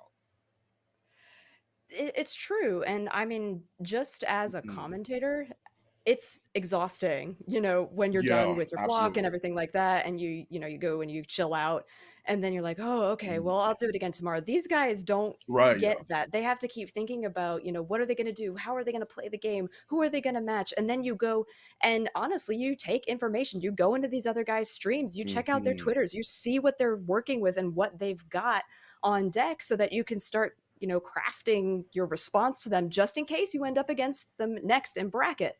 So, just so that everybody at home knows, we are starting in the loser side of the bracket, and we're going to be Loser side, starting guys. first with J Rain's Leo into Lukewarm's Milia. So, Lukewarm, Mm. we just got to see play against Nago, which, like we Mhm. said on paper, not a great matchup for Milia. Lukewarm Right. did spectacularly in that. So again, this matchup against Leo, Leo, big buttons, controls a lot of the space that Milia likes to operate Mhm. in, has a huge DP that's able to take her out of the sky. Mm. I'm not, I'm not so sure that that's going to deter Right. Lukewarm from playing the way that they want to play. Right, exactly. And if best case scenario, right? Like we had talked briefly about, or at least during the match, about how Nago's so great at having such a strong ground game, right? He gets that blood gauge up. It increases not only the range of his normals, but also makes the frame data faster. Combos that wouldn't normally be able to happen, 2S into 5H is a combo it is that exists when you have 2 pips of the blood gauge already up, right? Same thing can be said for a couple of his other routes, right? big buttons that increase the range and force Millia to take to the skies. Leo is sort of the same, but the biggest caveat is that you're dealing with somebody with a reversal now. That's like the hugest part about that, right? It's a reversal, and it's a really, really good flash kick too. So It is spectacular, and the hitbox on that thing is absolutely gigantic. So, massive. depending on where Lukewarm is on the Mhm. screen, you only have a little bit of airspace to work with to try and Right. not get hit by that. And that is something you have to keep in the back of your mind as a Amelia player. Like Leo's got a good reversal, and it doesn't need meter. It's not an overdrive reversal. It's just he's got that. Yeah, exactly. But once again, that's how it is on paper. That's how we started off this last talk that we had in the previous match we just watched with Lukewarm. Now here we are, baby. We're top 8. This is losers bracket side. It's now or never. You have to let the intros rock. No way. Are you serious? What? Okay, No, we skip those. You know what? We're ready to play. Okay, take it back. They're ready to play. Already hitting them with the 2-step, back and forth, left, right mix up. But J Rain keeping in the corner. Great air dash out as well. And burst just to avoid the Millia pressure. So there was that flash kick that we highlighted, but Lukewarm, excellent spacing, wasn't in the sky, and so now is able to go ahead and get some damage. But J-Rain did catch it with that Millia burst, but J-Rain was ready for it. Another DP comes out. This is, it's a great tool from Leo. And just back and forth coming in and out of this. Millia crosses over, but a big counter hit cross through from J-Rain, and the overhead closes out the first round.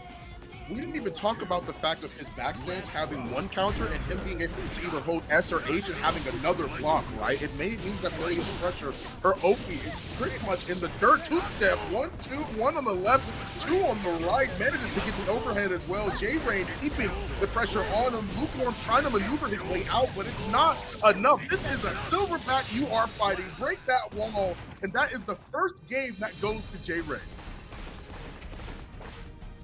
That hurt. Like those counter hits, absolutely. I felt them in my soul.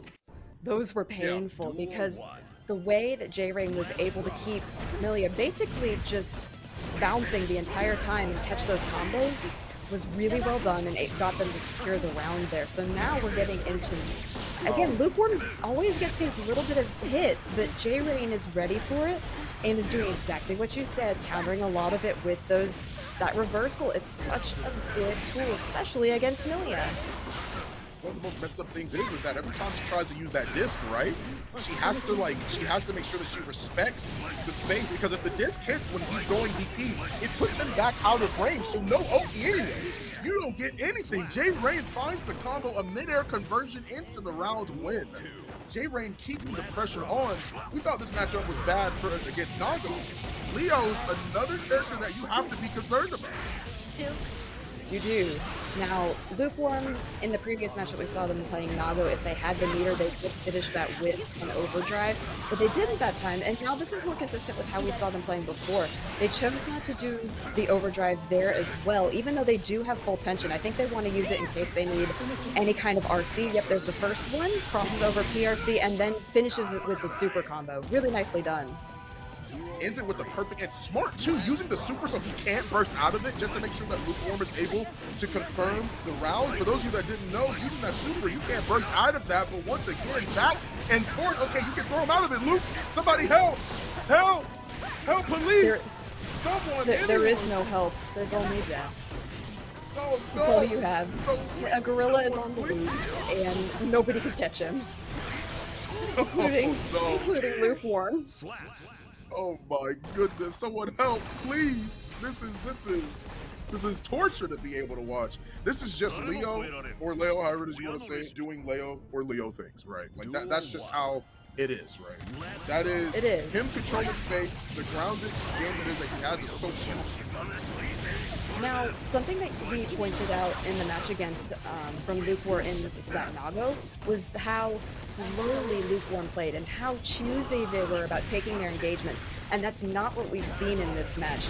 Lukewarm has been a lot more aggressive trying to get in and break up that pressure from J-Rain, but it doesn't seem to be as successful. I'm wondering if maybe they, take a step back, give a little breather, use some spacing a bit better, it'd be nicer. But right now, I mean, to be fair, Lukewarm is working on a really, really excellent round.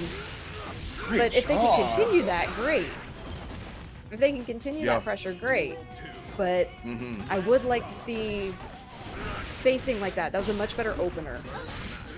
Yeah, for sure. Oh boy, but here we go. The cage is open. Who let them have the key? The gorilla's out. Somebody shouldn't have let them have the key. Somebody opened the cage on purpose. That's a perfect 7 letters for J-Rain already. My goodness, Lukewarm. All of that work, and now immediately a round is gone. Goodness gracious, flash kick. If anything, goodness, somebody's gotta stop him. Anything. She can't do jack. No, she can't. This is so difficult for Milia, especially because she wants to be in the air. And J-Rain says, you can't live there. This is it. She's dead. That's crazy. It was that fast. It was that fast that J-Rain ended Lukewarm's tear on Milia, and Lukewarm has been, as we say, relegated to the spectators bracket. That's just that's Leo gaming. That's Leo. That's Leo gaming. I mean, that is that character to a T. We expected it to go south when we saw the Nago, but instead it goes south when we see the Leo. That is dangerous because of how much space he's able to control. And I'm so glad you pointed it out too, Jayla, was the fact of he's trying to stay in the air, he's trying to control space, but then you get flash kicked. Sometimes people are like, okay, well, if he's flash kicking, why is he not just waiting? Because the disc is out. If he flash kicks, then the worst punish that Lukewarm has is the disc hitting him and pushing him away so they can't get Oki. That's why that matchup is trash. If Nago was 7-3, that has to be 8-2, 9-1, something. Like that's ridiculous. It was ridiculous. And it's in a weird way, it's actually really nice to be able to see when we talk about things like, hey, Leo has this really good reversal DP that is able to control the airspace that Milia likes to be in all of the time.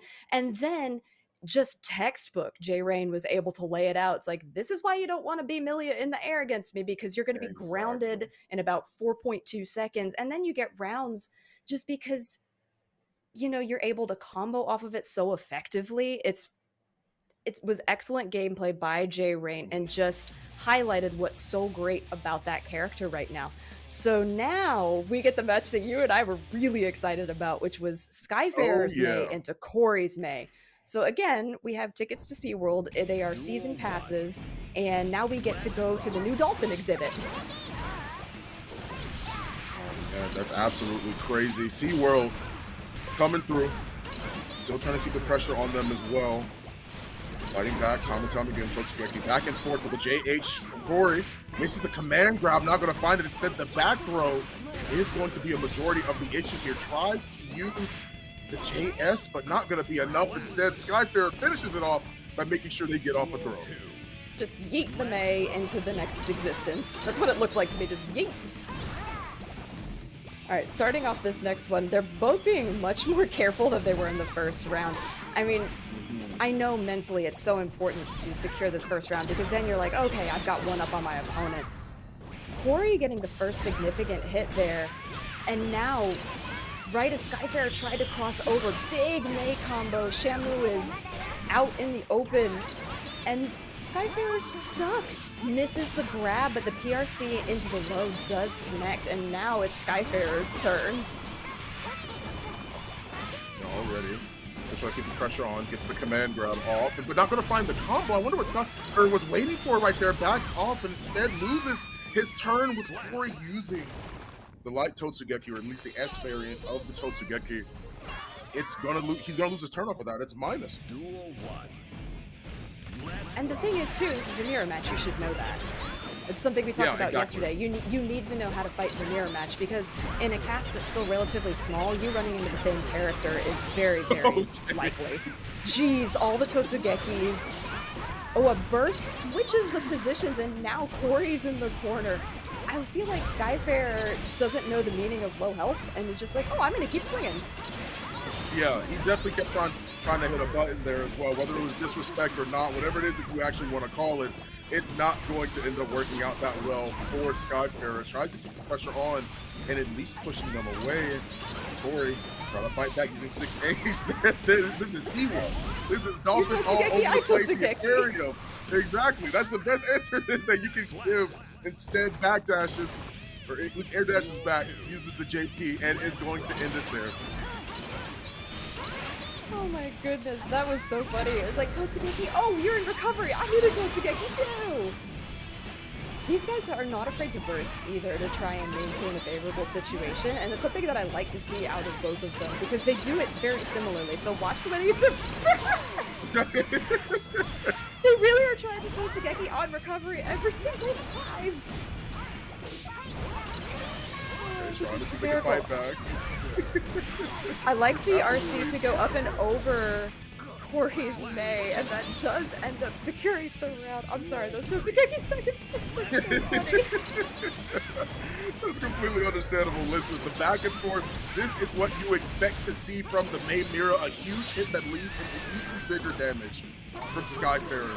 Breaks the wall, tries to fight back. Purple RC to at least try and close the distance. Seems to get the anti-air, but not going to find it there. Instead, there will be the counter. Purple RC off of the overhead as well. I believe that hit the up back. That's why it ended up causing the bounce. Great jump on the JD. Thought he was going to burst and does, but way later than what Corey was anticipating. And manages to catch him with the 2S, gets the wall, and fully charges the 6H for a confirmed win. Corey is going to tie things up 1-1. I feel like Corey could have ended that match 2 times before they actually did, and it was just, you know, misspacing where the anchor was going to land, because Skyfarer would have died to a wall combo and a wall splat both of those times. But, you know, did clutch it out in the end, made the good decision. Yeah, anchor at the same time, that was my idea too. But Corey bursts out, but the RC comes out from Skyfarer. Big bounce with Totsugeki combo mix. Totsugeki combo mix is just not something that I thought I'd ever say in my life, but here we are. Yeah. And gets hit again. Just consistently, it's coming down to who uses the special more, right? At the end of the day, I mean, my bet's on May, right? Like, that's who I'm saying is going to come out and end up winning this match. If anything, Skyfarer gets the good combo, finds the corner position, but great 6P in order to interrupt the potential plus frames from Skyfarer there. After they can fight back, Corey gets hit by the JD on the side of Skyfarer and uses the K to stall out their fall a little bit longer so he can get close enough, but it's not going to matter. Corey already back in there and forces out the burst from Skyfarer. So now that Corey has the advantage, the overhead does connect and is able to finish out that round. I like the way that Corey chose to mix up the pressure a little bit instead of going for something like a charge dust in the corner or another anchor hit. That little overhead with the leg just works out very well, and it was not quite what Skyfarer seemed to be expecting. Corey on this round is doing a heck of a lot of damage very quickly, but a big counter hit on the incoming Totsugeki. Corey bursts though to keep Skyfarer in the corner. Nice, finding good hits. Once again, Corey charging the 6H completely. Still trying to make his way forward. Finds the damage, but instead backs off. Wanting Skyfarer to approach him, and he does with the JS, but still a little bit annoying because Blue RC Drift and Purple RC Drift back and forth. Both of these May players trying to find the last hit, but the last laugh goes to Corey off of the back of the JH. Yeah, so I really, you know what, I'm not going to do it. I'm not going to make the May is going to win joke. Yeah. It's not happening. But right now, Skyfarer is definitely, even though they came out strong and really were swinging the anchor harder, Corey, I feel like, has made the faster adjustments just by adding in different move sets that they weren't using initially to keep Skyfarer just really on the back foot the entire time. Corey eventually gets stalled out with a 6P once again, but once again, back and forth. Still manages to at least catch him off the Purple RC Drift into the command grab. What will there be? Instead, it's going to be the Oki blocks off of the Orca. Not going to get hit here, but no! Ends up dropping the combo. Corey finds their way out. Have to be careful. Both of them waiting, but not for much longer. How long will it be until we hear the next Totsugeki? There it is, right there. Runs up, gets the throw. What will Corey find? Gets the overhead Purple RC Drift into a huge combo. Charges it up, breaks the wall, but here we are. Next hit will be the deciding factor. Yeah, their health is basically even on a sliver. And Skyfair barely managed to clutch that out. Although Corey hung on to that sliver and made it work for so much of Skyfair's health bar. Yeah, still, this Totsugeki back and forth. That's in the H. A little bit of a couple hits there, finding the damage necessary. Gets the Totsugeki and manages to just block it for the time being. But hey, for anything you can do, I can do better. It's gonna trade, send them all back flying away to opposite ends of the screen. RC drift up, but not gonna find it. Instead, gets the YRC, please get off of me, and finds the plus frames, but gets interrupted by the 5P. The distance was too much. Corey can't close this gap here. Skyfair backing off for the time being, as Corey is still trying to keep the pressure on him. He is trying, but Skyfair manages to get out of the corner. The burst did not connect. This is a huge chance for Skyfair. Just Totsugeki's his way to close out that round. And brings it back to 2-2. So this is final game. Duel 1. Whoever wins this gets to move on, gets to, you know, chill out for a little bit. Whoever loses, that's the end of your tournament. Burst for burst, but Corey got the gold burst and Skyfair got nothing. We are back and forth, command grab. Big damage from Corey, but instead gonna, oh my goodness, get schmixed. Nothing you can do about that one. Best case scenario, you have to block correctly. Doesn't turn out that that's the case. It all gets thrown off of the meaty. And Corey, once again, RC drift, finds the confirm with the overhead and is going to seal the deal on that round. So now Skyfair in the disadvantageous position of not having a round. But, oh, the punch just to check it at the same frame. That's just so much fun to see. But Corey gets the first huge opening, and look at all of that damage. I didn't think they were going to be able to get that anchor in time and the wall would have reset, but they did. Now Corey is gaining tension very quickly. Skyfair does have burst, does have 50% tension again. It spends it on a burst. Oh no. That was so quick. That was instant. Corey was ready, so the so that burst came out from Skyfair just as soon as I had talked about it, but then Corey was ready, was able to spend that 50% tension that they had gotten on that positive tension gain to just reset everything and come in with just a low. Sometimes it's all you need. You don't need anything fancy. Just kick them. Oh, man. Goodness gracious. Literally back and forth. The superior Dolphin wins at the end of the day. Corey is going to take that match and make sure that he can proceed on within this bracket. Super, super interesting game overall, honestly. I mean, like, it was, I guess, interesting is or might be the best case scenario to say it, I guess. I mean, like, that was, we see enough Totsugekis to last us multiple May mirrors from here on out, right? But Corey proceeds on, as you guys can see in the bracket. J-Rain also moves on over Lukewarm. 3-0 and 3-2 for J-Ran and Corey, respectively, for them to move into their side of the bracket there. Super, super interesting, honestly. And then, of course, we have to look at a few of the other matches here in the top 8. It's something I'm super, super excited for, man. These matches have been so amazing to be able to witness. These matches are incredible, and one of the ones that I've been looking forward to the most as a longtime fan of Guilty Gear is this Peppery Splash match. We are going back to, we're for the first time going to the winner's half of this bracket. So Peppery Splash versus Remy Celeste. And I mean, if you've watched Peppery Splash for any of the last few years, you know that Peppery is an incredibly calculated player. There's some people are like, oh, he's playing trigonometry and Guilty Gear and trying to figure out all these settings and things. But, and with Zato, he's been able to do some really incredible gameplay that we've gotten to see, and that's why he's in winners. But Remy Celeste, we keep saying it, second at CEO, the first live tournament we had, playing an incredible Axel.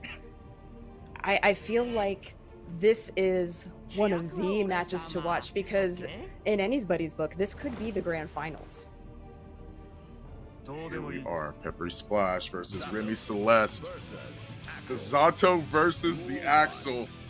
Here we are in top 8 once again for the winner's semis.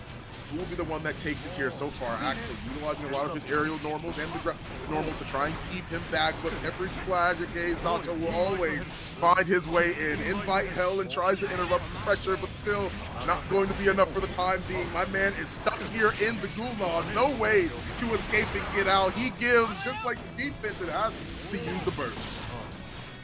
The burst was the only way he was going to be able to get out of that. The invite hell into the leapfrog that he would already was stacking up the wall damage was really difficult. Does manage to bait that burst out of Peppery Splash.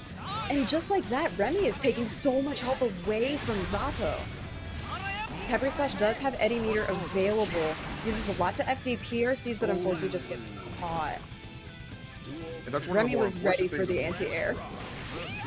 Yeah, he was. Yeah, I was actually just going to mention that. Just always being cognitive of the ability of making sure that you keep Peppery Splash on his toes, finds the way in once again. And here we are, invite hell, break the wall and find your damage and more meter in your back pocket. Peppery Splash still trying to see if they can convert what they can, manages to interrupt them a couple times, but Remy has to play this backwards. Doesn't want to allow the gap to be closed, but Peppery's going to find a way in. So now, I mean, this is just like the previous game, except that Remy just never got the opportunity to lead. Remy does have burst now, so that is something that they can use to just try and stop this offense that Peppery is putting out. But a good start from Remy, the sickles do manage to connect, and a good hit on Eddy puts Peppery in a disadvantageous situation because there was no Eddy for a little while. Maxim again takes double hit because the sickles went through Eddy all the way to Zato. That's exactly what you want to do.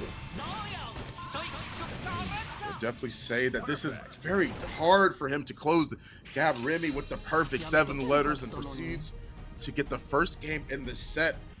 That's what's unfortunate about that. Peppery trying to throw out Eddy so frequently, and then at the end of the day is keeping the pressure on, right? Time and time again, Eddy gets tossed out, and it's allowing them to hit it away from them closing the gap, right? Because typically you see like the deflect, or at least try and like put Eddy up as the shield and then close the gap in between them, right? But it gets stopped every time. It does. Now, as we've been saying, that Peppery Splash has just been putting on a combo clinic onto Remy in the corner. Does one super the first time, ends it with the chomp the second time. I mean, that really did seem like training room combo. It was perfectly optimal. Got all the damage they needed off of 3 hits.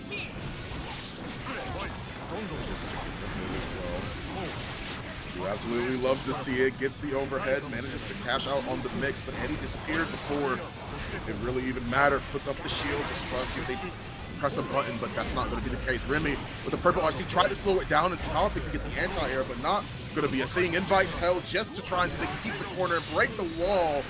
That is going to be the game for Peppery Splash to tie things up. That was a lot more controlled from Peppery. He didn't ever let Remy get anything started, and when the rounds began, when Remy would win, he was open up very similarly to that, where he would be catching a low and then be able to just keep going from there. But Remy has been forced to use so much of his tension meter on FDing that he hasn't been able to get any of those really cool like Axel Bomber setups to get into a super or anything like that, whereas Peppery Splash has had just so much meter on his side. Finds a good command grab. Just keep the pressure on them. Gets another command grab. Once again, smelling blood in the wall. That tears him up, and Remy loses that round. Peppery Splash keeps the pressure on him. Realized he was blocking too much. That's smart though. That's exactly what you want to do when somebody is blocking too much. So Invite Hell comes out, but okay, again, another grind. You're just blocking too much. You've got to. I mean, I say you gotta stop blocking. What are you gonna do? Get put back in the corner. The first time you try stopping blocking, you're put exactly in the same space. The burst does not do anything. Gets caught, you're sent through the area shift again, and Peppery Splash has all the meter and the gate and just slice dice. That was pretty nice. Tears him up immediately. Realizes the gap in between the defense there. And finds out that Remy's blocking a little bit too much. Peppery Splash does make this a 2-1.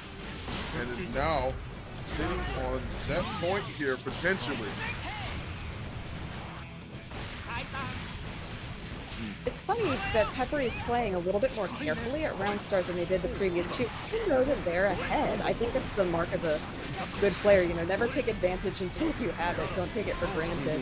Now Remy's stuck in the opposite corner. You know, we actually haven't seen this side of the stage for a while, but a Yeah. nice dust to extend the combo. Finally have enough wall hits to go ahead and break it.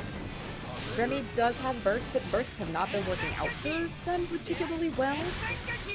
Full Eddie meter on the sides of Pepper Splash. The PRC didn't quite get what he wanted out of it, but lots. Ooh, YRC resets, but doesn't get anything off of it. Seems like right now throws out the sword. Excalibur comes through and breaks the wall. Pepper Splash with the Oki situation here and not enough meter to clear him away. Could have FD'd, but just wants to take the loss in that round anyway. He's still got to deal with the onslaught, even if you do manage to force Eddie back even a little bit. Alright, this is set point for Peppery. And Remy starting this one much more aggressively, getting a lot more damage out onto the table than they have in the previous, 4 games. Or previous 4 rounds, excuse me. The PRC does not connect, but it doesn't matter. Remy's finally able to get with a perfect again. So in both of the games, or in both of the rounds that Remy's won, I think 2 out of 3 have been perfect. Air throw as well. Remy stuck in the corner, trying to find his way to escape and manages to get hit by the falling JK. Still trying to keep the pressure on him while still maintaining space. Remy trying to snipe out Eddie and does manage to get it at least. Also got the sickles back and forth. Still not going to be able to find it there. Tries to put him into the grinder, but gets sucked in a little bit, but not going to find much here. Remy still keeping on that pressure. RC drift just to find the mix and has to force out the burst from Peppery Splash. Yep. Another burst there from Remy. Oh, this is so tense right now. I know Remy wants this to, at least even up, but a huge counter. It jumps over the sickles because they were on the ground. It did hit Peppery Splash. Oh.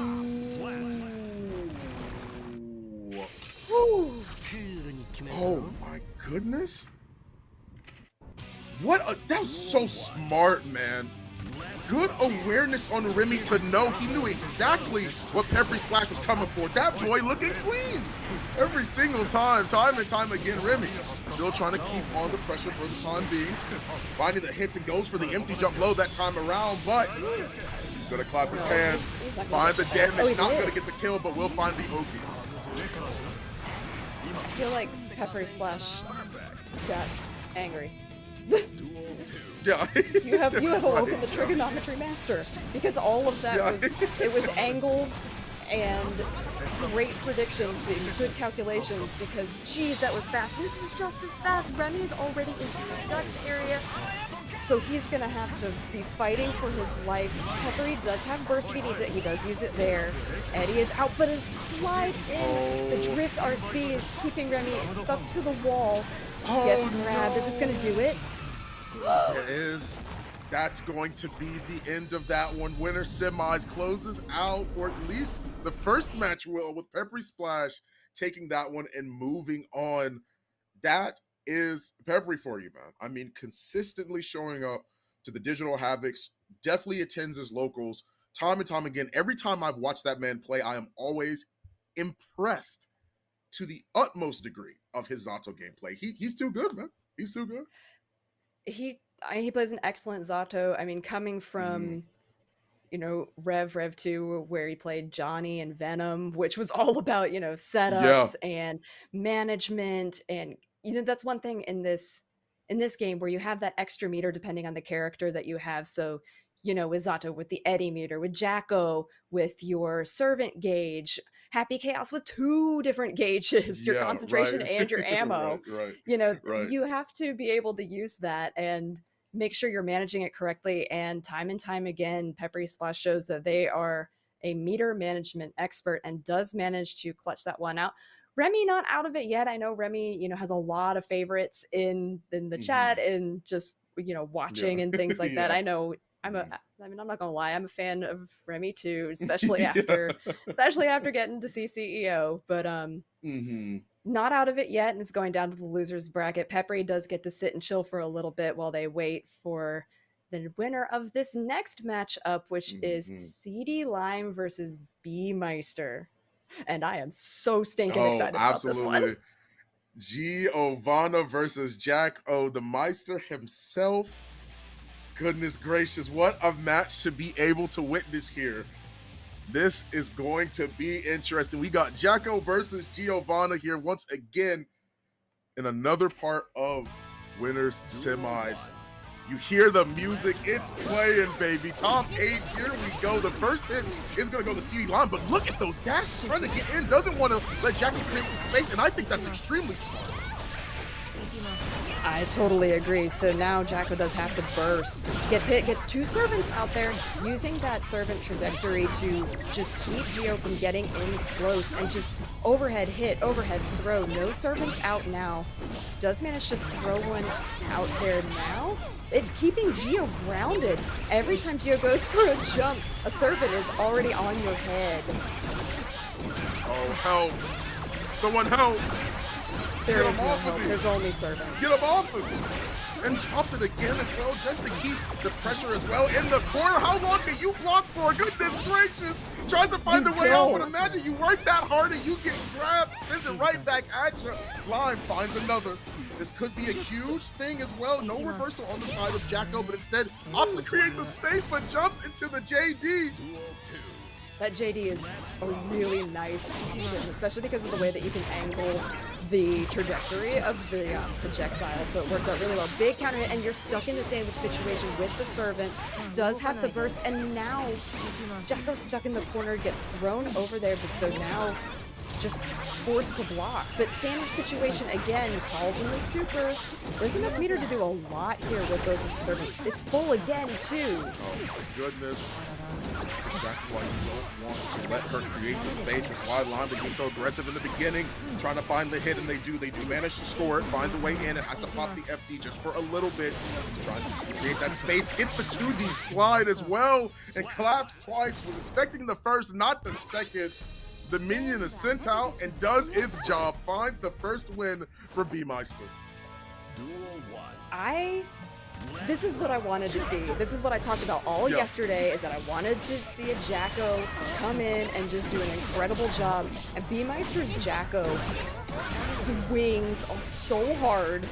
Unfortunately, not as much as this one. This is where CD Lime is showing off that Geo still has power as well, if you don't get to have the really nice setups that B Meister had in the previous game. So Finds a good hit. does force out that burst from CD Line. Jump Dust doing work again. Gets 2 servants out. First one went away, so now we're just trying to work with what we've got here. Grab into... Nope, just chose not to do the 2 heavy slash, which can do wall bounce. There it is. That's a really good one to end with a wall break to the 2 heavy slash. Oh my goodness, the upper body invincibility finds 2 back-to-back hits and manages to close it out. CB Line with the blue. RC Drift 4 manages to clutch that one. Now, you talk about lots of good 2Ds. That's definitely, you're looking at some of the best 2Ds in the game. That much is for sure. Finding hit after hit, consistently utilizing it, build up the meter, and here we go. Now you got a light block for your life. Find a way to get out, and the best case scenario for you is having that wall being broken, but she's already back in, gets thrown out of the jump in, tries to find the pressure, still looking for an opportunity, has to keep blocking. Purple RC drift forward and finds the low to end it. So the thing with Jacko's lows is that several of them are the lowest profile moves, like lowest profile normals in the game. So it's really great against somebody like a Geo who's already short, so you could go under so many of her normals that other characters wouldn't be able to. Exactly. Such a great point to end up making as well. And here we are. CD Lock finds the corner once again and finds the wall break. Has to go for the mix here. Tries to see it stay same side. Still going for the pressure. Good interrupt, and JK to interrupt the dash out. Newbie Meister wanted to escape from the corner, and CD Line keeping the pressure on him to tie things up at a 1-1. A back and forth match for sure. And here we are settling into the third game. So in the first game, B-Meister just never let CD Line breathe, and that's what you have to do as Jacko. Every knockdown, you have to set up that servant. I love the toss over there to get the sandwich. Big counter hit there, all the way to the corner. Jacko also has some really incredible long-range normals, as we saw right there. And they did what they're doing right now, forcing CD Line to use all of their tension meter on faultless defense, so that they've got nothing to work with. That didn't happen in the game that CD Lime won. So now CD Lime, unfortunately for B-Meister, was let loose. So they've got to set up the pressure again. Manages to get it with that little sneaky servant underneath CD Lime's feet. As mentioned, so he's going to get a hit, finds a counter hit, and a big conversion into the corner for CD Lime. That health pool on Jacko is not looking great. Another low health pool character gets caught by the 2D as well and has meter this time. This is going to hurt, but drops a conversion, whiffs the throw, but still finds another way back in. B-Meister going down to the 7-letter perfect. CD Lime tying things up for the time being. Who will take the next game and break the tie? That's a fantastic question. Good tech there. I mean, I both think they felt it coming. Throws are really strong push for both of them. Forever Elysian Driver does hit and still does a lot of damage. It's like suddenly Jacko turns into a tank there. A big advantage, but Geo comes out with the gold burst. The super didn't hit though. That's actually pretty devastating. That could have done a lot for the life leads there. Has to be careful still. He's definitely moving in for the maul. The Wolf is on the prowl right now and manages to interrupt with a dash up 2S. In that closer proximity to Jacko, finds a good jump in as well. CD Lime is not out, but good interrupt on the attempt at the plus frames. Finds two back-to-back 2Ks into the confirm to end that game. He breaks the tie. B-Meister is going to break this tie and be on set point here against CD Lime. I mean, I don't think this is something that many people thought we would be seeing right now, but it's a spectacular match to watch. Oh, Jacko went in for the grab there, but unfortunately just not quite the right spacing. The side switch, though, gets Geo in the corner, but a gold burst gets her back out. B-Meister has to respect how much meter CD Lime has on their side right now. Nice. Try to keep the pressure on. For the time being, has the meter and finds the counter hit. The tag team duo, but this super does not do a lot. Definitely, oh my goodness, rush her down. Where do you think you're going, Jacko? Nowhere fast. CD Lime is really trying to even this up as quickly as possible. The knee anti-air takes Jacko back down to the ground, which honestly is not a bad place for her. B-Meister able to set up the sandwich situation again, and just like that, push CD Lime into the corner, but CD Lime is starting to find these openings. Oh no! You're absolutely caught. Life is pretty much even now, too, after that. So now, Jacko gets all the opportunities to set up these servants and is probably going to try and build enough tension to start one of the servant supers so that she's able to just keep CD Lime in the corner. And there it is. There's no tension on CD Lime because they've had to FD so much. They ran out, just tried to give me some tension back and get hit.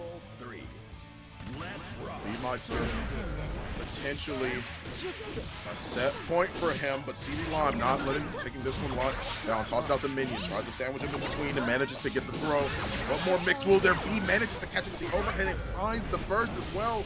2D, just to try and keep the pressure, dashes up multiple times and finds the throw, but misses the jump in here. This could be devastating because you see she has meter. And here we go, the movie is started. This is what you paid to see. Is this happening? Manages like the minion though, backs off and conceives the pressure she could have had, but this could be the conversion here. It is, and finds the final hit. B-Meister takes out CD Lime in winner semis here in top 8 and proceeds onwards in the tournament. That was a good game through and through. Ooh, I mean, I did a little dance. In the break, in the break, Fawn and I were talking about, you know, there's a Jacko in here. This is so cool. Right. I was briefly considering, in case you didn't know, if you don't know who I am, I did a Jacko cosplay. I took second place in the Arc System Works Halloween contest as Jacko. So I really, really love Jacko. So I'm Yeah. super excited to see that she's made it through. Mhm. Almost brought my little servant out here to be like, wah, throw at the camera. But now, so B-Meister, Mhm. though, has got a heck of a road to climb Mhm. because they've got to go face Peppery Splash now. Oh yeah. That Oof. is we're talking about setup characters after setup characters. It's Jacko versus Zato. It is a battle of the knockdowns. Who gets the first knockdown definitely determines the pace of the game for quite some time because we're talking about two characters where neither of them really has a reversal. You could count Jacko's super. Well, actually, you can definitely count Jacko's super as a reversal. It's pretty quick as well. And if you aren't ready for it to act and you aren't ready for her to use it, then that's something it is that you have to keep in mind. But that's not the matchup we're going to be looking at right now. It's Remy Celeste versus Corey. Here we are back boy. again. Here we We are, man. Oh man. we got a brief respite from May players, but now we're back, and this is difficult for Corey to get in because May does have to get in. Okay, I mean, just jump in. Never mind. Forget what I'm saying. Just jump in and then make Remy block. But the thing is, Remy is able to operate at a much further range than Corey is. So, should be able to keep Corey at bay, but, May players, they don't know matchup knowledge. No, I'm kidding. They just go in and they're ready to swing. Be careful. Be careful with that. Remember, May players do seem to share all the same brain cells. So if one gets angry, multiple of them will get angry as well. I'm just kidding. Corey finds a good way to close out the first round and manages to catch him trying to retreat. He's not letting Remy keep the space that's necessary, right? You can't let them do that. You can't let them have that.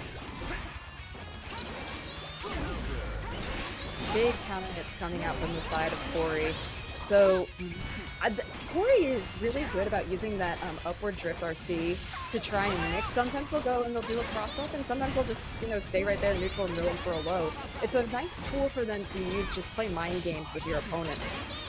Doesn't finish out a combo. They did connect with that 5P, but nothing else really went for it. Now the anchor does hit. The dust does not work out for Remy, and that's game one for Corey. What's the best way to fight a zoner? Somebody that wants to maintain that space. You just run them down. Just run at them forehead. That's like best case scenario, right? That seems to be what Corey has taken to heart here. As he's not really letting Remy breathe at all. Any time that space is gained, Corey is slowly inching their way in time and time again.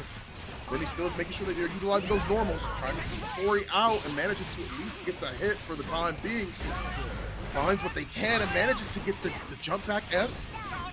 Still trying to find their better opportunity, and great purple RC drift down. Was expecting something to come through and catches him on the back dash too. That's the perfect for Remy Celeste. That was really nice adjustments. They forced Corey to be at Axel's optimal range and just didn't let them come in. Every time they did Totsugeki, they kick him back out, use the sickles to reset the spacing, and then you get a big counter hit like this to reset again to Axel space neutral. Another huge counter hit, the Drift RC to close the gap. And PRC to just try and get in, doesn't really work out. Corey is now at his optimal spacing. I love when they run up FD. Great. Oh, kicked in the teeth. Somewhere over the rainbow, you find a 5K waiting in the mist, right? Corey tries to go over the head, not going to find the finishing blow there. Instead, that will go to Remy Celeste, tying things up at a 1-1 here. And I think Corey's actually been very proactive in their offense, right? Obviously, trying to make sure that the distance isn't too far apart to where it's something that you have to be concerned about, right? You have to make sure that you are always on the offense there.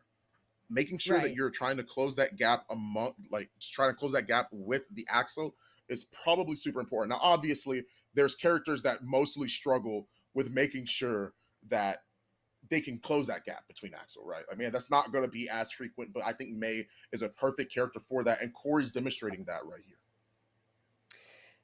You're exactly right. Now we are gonna have to remake the lobby, so Mhm, just give us a couple minutes. We're gonna go ahead and get that reset. But in in the meantime, I just want to like briefly while we're remaking the lobby, talk mhm, about how Remy was able to set that spacing so well in the second game. So the way that they were able to make Corey a little bit more afraid about coming in, and then once Corey started being a little bit more respectful of that jump in of those like quick Totsugekis and things that were getting hit out, finally, they mhm, suddenly they had not as many options to come in, and it got a little mhm. scarier for Corey to come in. And as soon as you start playing afraid is when Axel shines because he's able Right, to just lock exactly. you down, and you get a low hit, you get a high hit, no matter how many times you're trying to Mhm. come in from what Right, direction you're right, going to right. get hit. And then as soon as you're like, I'm going to block that, he clotheslines you from downtown. Right, exactly. Yeah. There is a lot that you have to keep in mind as well. I mean, giving him a command grab that you have to be worried about at all points in times, because that's the point, right? You whittle them down with the normals. You try and make sure that you keep that space, and obviously frustration is going to happen, right? I mean, you're fighting against Axel. Axel is definitely a hard character to fight against, very, very frustrating character to fight against. The fact that he has a consistent enough command grab to where it works out most of the time, right? Because of when it's utilized. It's all about the when and not about the how you're using it, right? Sometimes you can catch somebody slipping, but for right now, here we are back into it. Remy Celeste and Corey tied at a 1-1 so far. Duel 1. I'm interested to see how they do a round start because if Remy can get the space established, then I think it's going to go really well for them. Yeah, that was huge. Look at all the Axle Bombers that he was just able to throw out. Was that 4? It was like normal Axle Bomber, normal Axle Bomber, Yeah. hitting the toes. Perfect. Yep. Oh my goodness. Duel 2. 3 Axel Bombers. And then, of course, 1 to make sure that they have the life lead enough to close out that round. Here we are. Remy Celeste still trying to keep the distance in between them and Corey. Playing patiently as well. I love that. Remy not backdashing, or at least not air dashing backwards. Instead walking, trying to see what Corey is going to commit to in terms of options. It was a really smart play from Remy. Unfortunately, we tried to go for something there right as Corey had already rounded up a huge move.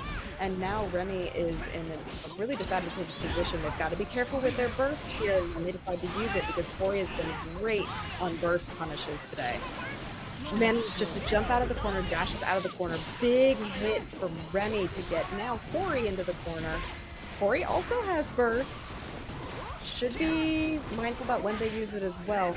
Throw back into the corner. And oh, the throw with the PRC does reset it, though. That was a great use of the heater to make sure that Remy didn't get in trouble. Corey taking their time as well, gets thrown out of it. So far, Remy doing a great job, but the gold RC, oh no, the YRC! That was not what they were expecting! Corey uses the YRC in an attempt to take his turn back, but Remy's already mid-air. So all it does is put Remy back at a position where they want to be, and now Corey has to fight for that way back in, gets caught slipping, and that means Remy goes up 2-1. So now, this is the first time we saw a Totsugeki out from Corey in a really long time now.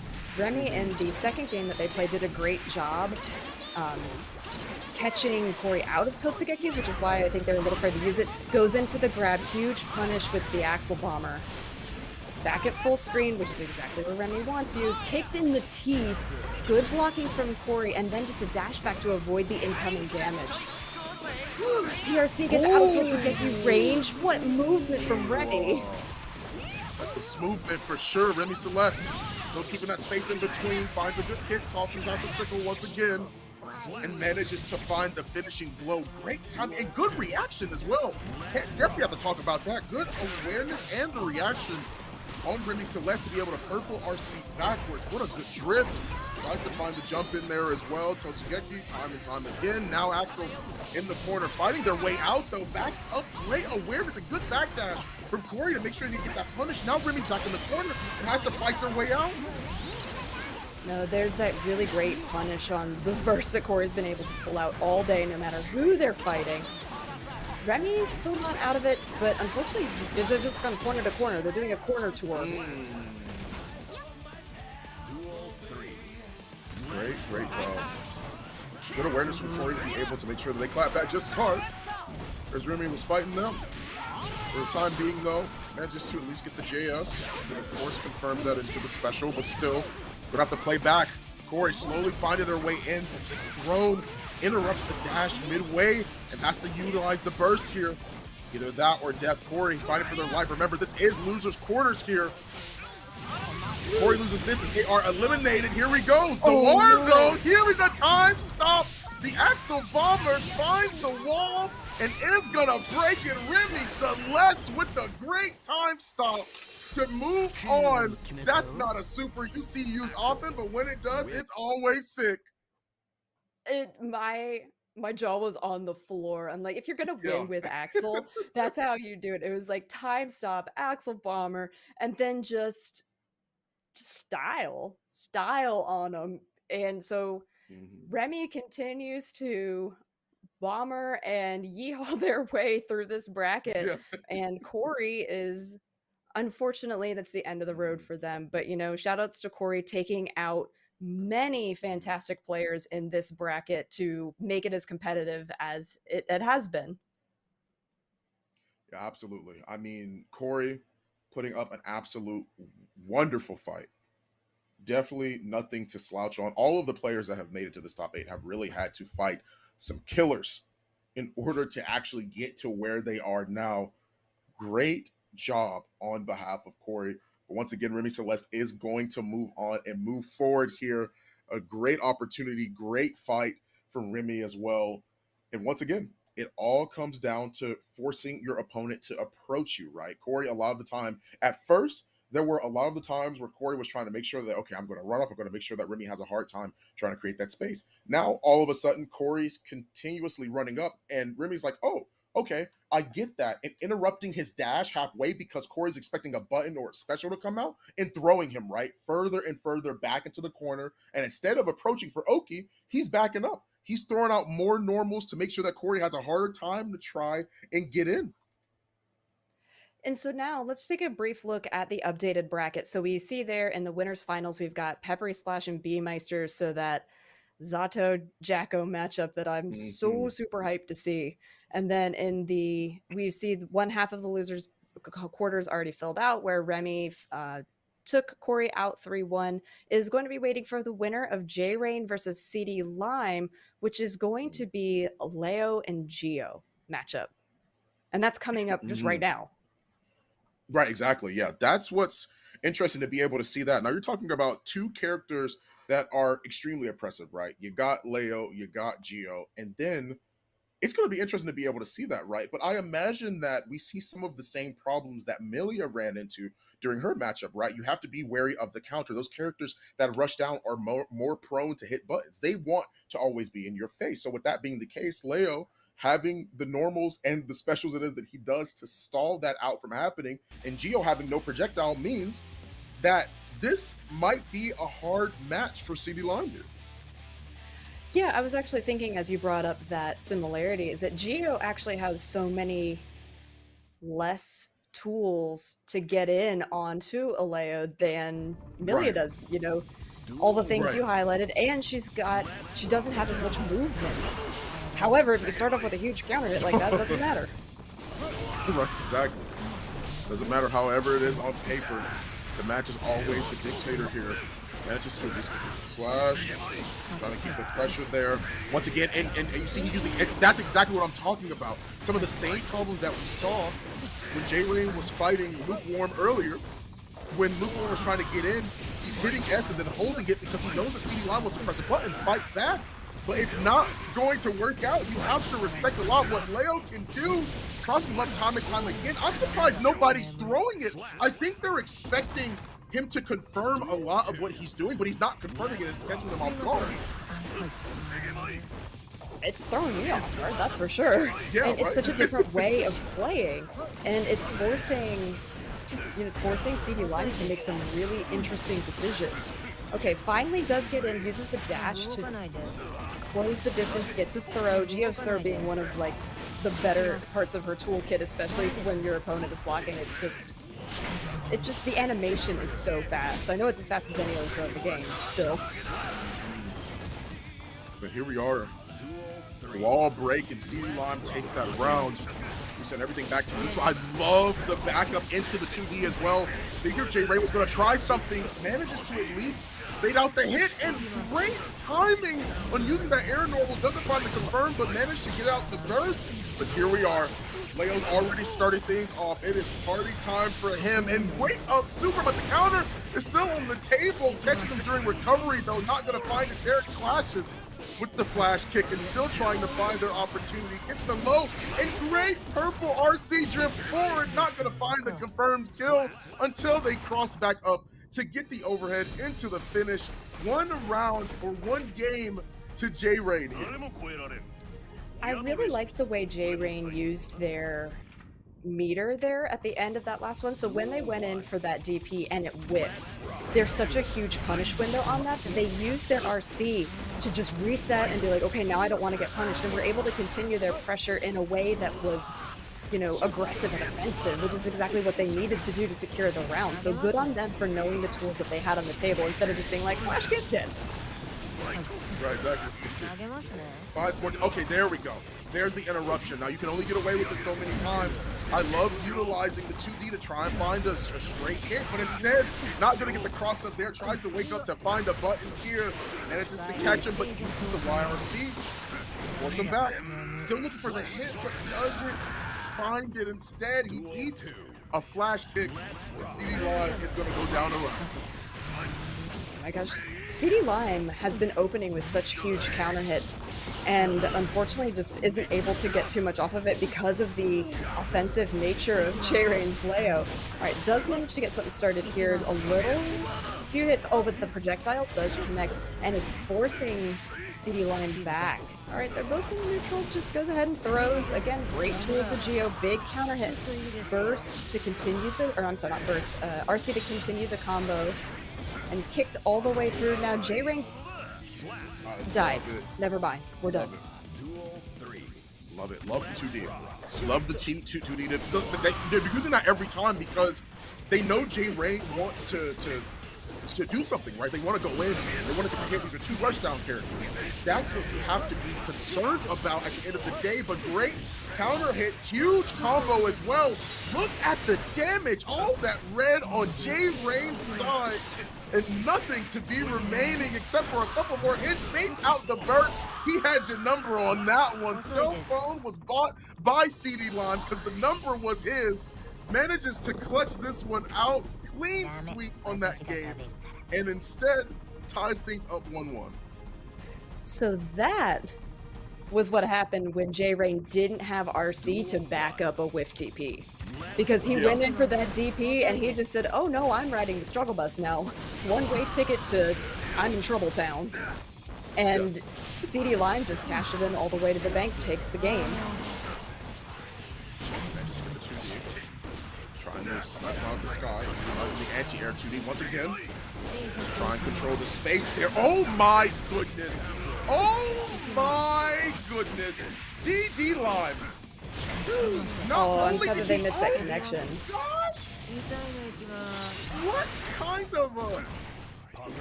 What kind of big brain 5-head situation was that? Goodness gracious, man. Baits out the hold on the standing S and manages to actually get the cross up for the counter hit. Baits out the burst and still manages to break the wall. Leads into the wall break, and here we are again. What is this? CD Lime. I'm loving this. The way that CD Lime is backdashing to get out of J-Rain's grab range too, and is baiting out these moves that puts J-Rain at such disadvantageous situations. Again, just catches him in the air. CD Lime has found the points where J-Rain's game plan falls apart and is picking at those threads and unravels the entire thing. That's wild. CD doing a great job at keeping that pressure. An impressive display that we just saw, just trying to get the reset. Punishes him, manages to catch him on some startup frames or whatever move it may be that he just hit. But J-Rain still keeping him in the corner, has to force out the burst, but he's already back in there. What more will there be? Not going to find the cross up there. Instead, just finds the way out on the side of CD Lime. Jay Rain still trying to, and I love the movement from CD. He's moving so fast, and this is happening so quickly. CD is baiting Jay Rain in to chase him so he can get up. Oh my goodness, man. He's in his head. That was the first time that Jay Rain was able to actually get a big counter hit onto CD Line. Was put into a little bit of that crumple state, didn't get to capitalize the way they wanted to, but that super long 2D hitbox did manage to catch, but Jay Rain just had the health advantage there.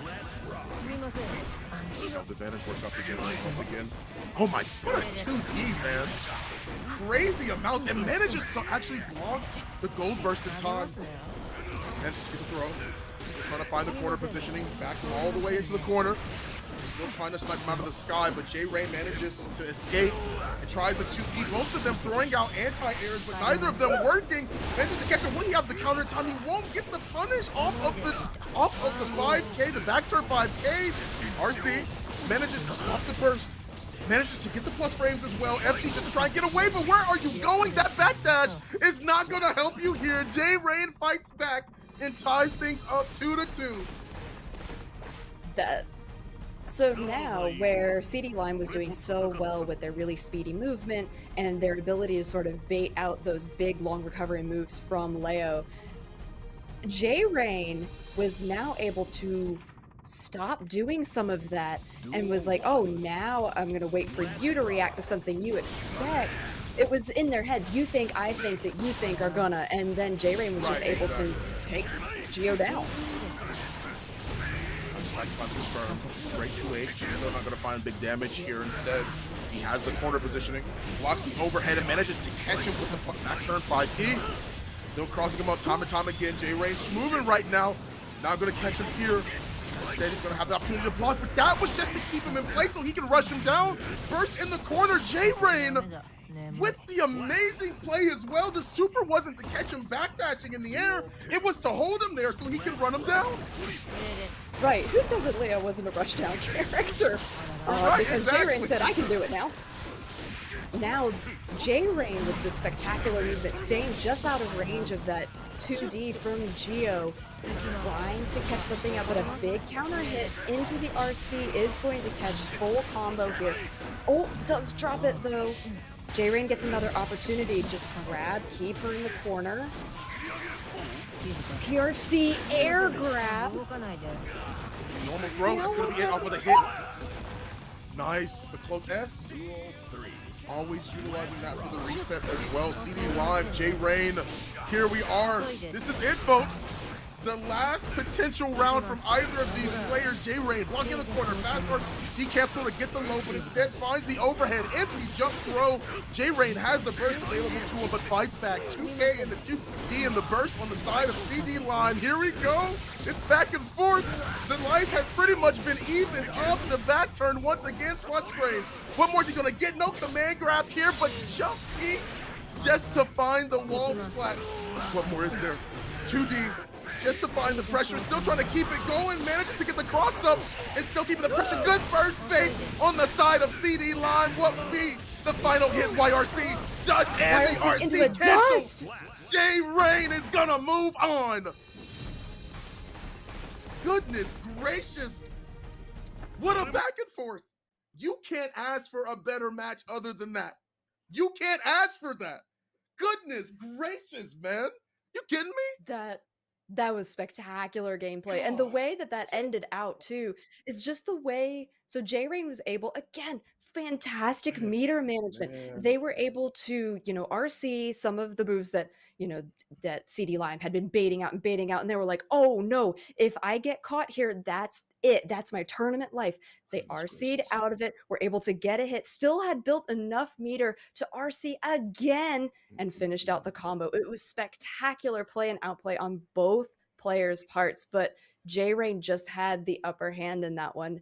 Really well done, but also shout outs to, again, I just want to shout out CD Lime for doing such an awesome job this far into the tournament, also taking out many killers along the way as Geo and just showcasing what this character can do. But Jay Rain, spectacular adaptation and outplay in that round. And I love that we saw an absolutely wonderful opportunity to be able to see this. Like this was so great to be able to see because you're not expecting to see Geo this high up, right? And I mean, in this region, it's so important to see. We've seen such diverse character casts just from all these players bringing out all the stops here, and I'm so glad I got to actually witness a Geo here. Absolutely an amazing play. Came down to the wire. Literally, next hit that would have led into a combo would have been it. And J Rain takes it, man. Can't ask for a better match other than that. No, it was really, really Mhm, well done. And with that, we have our top four rounded out for ARCREVO Canada. It's going to be in the winner's side, Peppery Splash versus B Meister, and in the losers half, J Rain into Remy Celeste. So, mhm, even though we came into this with several of the same characters, we are now down to, none of the same. An mhm. Axel, a Leo, a Jacko, and a Zato remain in this Yeah. pool. And that's just a fantastic mix of characters. Right, exactly. Like I definitely think that that is such an interesting cast, honestly, right? Four different characters, no more mirror matches. We pretty much all exhausted that. That has been an amazing time to be able to watch. I definitely am interested to see how the rest of these players are going to bring out more and more opportunities. And just like opportunities, you have to think what these players are being presented right now. The best opportunity you could possibly get is the Guilty Gear Strive hitbox. You definitely got to show it off. The sleek design, the top two winners here of Guilty Gear Strive Arc Reroll 2021. Look at this beautiful hitbox here, red and white color scheme. Absolutely amazing to be able to witness. And in addition to those the top two players winning this spectacular hitbox from every region and all of that, they will also be securing themselves tickets to the grand finals in March. And all of them, all of the top two qualifiers from every region will get a chance. Well, will not just get a chance, will win part of that $30,000 prize pool. Yeah, that is once again definitely a great opportunity for anybody that is coming to participate in here. And of course, you guys got to make sure that if you guys are on the West Coast over here, you guys got to make sure that you signed up for Arc Revo West coming up soon. If anything, going to be a super exciting tournament. Once again, it'll be a great opportunity to be able to watch that as well. Yeah, and if you don't know, and if you are in the West Coast and you do want to sign up, Hmm. registration closes February 3rd at noon Pacific, so there is tons of Hmm. time to, get in there and register and, check to make sure that you're on that region list. All of the states that are eligible are listed on the Smash GG page so that you know exactly who qualifies for this and who qualifies to Hmm. play in this. And we do encourage you to sign up, not just because it's really great experience, but because $20 of every match that we get to play during the entire Hmm. tournament will go to the Child's Play charity that ArcSys has teamed up For the with as kids. part of this tournament series. Hmm. Yeah, definitely something it is that you all have to keep in mind. Absolutely wonderful opportunity. It has been a blast casting this time and time again with you, Jadalyn. Where can the lovely people find you at home if they want to see more of you? You can find me. All of my socials are at Jadelyn Hmm. Gaming. It's down below: Twitch, Twitter, YouTube, Instagram, all the things. I stream a couple days a week. I love talking about fighting games and playing fighting games. And Hmm. yeah, just come hang out. What about Yeah. you, Fawn? It's been a pleasure. So actually, you fought on my stream last week with So me. you got yeah, exactly. You guys can find me at Fawn the Legend on Twitter or at Fawn the Legend on Twitch. It's been an absolutely wonderful opportunity to be able to cast this. Find me in a variety of different places. I absolutely love Guilty Gear. I love talking about it. I love going over tournament matches and VODs, having discussions. Whether you guys want to think that I'm wrong or not on some aspects, come and prove it to me. Like I'm always down to have those wonderful discussions about this game. This game is amazing, and it's been an absolute great time being able to cast part of this top 8. We're going to go ahead and send it to a quick break, and when we come back, we got the St. Cola Dynamite combo to close us out of Arc Revo. Stay safe, everybody. Dreams is here for out on the edge of the world. And then after that, will that dream still go on? I hope that it's not the end of sorrow and joy.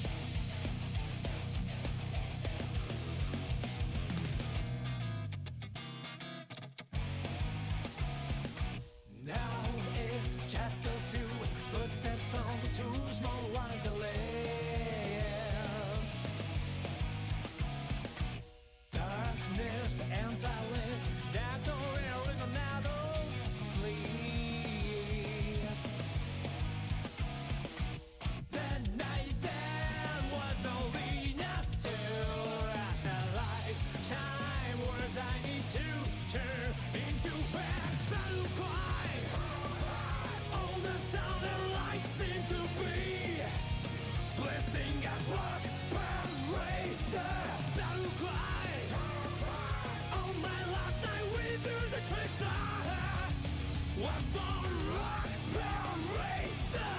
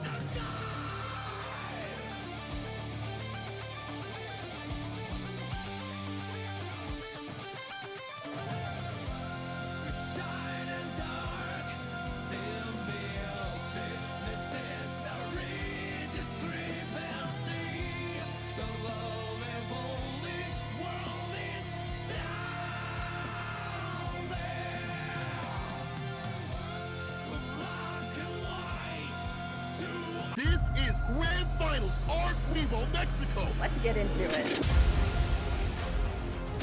Oh, just takes the big swing. There's the reset bracket victory. Victory beats on the first. This is the worst. Yeah! The Vapor Flux whip engage with the immediate punish. Brilliant stuff from Dave. I mean, absolutely brilliant. Oh! Gino is your winner of ARCREVO, Mexico.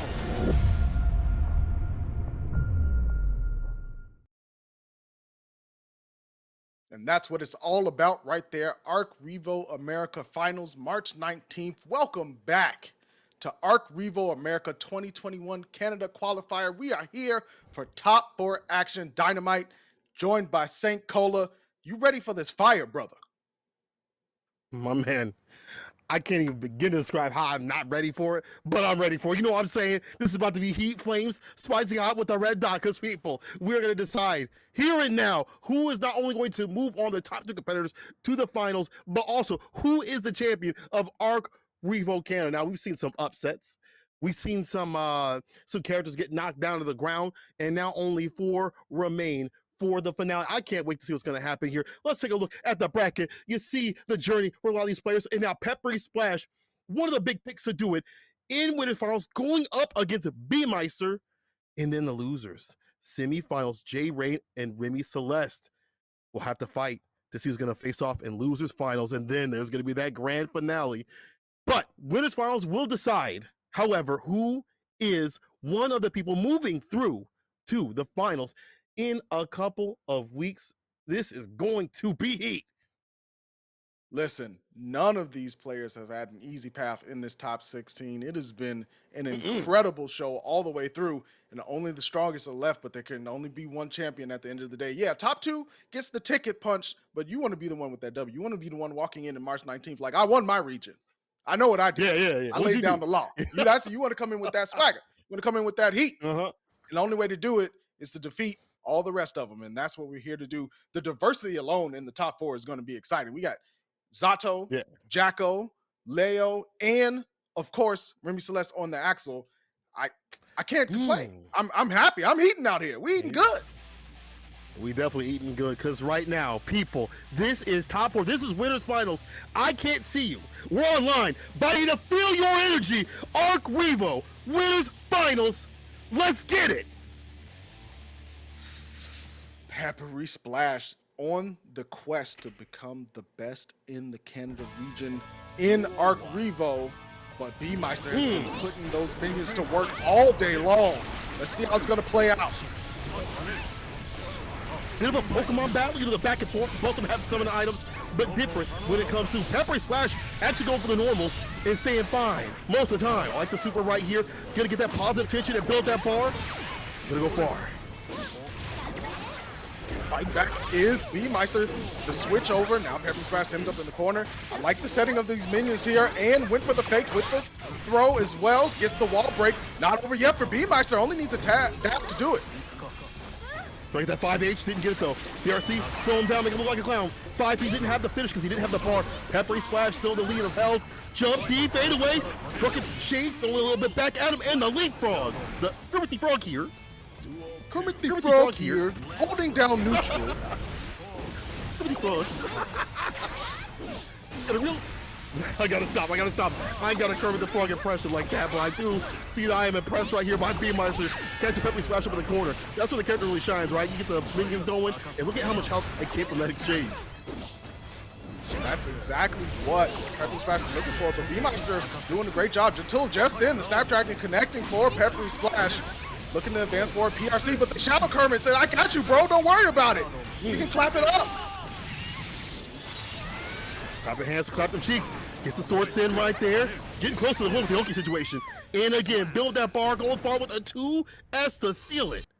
Peppery Splash, so active, so aggressive, and when it comes to watching this play, so addictive. This dude is not fearing a damn thing, and he knows how to stay out the score situations. We did see him avoid the minions at play, because you know what to do when the minions got you caught up in the corner. It's a wrap. Chicken and cheese in it, it's a wrap like that.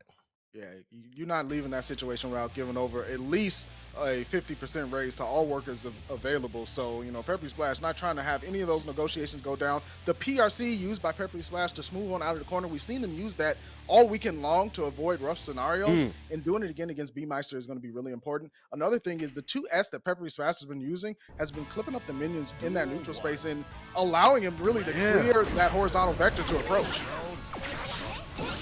You see conversion right there, and able to get a minion. And remember, B-Meister, one of the types of just that one minion to set up shop for later. Oh, he gonna save it. Sarcophagus time. Dunk him. Lock him up. The Elysian and driver kill. Yes, it will. No guts. No glory. That's the end of his story. B-Meister, ground start with a 2D, immediate burst of Peppery Splash. So I'm trying to last. Give me 5 more minutes with it.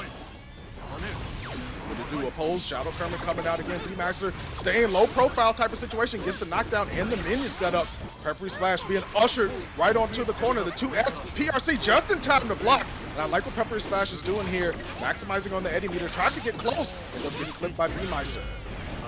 6B immediately. Applause again. Jump D, pro slash, leapfrog again, 2S. Had him on the burst, stay away from the worst. That would have been real bad. You see all the meter on Peppery Splash's side. PRC to fade through. And once again, you're in that corner situation. Help this man. This brother's starving. Help this man. Into the super. Dan. Dan. He's dead. No free lunch. No free lunch. You got to pay to play. Peppery Splash, even it up, dual 3. You see what B-Meister does. Great 6P there, catching the aerial approach from Peppery Smash. And you see again, there's that 2S deleting the minions off the screen, saying only my buddies and me. It's my party, and you ain't invited. Right now, I'm excited right here because B-Meister trying to work their way out of the corner, trying to get that 2D situation. B-Meister trying to step the 2D every so often in there, to get the minions in play in that back turn situation too, or that behind situation, I should say, for the plus rates and the pressure. Look at that, knockdown, make him look like a clown. Oh, 2P jab it out. Gets the pop-up with the red RC as well. Continuation. Shadow Kermit only doing a little bit. Peppery Splash and B-Meister with burst in his dual 3. There's B-Meister. The eject button. Sir, step back. Don't know you like that. Far slash, leapfrog. Continue on the plus range situation, stay positive with it. Invite the hell dash up. He knew to catch the jump D. He knew. He knew. He knew, Chad. Awareness. Just like that. Awareness. Too. Good stuff from Peppery Splash saying, I'm just going to run under this jump D, go with the old throw, the tried and true to see it through. Peppery Splash up 2-0. I don't know. That went to duel 3. It was much closer than game 1, but Peppery Splash, just every time they seem like they're in a really bad scenario, is able to figure out a way to turn the play back into their side. This is one of the things I'd be afraid of, like, a Zato player that has, I wouldn't say no fear, but just understand the risk and the reward, and is deleting some of these options off the table, not just using, Eddie or just the normals of the character. We see him dashing under the jump D that was trying to claim some space, and now Peppery Splash is in that place to seal it, to be on game point, and not only that, to move on as one of the qualifiers for this region. What can B-Meister do here? Do it on winner's side of grand finals. That's what you want to do. B-Meister has something to say about it, though. Had Peppery Splash, there's the corner, has the meter to go with the advanced minions, goes with the wall break instead. Peppery Splash almost dead. Ooh, got red. But honestly, that was a one-touch situation either way. Peppery Splash, unfortunately going down that round. B-Meister starting to pick up. My man really just started with that button. And there's a 2D again, Dan. Trying to get that situation where they set up shop with the minions. All the way. Shop is open and the minions are going to work. The comrades together can achieve anything. B-Meister with meter. Red RC to keep the mix going. Laying down for the pressure in the 2D, the helicopter. Bringing it proper. Game 4 scenario. You're flying too low, friend. You're flying too low. We got him open. We got him open. We're gonna open up low. That is one of the things that you got to watch out for, though, because if you check that character, what is she looking for? She's looking for a knockdown so she can safely put out the minions. And so many times, Peppery Splash has been handing him the hors d'oeuvres with the 2S over and over again. And now there's a win on B-Meister's side. He's saying the B stands for bringing it back from the brink, baby. But let's see how it does. I feel like there's still layers that Peppery Splash can implement, especially in terms of defense.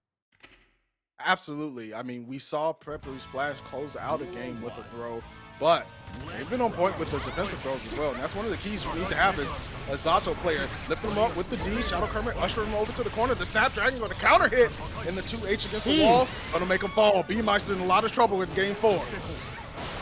And they looking too good. Leapfrog, puts him down to the ground. Pierce, it's getting right through the armor right there. A B-Meister, BRC, stutter stepping. Oh, my man, with a mix. Oh, and that'll do it. Peppery Splash on that point. Back from the brink. the Gattaca round for Peppery Splash. Round started though, goes over to B-Meister, chucking that minion, getting his plus frames and the advantage. Peppery Splash back into the corner, but fighting their way out again. Shadow Kermit coming through and Eddie clapping it up. Full meter as well. Look at the meter management. My man knows how to manage the meter and took your burst, said no vacation time for you. I need you on the clock every day, 9 to 5. 9 to 5 plus overtime. Peppery Splash. Say, dog, you ain't getting over. You ain't getting that pay. Not today. Yo, Peppery about to seal it. Here we go, though. B-Meister with the wall break. Gonna get that bar, but you see it on the side of Peppery too, and the same sort of way. Could go for a reversal super. Could do something to seal it Go. at any point. Also, that goes for defense as well. Oh No, the 2H. Peppery Splash solidifies his spot for ARCREVO Finals and moves on to Grand Finals winner's side. The spice that ain't so nice. Yo. Peppery Splash. Putting a little bit. He said that's a little blend right there. Let me show you. Let me show you how we do it up here, up north. A little bit of Lori's? The great A little north. bit of Lori's? A little bit of Lori's on there. Get some flavor down on that.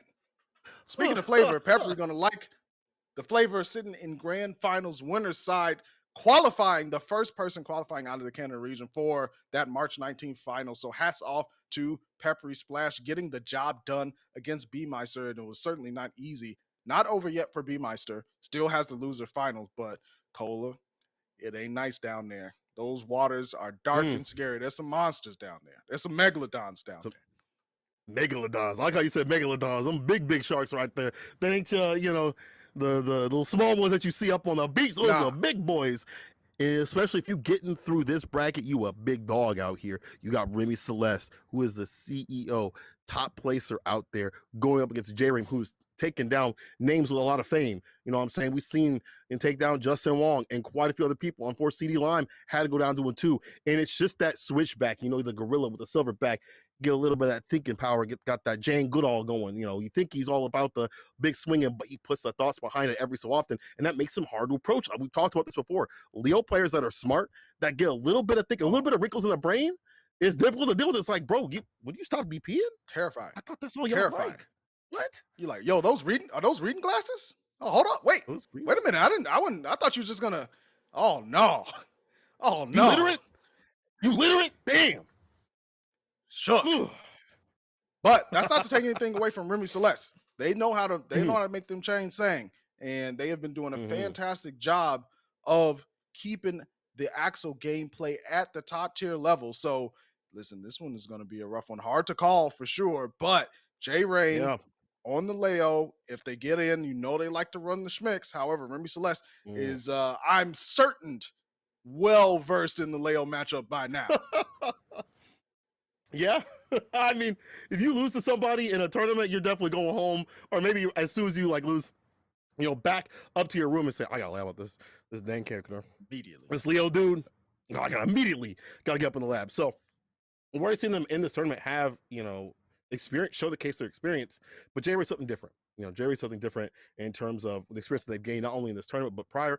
They play differently. So even if you think that one type of gorilla, there's different species. You know what I'm saying? You go in the jungle, just because you see one silverback doesn't mean the other ones are like that too. So as we said before, if you're at this top spot and you're a Leo player, you definitely doing something different. You ain't just the typical one to get it done. Losers, semis, remember, we're in that area where people are getting zipped up and shipped out. They are going home. You know what? You don't even have to go home, but you can't stay here. J-Rain versus Remy Celeste.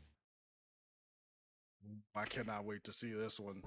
They got to let the intros rock for this one. They didn't. It's straight to business. I respect it. My man J-Rain with the jean jacket outfit too. Oh no, he's a danger. Oh. He's a danger. Yeah, he's violent. He's violent. The jean jacket, it's like a different force of Air Force Ones. You know what I'm saying?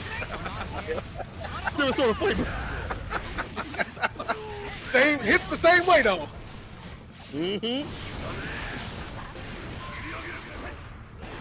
in. That's how you win. Stay on him. Get the distance. Explosion, rinsing.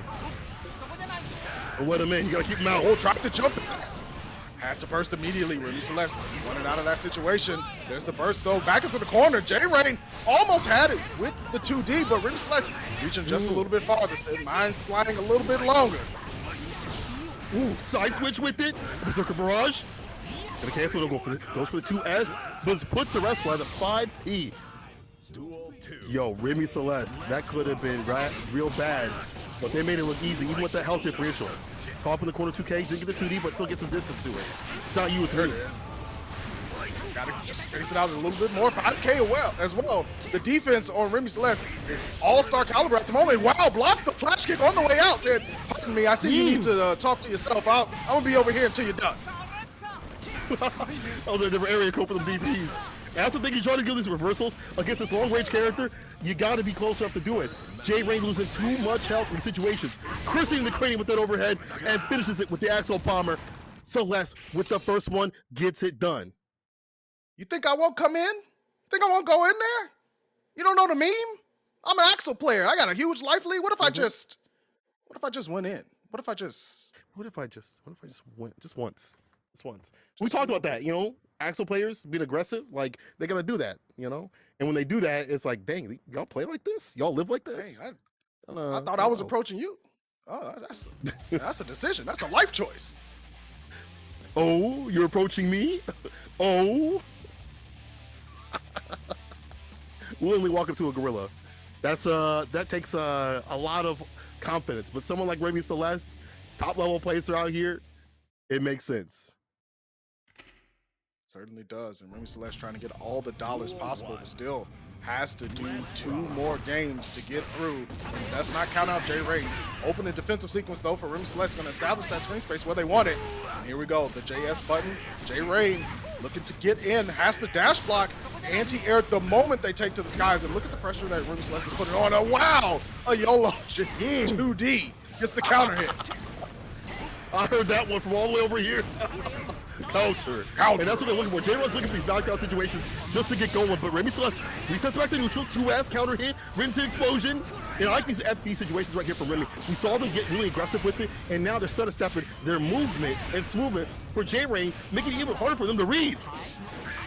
Oh, went for the throw, nothing doing. J Rain finally gets the back turn situation they want. Cancels out of it. The Berserker Slash goes through. Remy Celeste, though, will throw it if the attempt comes. There's the goal burst, though. Knew he couldn't block. Now we got some money. Let's spend it. 2H. Burst off the table. The punish, though. Remy wasn't able to recover in time to stay fine. Still has a lead. Could definitely take Tomera at some point, or just find the 2H for the finish. Remy Celeste is putting this man to rest. J Rain is not able to play the way that they used to play. We saw that Wild Not Mild style really get into the head of CD Lime and the rest of the grime out here in terms of the players. Remy Celeste is keeping away from the danger. Said, no, you're a stranger. Don't talk to me. Don't touch me. Do not come any closer. 6B, nice blocks from Remy Celeste, staying aware of that great anti-air button, but the JS conversion, J Rain gets the party a little bit. The overhead, the melon split right down the middle, going straight back into it after the turbulence. YRC, the step back, and he said, no, you good. You can stay over there with that flat kick. You're moving dangerous. Hold on, does Red RC, ground pound, and this one's for you, Morph. What? Shot to the chest. A damage differential.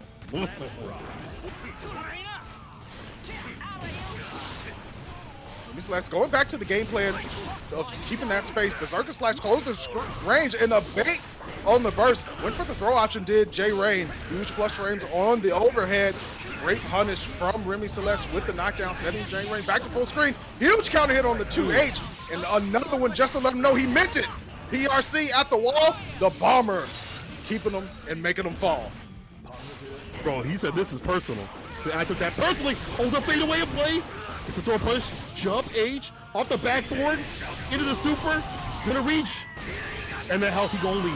Catch that red, you were almost dead. And with the Ogi situation, this is real good for a character like Leo.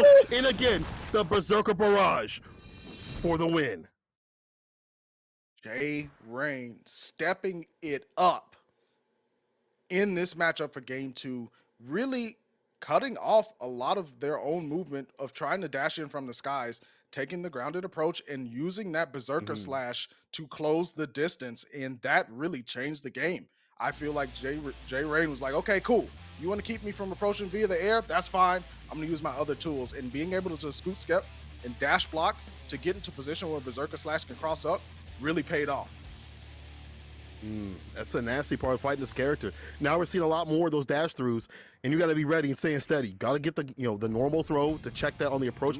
Easier said than done, especially when there's a lot of mental stack like that. Let's see if J Rain can kind of switch it up, or Remy can still halt that approach, move that momentum away. Absolutely. 5K there trying to keep him at bay. The back throw. This is what Remy Celeste wanted. ID in on the JH afterwards. J Rain trying to approach through the skies. Had to fall back down with the jab, but finally gets in. Remy Celeste backing up. I really like this spacing from J Rain, just keeping the distance so that he can 5K or Berserker Slash. Getting pushed away by Remy Celeste once again. You got to do it all over. Rinse and repeat. Oh my God. Rinse and repeat 3 times to make sure it's clean. J Rain trying to come in and get that win. Remy doing a lot better of just controlling the gorilla. Uh-oh. Here's a throw. This is all Leo needs. Just a little bit of pressure and a lot of bit of mix to do it. Chrissy in the crane with the overhead, the burst one over the distance. Remy got the bar. Gotta finish him off. Gotta do it now, Gohan. You ever see it keep solid? In the fadeaway play with the jump S to seal it. Jump S, my beloved. The beloved button, 2K2D blocked up. J Rain not able to get much off of the defense there. And now Remy Celeste again with those fadeaway JS's, the sniper button just blessing him up every time he tries to approach. Look at this war of attrition. J Rain just wants to play the video game, already lost half their health. When is it my turn?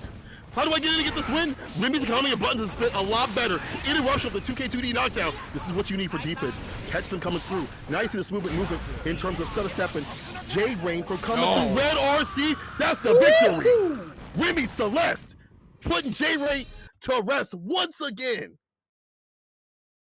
Yo, Remy Celeste is just spending wisely. The stock market is only wins for Remy Celeste. Every time they put out a button, it's just the right place, the right time, forcing J Rain to lose tons and tons of health just to get in to play the video game. And I feel like Remy Celeste changed the rhythm up. They started the match with one series of active defense chains. Now they're changing the rhythm up. And you see time and time again, Remy Celeste start to choke up in the middle game, close the distance, and put a little bit of pressure on J Rain to make sure they're not comfortable.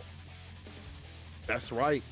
And I really feel like the way that, when you're understanding, like, and you're feeling comfortable in dealing with the dash ups with this character, you obviously have to worry about 5K that has so much lurching forward movement with it from Leo.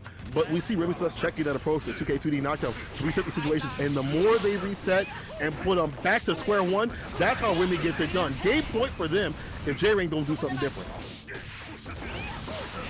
The shift, but right now Remy Celeste picking up right where they left off. Dash up 5K just to make sure that they are staying correct and respecting the distance that Remy Celeste sets. Look at the meter on the side of Remy Celeste too. Just all kinds of tension available. Big counter hit and didn't even need it. My man's flexing a Pushing perfect. P's. Oh my God. Pushing P's with that perfect KO. Once again, Remy on set point, looking to move through this bracket. You see them time and time again throughout this bracket, getting closer and closer. And then when they feel that momentum, they stick with it. Can J Rain be the one to get it done, to really put them off their pace and get them off their space? Look at the interruption with the 2K2D. Not going for the throw though. It's a knockdown. Scuffed up the shoes, another 2K2D. The defensive sequence locked in. J Rain needs to find a way to approach here. Dashes in with the Berserker Slash with the fadeaway. Going to keep him in play. Remy Celeste hanging on to burst as well. Got plenty of options to escape. Great jab though from J Rain as Remy Celeste towards the corner, but the 2H clips him up. The flash kick does connect. He needs more. The long road still. Malil can climb. Big gorilla fingers. The overhead. Anti right there. One more touch to do with the burst. So that this is a DP. Max screen don't reach. And Remy Celeste taking down J Rain. My dog done did it from a different area code. You were 3 states away. That DP was not gonna hit, bro. From Ontario to Toronto, tried to reach. Only unfortunately had to teach did Remy Celeste. That was rough ending there for J Rain, but they played incredibly well, but it's Cola, I'm not gonna lie to you. Getting outed at this position, it is not a fun thing. You made it this far, to not be able to slide into losers finals is a rough one to have to handle, but doesn't take away from the quality of play that you put down today. Remy Celeste, though, going to be the one moving on against B-Meister. This is Axel versus Jacko coming up for losers finals, and the winner of this gets to fight Peppery Splash. But not only that, they get to go to that March 19th finals. That's the really important part of this match, is that it's almost like you're fighting the final boss, and you have the true boss right after that, right? You get the final boss, you get your victory, then you move on to fight the final boss and become the champion. Right here, right now, is losers finals. Jacko versus Axel. B Meister versus Remy Celeste. If you would have told me I would have seen this as a losers finals, I would have slapped you and called you wild. But guess what? We're seeing it here. Let's get it. See B-Meister setting up the minions, helicoptering in with the H, and immediately jabbed out Remy Celeste. The pull in, and I'm gonna let you stay over here. I gotta go. This has got to be a decent matchup, at least on paper. It looks like for Axel, be able to check those minions before they even approach. So Remy could just, keep that mid-screen or long-range game. But if B-Meister does get going with any of these minions, it might be real problematic for him. Real toxic on the timeline. Oh my goodness. Yeah, that movement speed from Jacko is nothing to sneeze at for sure, but Remy Celeste doing a great job of varying up the types of pressure they're applying. The helicopter going to get the heavy counter here that allows a minion to come out, but again, like you said, Remy Celeste able to nullify them, but now stuck in the corner. Gotta figure out a way out. How do I escape? Right, on the exit side to stay fine. That risk gauge is cranked. The counter hit comes through, and the super situation. Dunzo. Pile driver. Put him in the ground like an earthworm. That round's adjourned. First one to B-Meister. You saw it just like you spoke. B-Meister gets going. It's going to be hard for Remy Celeste if they do not have burst to get out of these corner situations. Now B-Meister with tension. If they get to set a minion, it could be the super armor. They use it for the PRC instead. Remy Celeste does jab out, but the trade goes in B-Meister's favor. Finally an escape club, but right back in you go. B-Meister's locked in. Trying to get that win. 5H Red RC. Oh, once again, that's a victory. B-Meister. As soon as they get in that mid-range game and the 5H comes through and they crank that risk gauge up, it's a wrap for Axel through and through. And you see also, like, the lacking defense, the lacking psychic defense of a character like Axel. You didn't get those DP. All you got is 5K, 2K, and with the quickness get the knockdown and reset back to neutral. But we have seen B-Meister work in time and time again, and they really only need one minion, right? That's how they get going. Just that one minion. That's all I need. Right. 1 minion of super and all prayer is all they need to get that victory. Yeah, and then the 5H advancing normal there for B-Meister. Unlike Leo's 5K, it's a heavy button, right? You get a counter hit with that boy, the Dolby Atmos is going to be rocking the dome. You're going to know you messed up, and B-Meister's going to be able to get a big carry and set the minion down. So Remy Celeste has to be a little bit careful about how they approach that mid-range neutral space. Immediately bursted, but B-Meister going to find a way in eventually. There's the minion toss. Good stuff from Remy Celeste with the single flash. One of the things I like is B-Meister as a player, they're just so aggressive with it, right? I feel like Jacko players have started to get really aggressive with it, but it takes a lot of work to use these normals in the neutral. But B-Meister using the full effect, and this is gonna hurt. The super situation, it won't kill, but it will put him in prime position to take this round to take him down. You get the Oki, get the positive tension bonus, and the damage on the deck. PRC, yo, Dan's got the victory? There's the W for B-Meister. Look, that movement speed from Jacko is really, really good for closing the gap just by dashing up. You saw B-Meister use the fact that minions were on the screen to just cover the space. There's the 2K2D, one of the first ones from Remy Celeste. Simple flash, pull you in, I gotta go. B-Meister blocking it up. I like this from Remy Celeste, just going back to the mid space, not going full screen to get those buttons down on the B-Meister faster. Axel Bomber double time with it. 5K, needs one touch in play to seal it. Remy just needs that one hit and that'll do it right there. That, I feel like, might be the difficulty of this match when you're lacking health like that, because you're trying to come in with the 5H, these trades not always benefiting in your favor. Oh, wow, good awareness from Remy, finding the challenge space with the jab in that situation, and now B-Meister, a little bit of rough for him in the corner. JD comes out, good blocks from Remy. The minion connects, and there's the air dash in. B-Meister wanted to approach, good 2K2D, and the command grab, the sneaky button that Remy Celeste is going to have to start weaving in. Remy got a lot of bar to work with. Arm bar, breaks him, 2H, rinse an explosion, and the final hit to do it. Remy, even it back just like that. Yo, Remy, they know how to get going, dog. We've seen it. They get turned up live volume. They know how to get going. And even though we've seen B Meister, get aggressive with it, which is fantastic on their part as a player, like that is just a fantastic thing already with Jacko. You see Remy stopping that before it even happens. Yeah, it's one of the things that Remy is really, really good at doing is just adapting to the opponent. That's why they continue to place high in these high-powered tournaments, and being able to do that against B-Meister, against a character like Jacko that can be kind of awkward for some players to go up against, is a statement of how they're able to read the player, not just the character. It's on B-Meister now to see how they're going to bury up that aggression, and if they can perhaps force Remy back onto the back foot. You see Remy trying to avoid that 2D by any means necessary. Knockdowns are going to be real dangerous. Or counter hits like that. And look at how just aware B-Meister is immediately. Gets the minion out, some damage, and it's keep him caught up in the corner, jail him up, lock him up like Akon. Minion kick. Let him out at and now the super armor. 5D stand up when I'm talking to you. Soccer kick again, but Remy does manage to escape. Minion's still on him, tracking him down, hunting him. In the bushes. Clever girl. Jumpy, careful with that button. We've seen people run underneath that. Or just use the 2S right there. The burst to stay away from danger. Remy again with the bar. Gets the overhead. PRC crow slash. Oh my god. He's dead. A double for your trouble. Remy Celeste looking to get 2 on their side of the board. 1 round away from doing it. He might get hemmed up early. Remy Celeste, that full screen game. Social distance. 6 feet apart. You ain't read the rules yet? The CDC? They updated it. It's right and there. let me enforce it. It's right there. It's right there. Explosion right here for Remy. Jump S2H. Knockdown again. I like the FD, force break right there just to stop and wait. PRC and another victory. Axle Bomber addition from Remy. They're adapting. They're learning.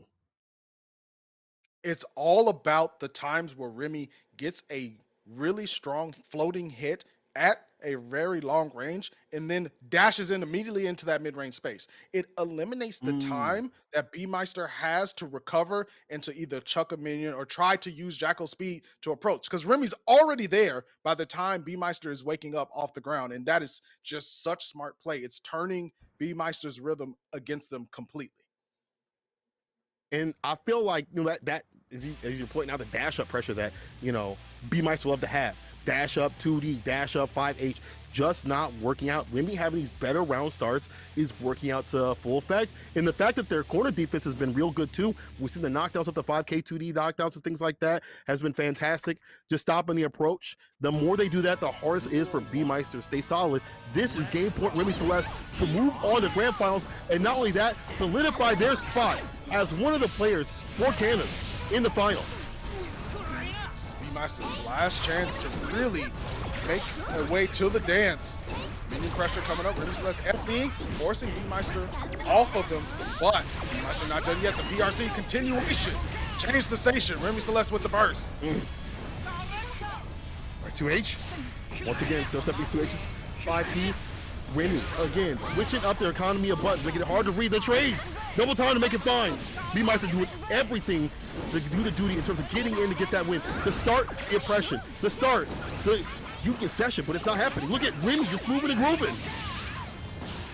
My goodness, Remy is in the zone right now. Will not get shaken, will not get stirred. B-Meister's gonna have to really shift it up. They want to make this a better game for them, but it's all Remy from this moment forward. No more part of FD. A little bit back, but just like that, he gets in the counter situation. Gonna make your return over seat right here. But the final hit, Remy on set point. Last chance for the dance. B-Meister tried to start off the round aggressively, but Remy with the evasion just oiled up. Ahmed Johnson style. You can't grab him. Can't grab him. It's too slippery. He's like an eel. Yo, Remy getting the knockdown situation off the 2D. And back to square one. This is where B-Meister does not want to be. He's got to get a knockdown or a counter situation. Get out the minions. Axle Bomber. First to stay away. To stay and play. Remy might be able to seal this then. The 5K keeping that minion off the screen. And the sniper button from downtown. Remy putting 3 on the board. Woo. Bro, that shooter's on the roof with the scope.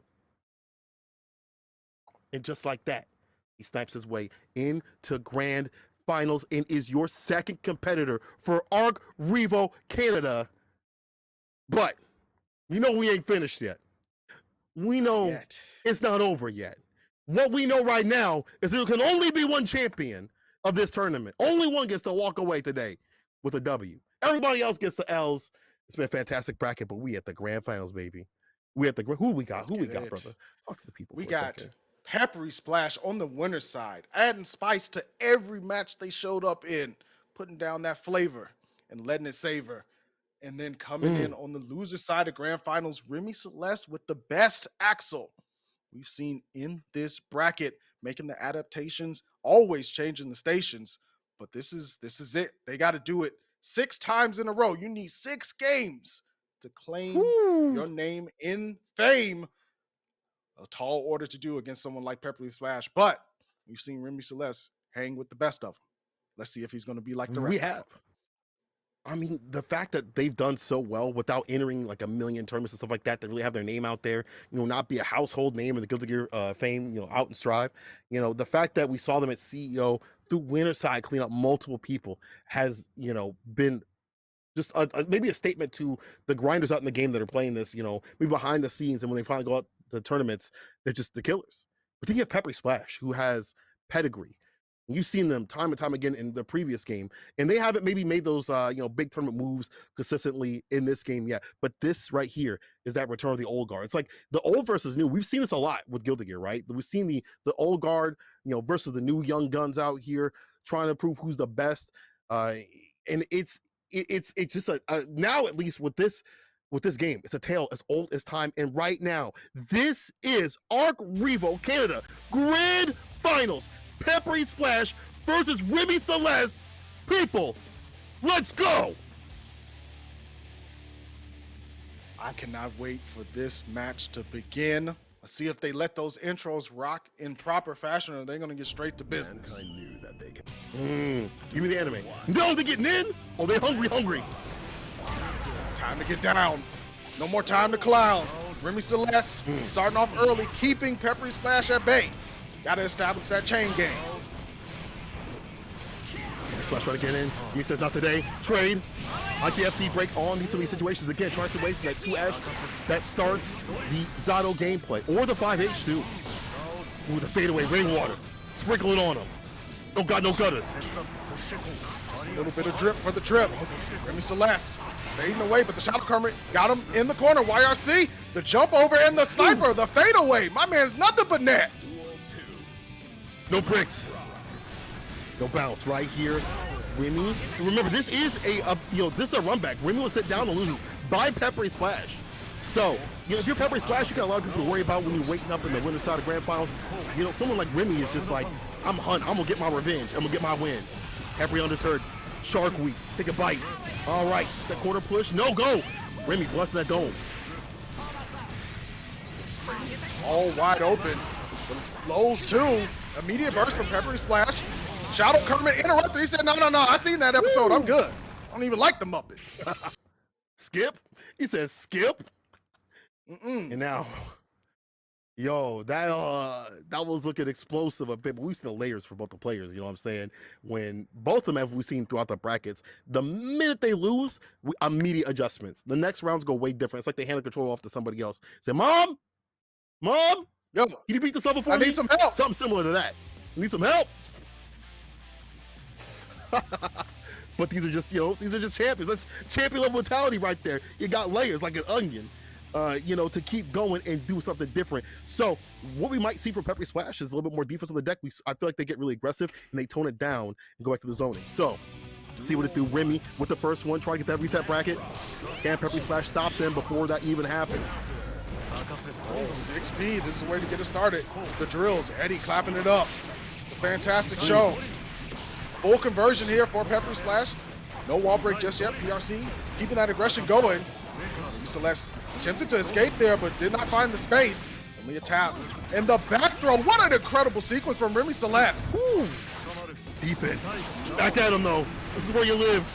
For some money, you better be paying rent. You're in utilities. Leapfrog, one more touch will seal it. Good for Peppery Splash to get this bar tension built up and a damage buff too as well. Fade away and play, gets a counter hit. You gotta be really careful, they stick out. But then again, you can stop that Eddie situation from coming in. You have these long range buttons of Axel. PRC right back at him, slow him down. Oh! You're going 60 and 25, I'm gonna need you to slow down. I need you to relax, sir. Peppery Splash still needs to find that tap. That dab will do to get that round through. But Remy Celeste is playing the long range game. Here come them chains.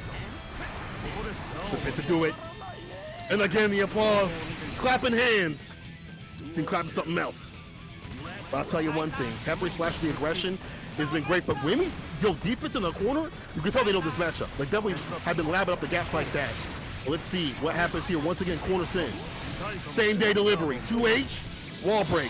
6H with the mummy returns.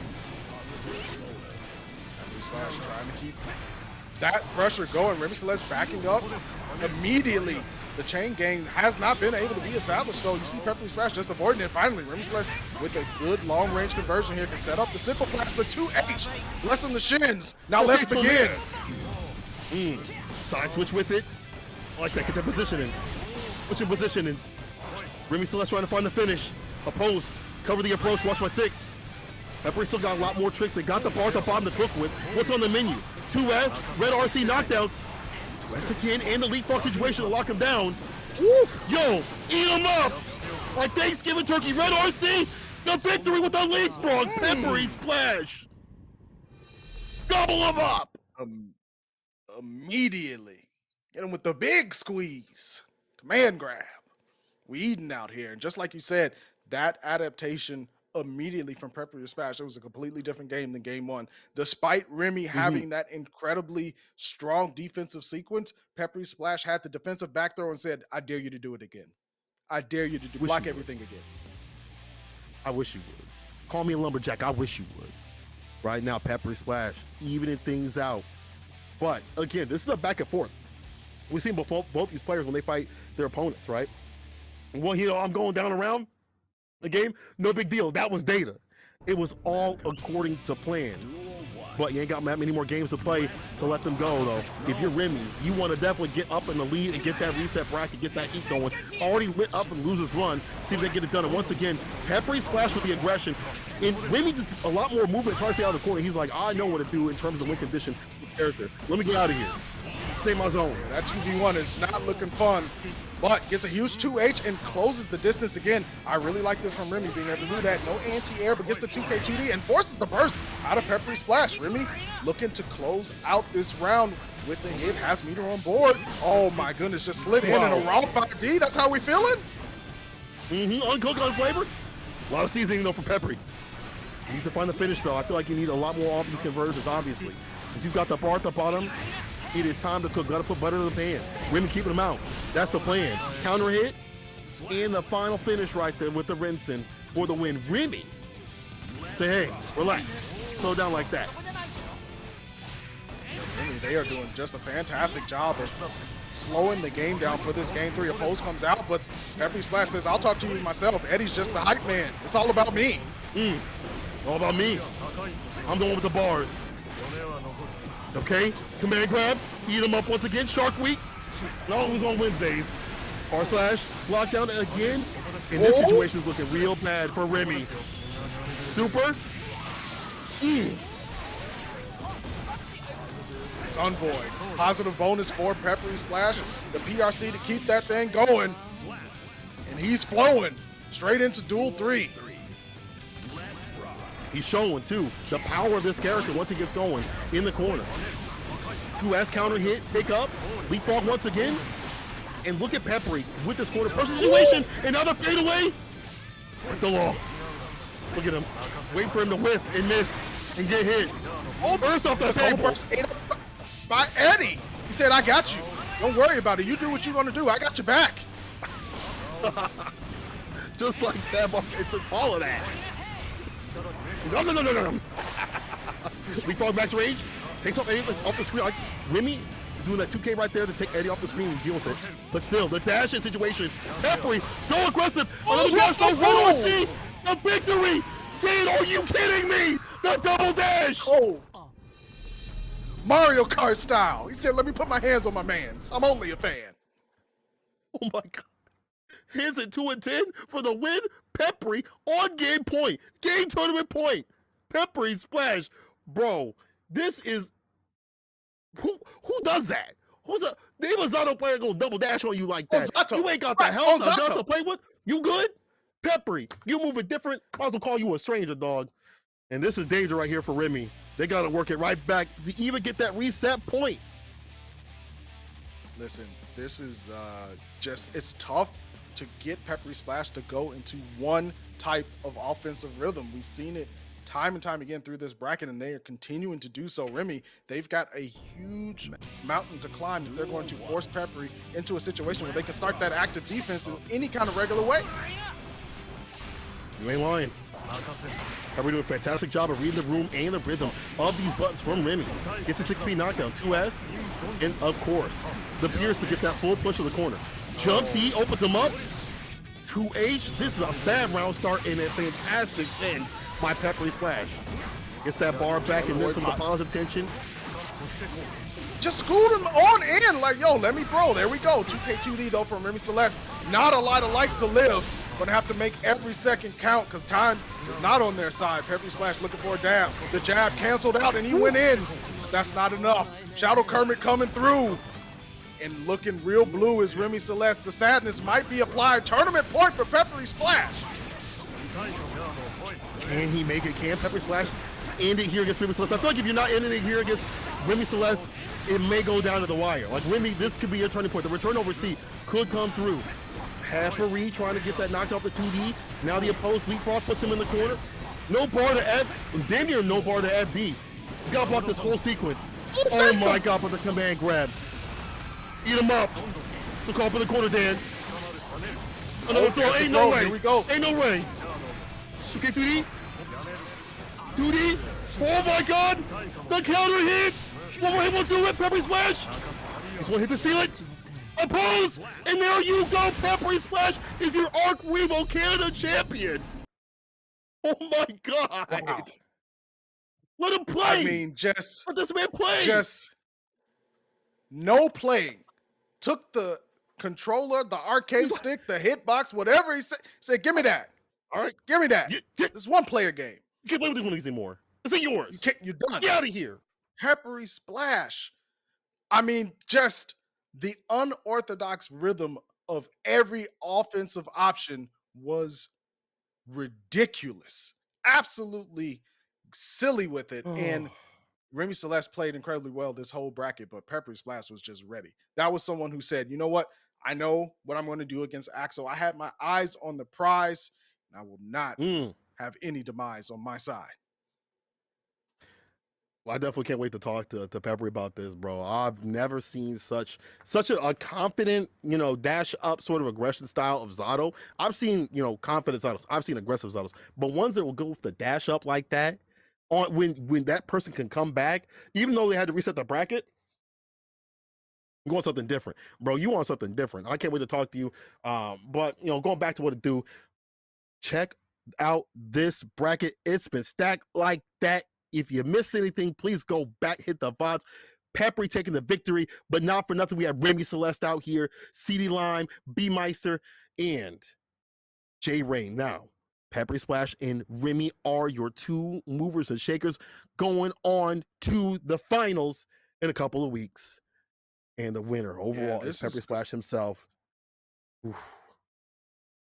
It's going to be really interesting talking to Peppery here to see what their thoughts were, not only on that match, but the entire bracket, because they were just playing with the purpose. And when you have somebody like that, like you said, one of the old guards that know how to get it done, been playing in huge brackets for a long time, been playing gear for a long time, it's almost one of those things where they're thinking about first place, all right? Like some people come into the bracket, they say, oh, I do the best I can do, I see where I land, but people like Peppery, they have their eyes on the prize the whole time. And they're saying, this, if it's not first, then it's not a W. And got the job done. You got to respect that. I definitely respect them moving like that. Like, yo, Peppery, I can't wait to talk to you, bro. Get in here. I need to discuss with you. Like, yo, Zato, why your Zato so broken, bro? Like, I can't wait to hear the response, the reaction. it's good to see that character also working because I feel like a lot of people have said that character isn't a tournament character, which is so weird to me because That's you know odd. we saw this tournament That is was an him odd thing to surviving. say. Like, It's a very odd I don't thing to know. me. Like, yeah, that's a little different for me, especially seeing people like Peppery lay down the law with Zato like that. I'm not sure about that one, but what I can say is I am certain that both Peppery and Remy Celeste will be making waves in that March 19th final. So be on the lookout. If you are, going there, I'm sure people are looking and saying, okay, this is what I'm going to have to deal with. But without any other delay, congratulations, Peppery Splash, joining us here to have a little chat about how Yozato moved like that. Hmm. How you feeling after your win, brother? It was good, you know, just one. That's all I gotta Just say. another day at the office. You just won. Just Yeah. Another day at the an easy office. W. Were there any thoughts that you had going into top 16, this being a 2-day tournament? Like, did you look at your road and say, okay, I have Remy Celeste first up. I'm gonna think about what I'm gonna do against Axel, or was it just I'm pretty comfortable. I'm just gonna, do what I need to do and get it done. Yeah, to me, Remy was the player that uh, I thought I had, like, he had the best chance of beating me. That Mhm. matchup's kind of annoying for Zalto, but Remy's also just like a really good player and he's a very smart player. Um, but yeah, I just tried to stick to the game plan and mix them up and then just win from that. You know, I was hoping to see a little bit of that happy chaos. Was there a reason why you didn't want to bring him out just yet, or were you just so focused on the Zato play?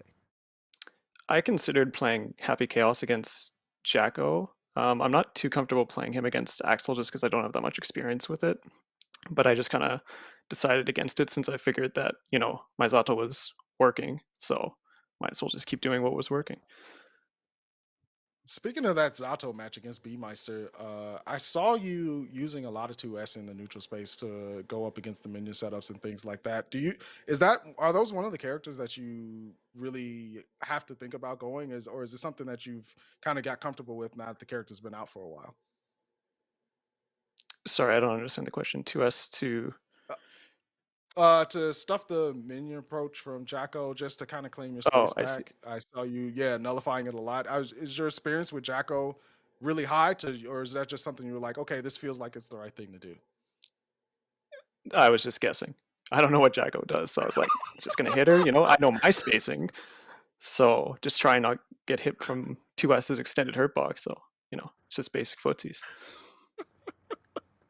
That I gotta ask, like, how much experience have you had with Jacko? Like, have you had like? I'm guessing not deep experience from that answer, right? You're familiar with that character. You're just kind of working on your own game plan and go from there.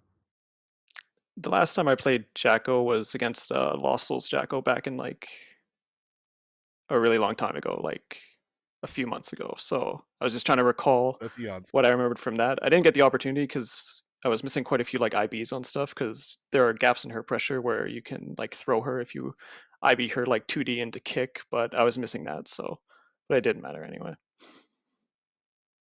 What are your thoughts Hmm. on going into the March 19th finals now that it's pretty close to coming up? Some of the other Arc Revos were in December, earlier December, so it felt like a long way away. But March 19th is going to be here pretty quickly. Do you have any plans just other than just keep grinding, keep leveling up, or like looking at any particular qualifiers and paying attention to them? No, not particularly. I'll just kind of see what my road ends up being when I get there. But yeah, just kind of keep trying to get cleaner since I'd stopped playing Strive for a few months. So I've been getting back into it recently. So just cleaning stuff up and kind of incorporating all the new Zato tech that's come out. So I'm still playing a bit of catch up in that respect. So that gives me a lot of time to clean it up and be ready for March. All right. My final question is: I've seen a lot of people say that Zato is not a tournament character, or maybe it's more difficult for them to run that character compared to like Leo or a character with like reversals or like big boy damage like Nago. How do you feel about that, and how do you circumvent, like the maybe I wouldn't say lacking defense of the character, but you have to put your mind to it in terms of putting things back into offense.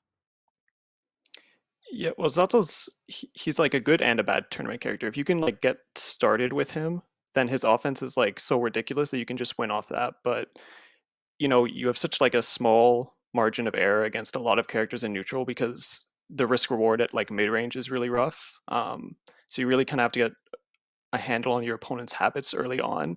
Otherwise, you're not going to be able to like run your game plan. And I don't think that's as much for the case as a character, like Leo or Soul. Um, so yeah, it's a lot about like recognizing player habits, understanding how they're trying to kill Eddie, and how to kind of transition that into your offense so you can win. So yeah. Fair, Awesome. fair. My final question is: any shout outs that you have? Anyone you want to give a not too on stream before we close out? Well, shout outs to the Incendium guys for running it, as well as you guys for commentating. The Incendium crew Oh, is part of my local scene, Nice. so I was very happy to see that they were able to help run this great event. So yeah, no real shout outs besides that. all right. Thank you so much, Pepper, for coming through, and congratulations again on your win. Go celebrate and prepare for March coming up real soon. Appreciate you, brother. Great. Thank you. Ooh, and there you have it, people. Pepper Splash, Just get it the done. winner. Just win. Just get it done. Just Just win. win. This how easy. It's just win. Just win. Just Oh maybe my let's goodness. just win. Listen, it has been a fantastic bracket. Thank you, everyone who hung out with us. There were a ton of people in chat getting hype with us, Oh my and that God. is what makes the experience so much better. And speaking of experience, if you have not touched a hitbox controller, you're doing yourself a disservice, because take a look at what the two winners here will receive: customized Guilty Gear Strive hitbox. Cole, let them know. Listen, get this beautiful, immaculate, gorgeous hitbox when you win. And there's only one more tournament on the dot, so y'all gotta stay fine all the time and strive and survive to get this beautiful artwork right here. Leverless, great on the hands. So if you plan to be a top level competitor, take control. Go to hitbox.com/ARCREVO to pick up yours. And if you want the one with the artwork like this, you're gonna have to win and get in. So, sorry if you want like that, but you can pick up your own hitbox on the website. Absolutely. And speaking of pick up, Arc System Works picking up the charity bag for Child's Play charity. Once again, every single match that has been played in these ARCREVO America qualifiers, $20 in the pot for Child's Play charity, and a fantastic mission for kids who are in tough situations, who need to just zone out, play some games, have some fun, and enjoy what they can. I cannot speak enough about Child's Play charity and how much good that they do. So if you get a chance, check out their mission statement, check out their website, and if you feel so encouraged, let them know and share a little bit of love. And I got to share a little bit of love for y'all. Nah, I got to share a lot of love for everybody coming through. Production has been fantastic. Shouts to Incendium crew, Digital Havoc out here. Make sure y'all give them a follow, give them some love. Shouts to ArcSys for putting this on, putting this fantastic tournament on. All the players coming through, whether you went 0-2 with the top spot, we love you. And also love to the commentator crew, Fawn, Jalen, and especially Dynamite beside me holding it down for the top 8 spot. Bro, it's been fantastic all the way through. But it's time to say good night. Anything you want to say to the people before we head out? Listen, I just want to give a nod once again to everyone who's rocked with me. To be able to do this is truly an honor and a blessing. So I appreciate every time that I get to do it. And of course, being able to rock it with my commentator brother from another, you, Cola. It's always, always good. And the people out there that's hanging with us, because that is why we do it. That is why we get it done. The players, too, for providing such hype matches. So until then, you can find me on Twitter, on the Bird site, at BLM Dynamite. And I guess you can find me at @_St. Cole if you want to hear me be stupid. But we've had a lot of great action. We've had a lot of great competitors come through. We'll have one more tournament to seal the last competitors moving through the finals. People, it's been a blast, but it's time to say good night. All right. Peace out, everybody. Stay safe. Peace and love. This is Grand Finals, ARCREVO, Mexico. Let's get into it. Oh, just takes the big swing. There's the reset bracket victory. Victory beats on the first. This is the worst. The Vaporflux Rift and Days with their immediate punish. Brilliant stuff from Dave. I mean, absolutely brilliant. Oh, Gino is your winner of ARCREVO Mexico.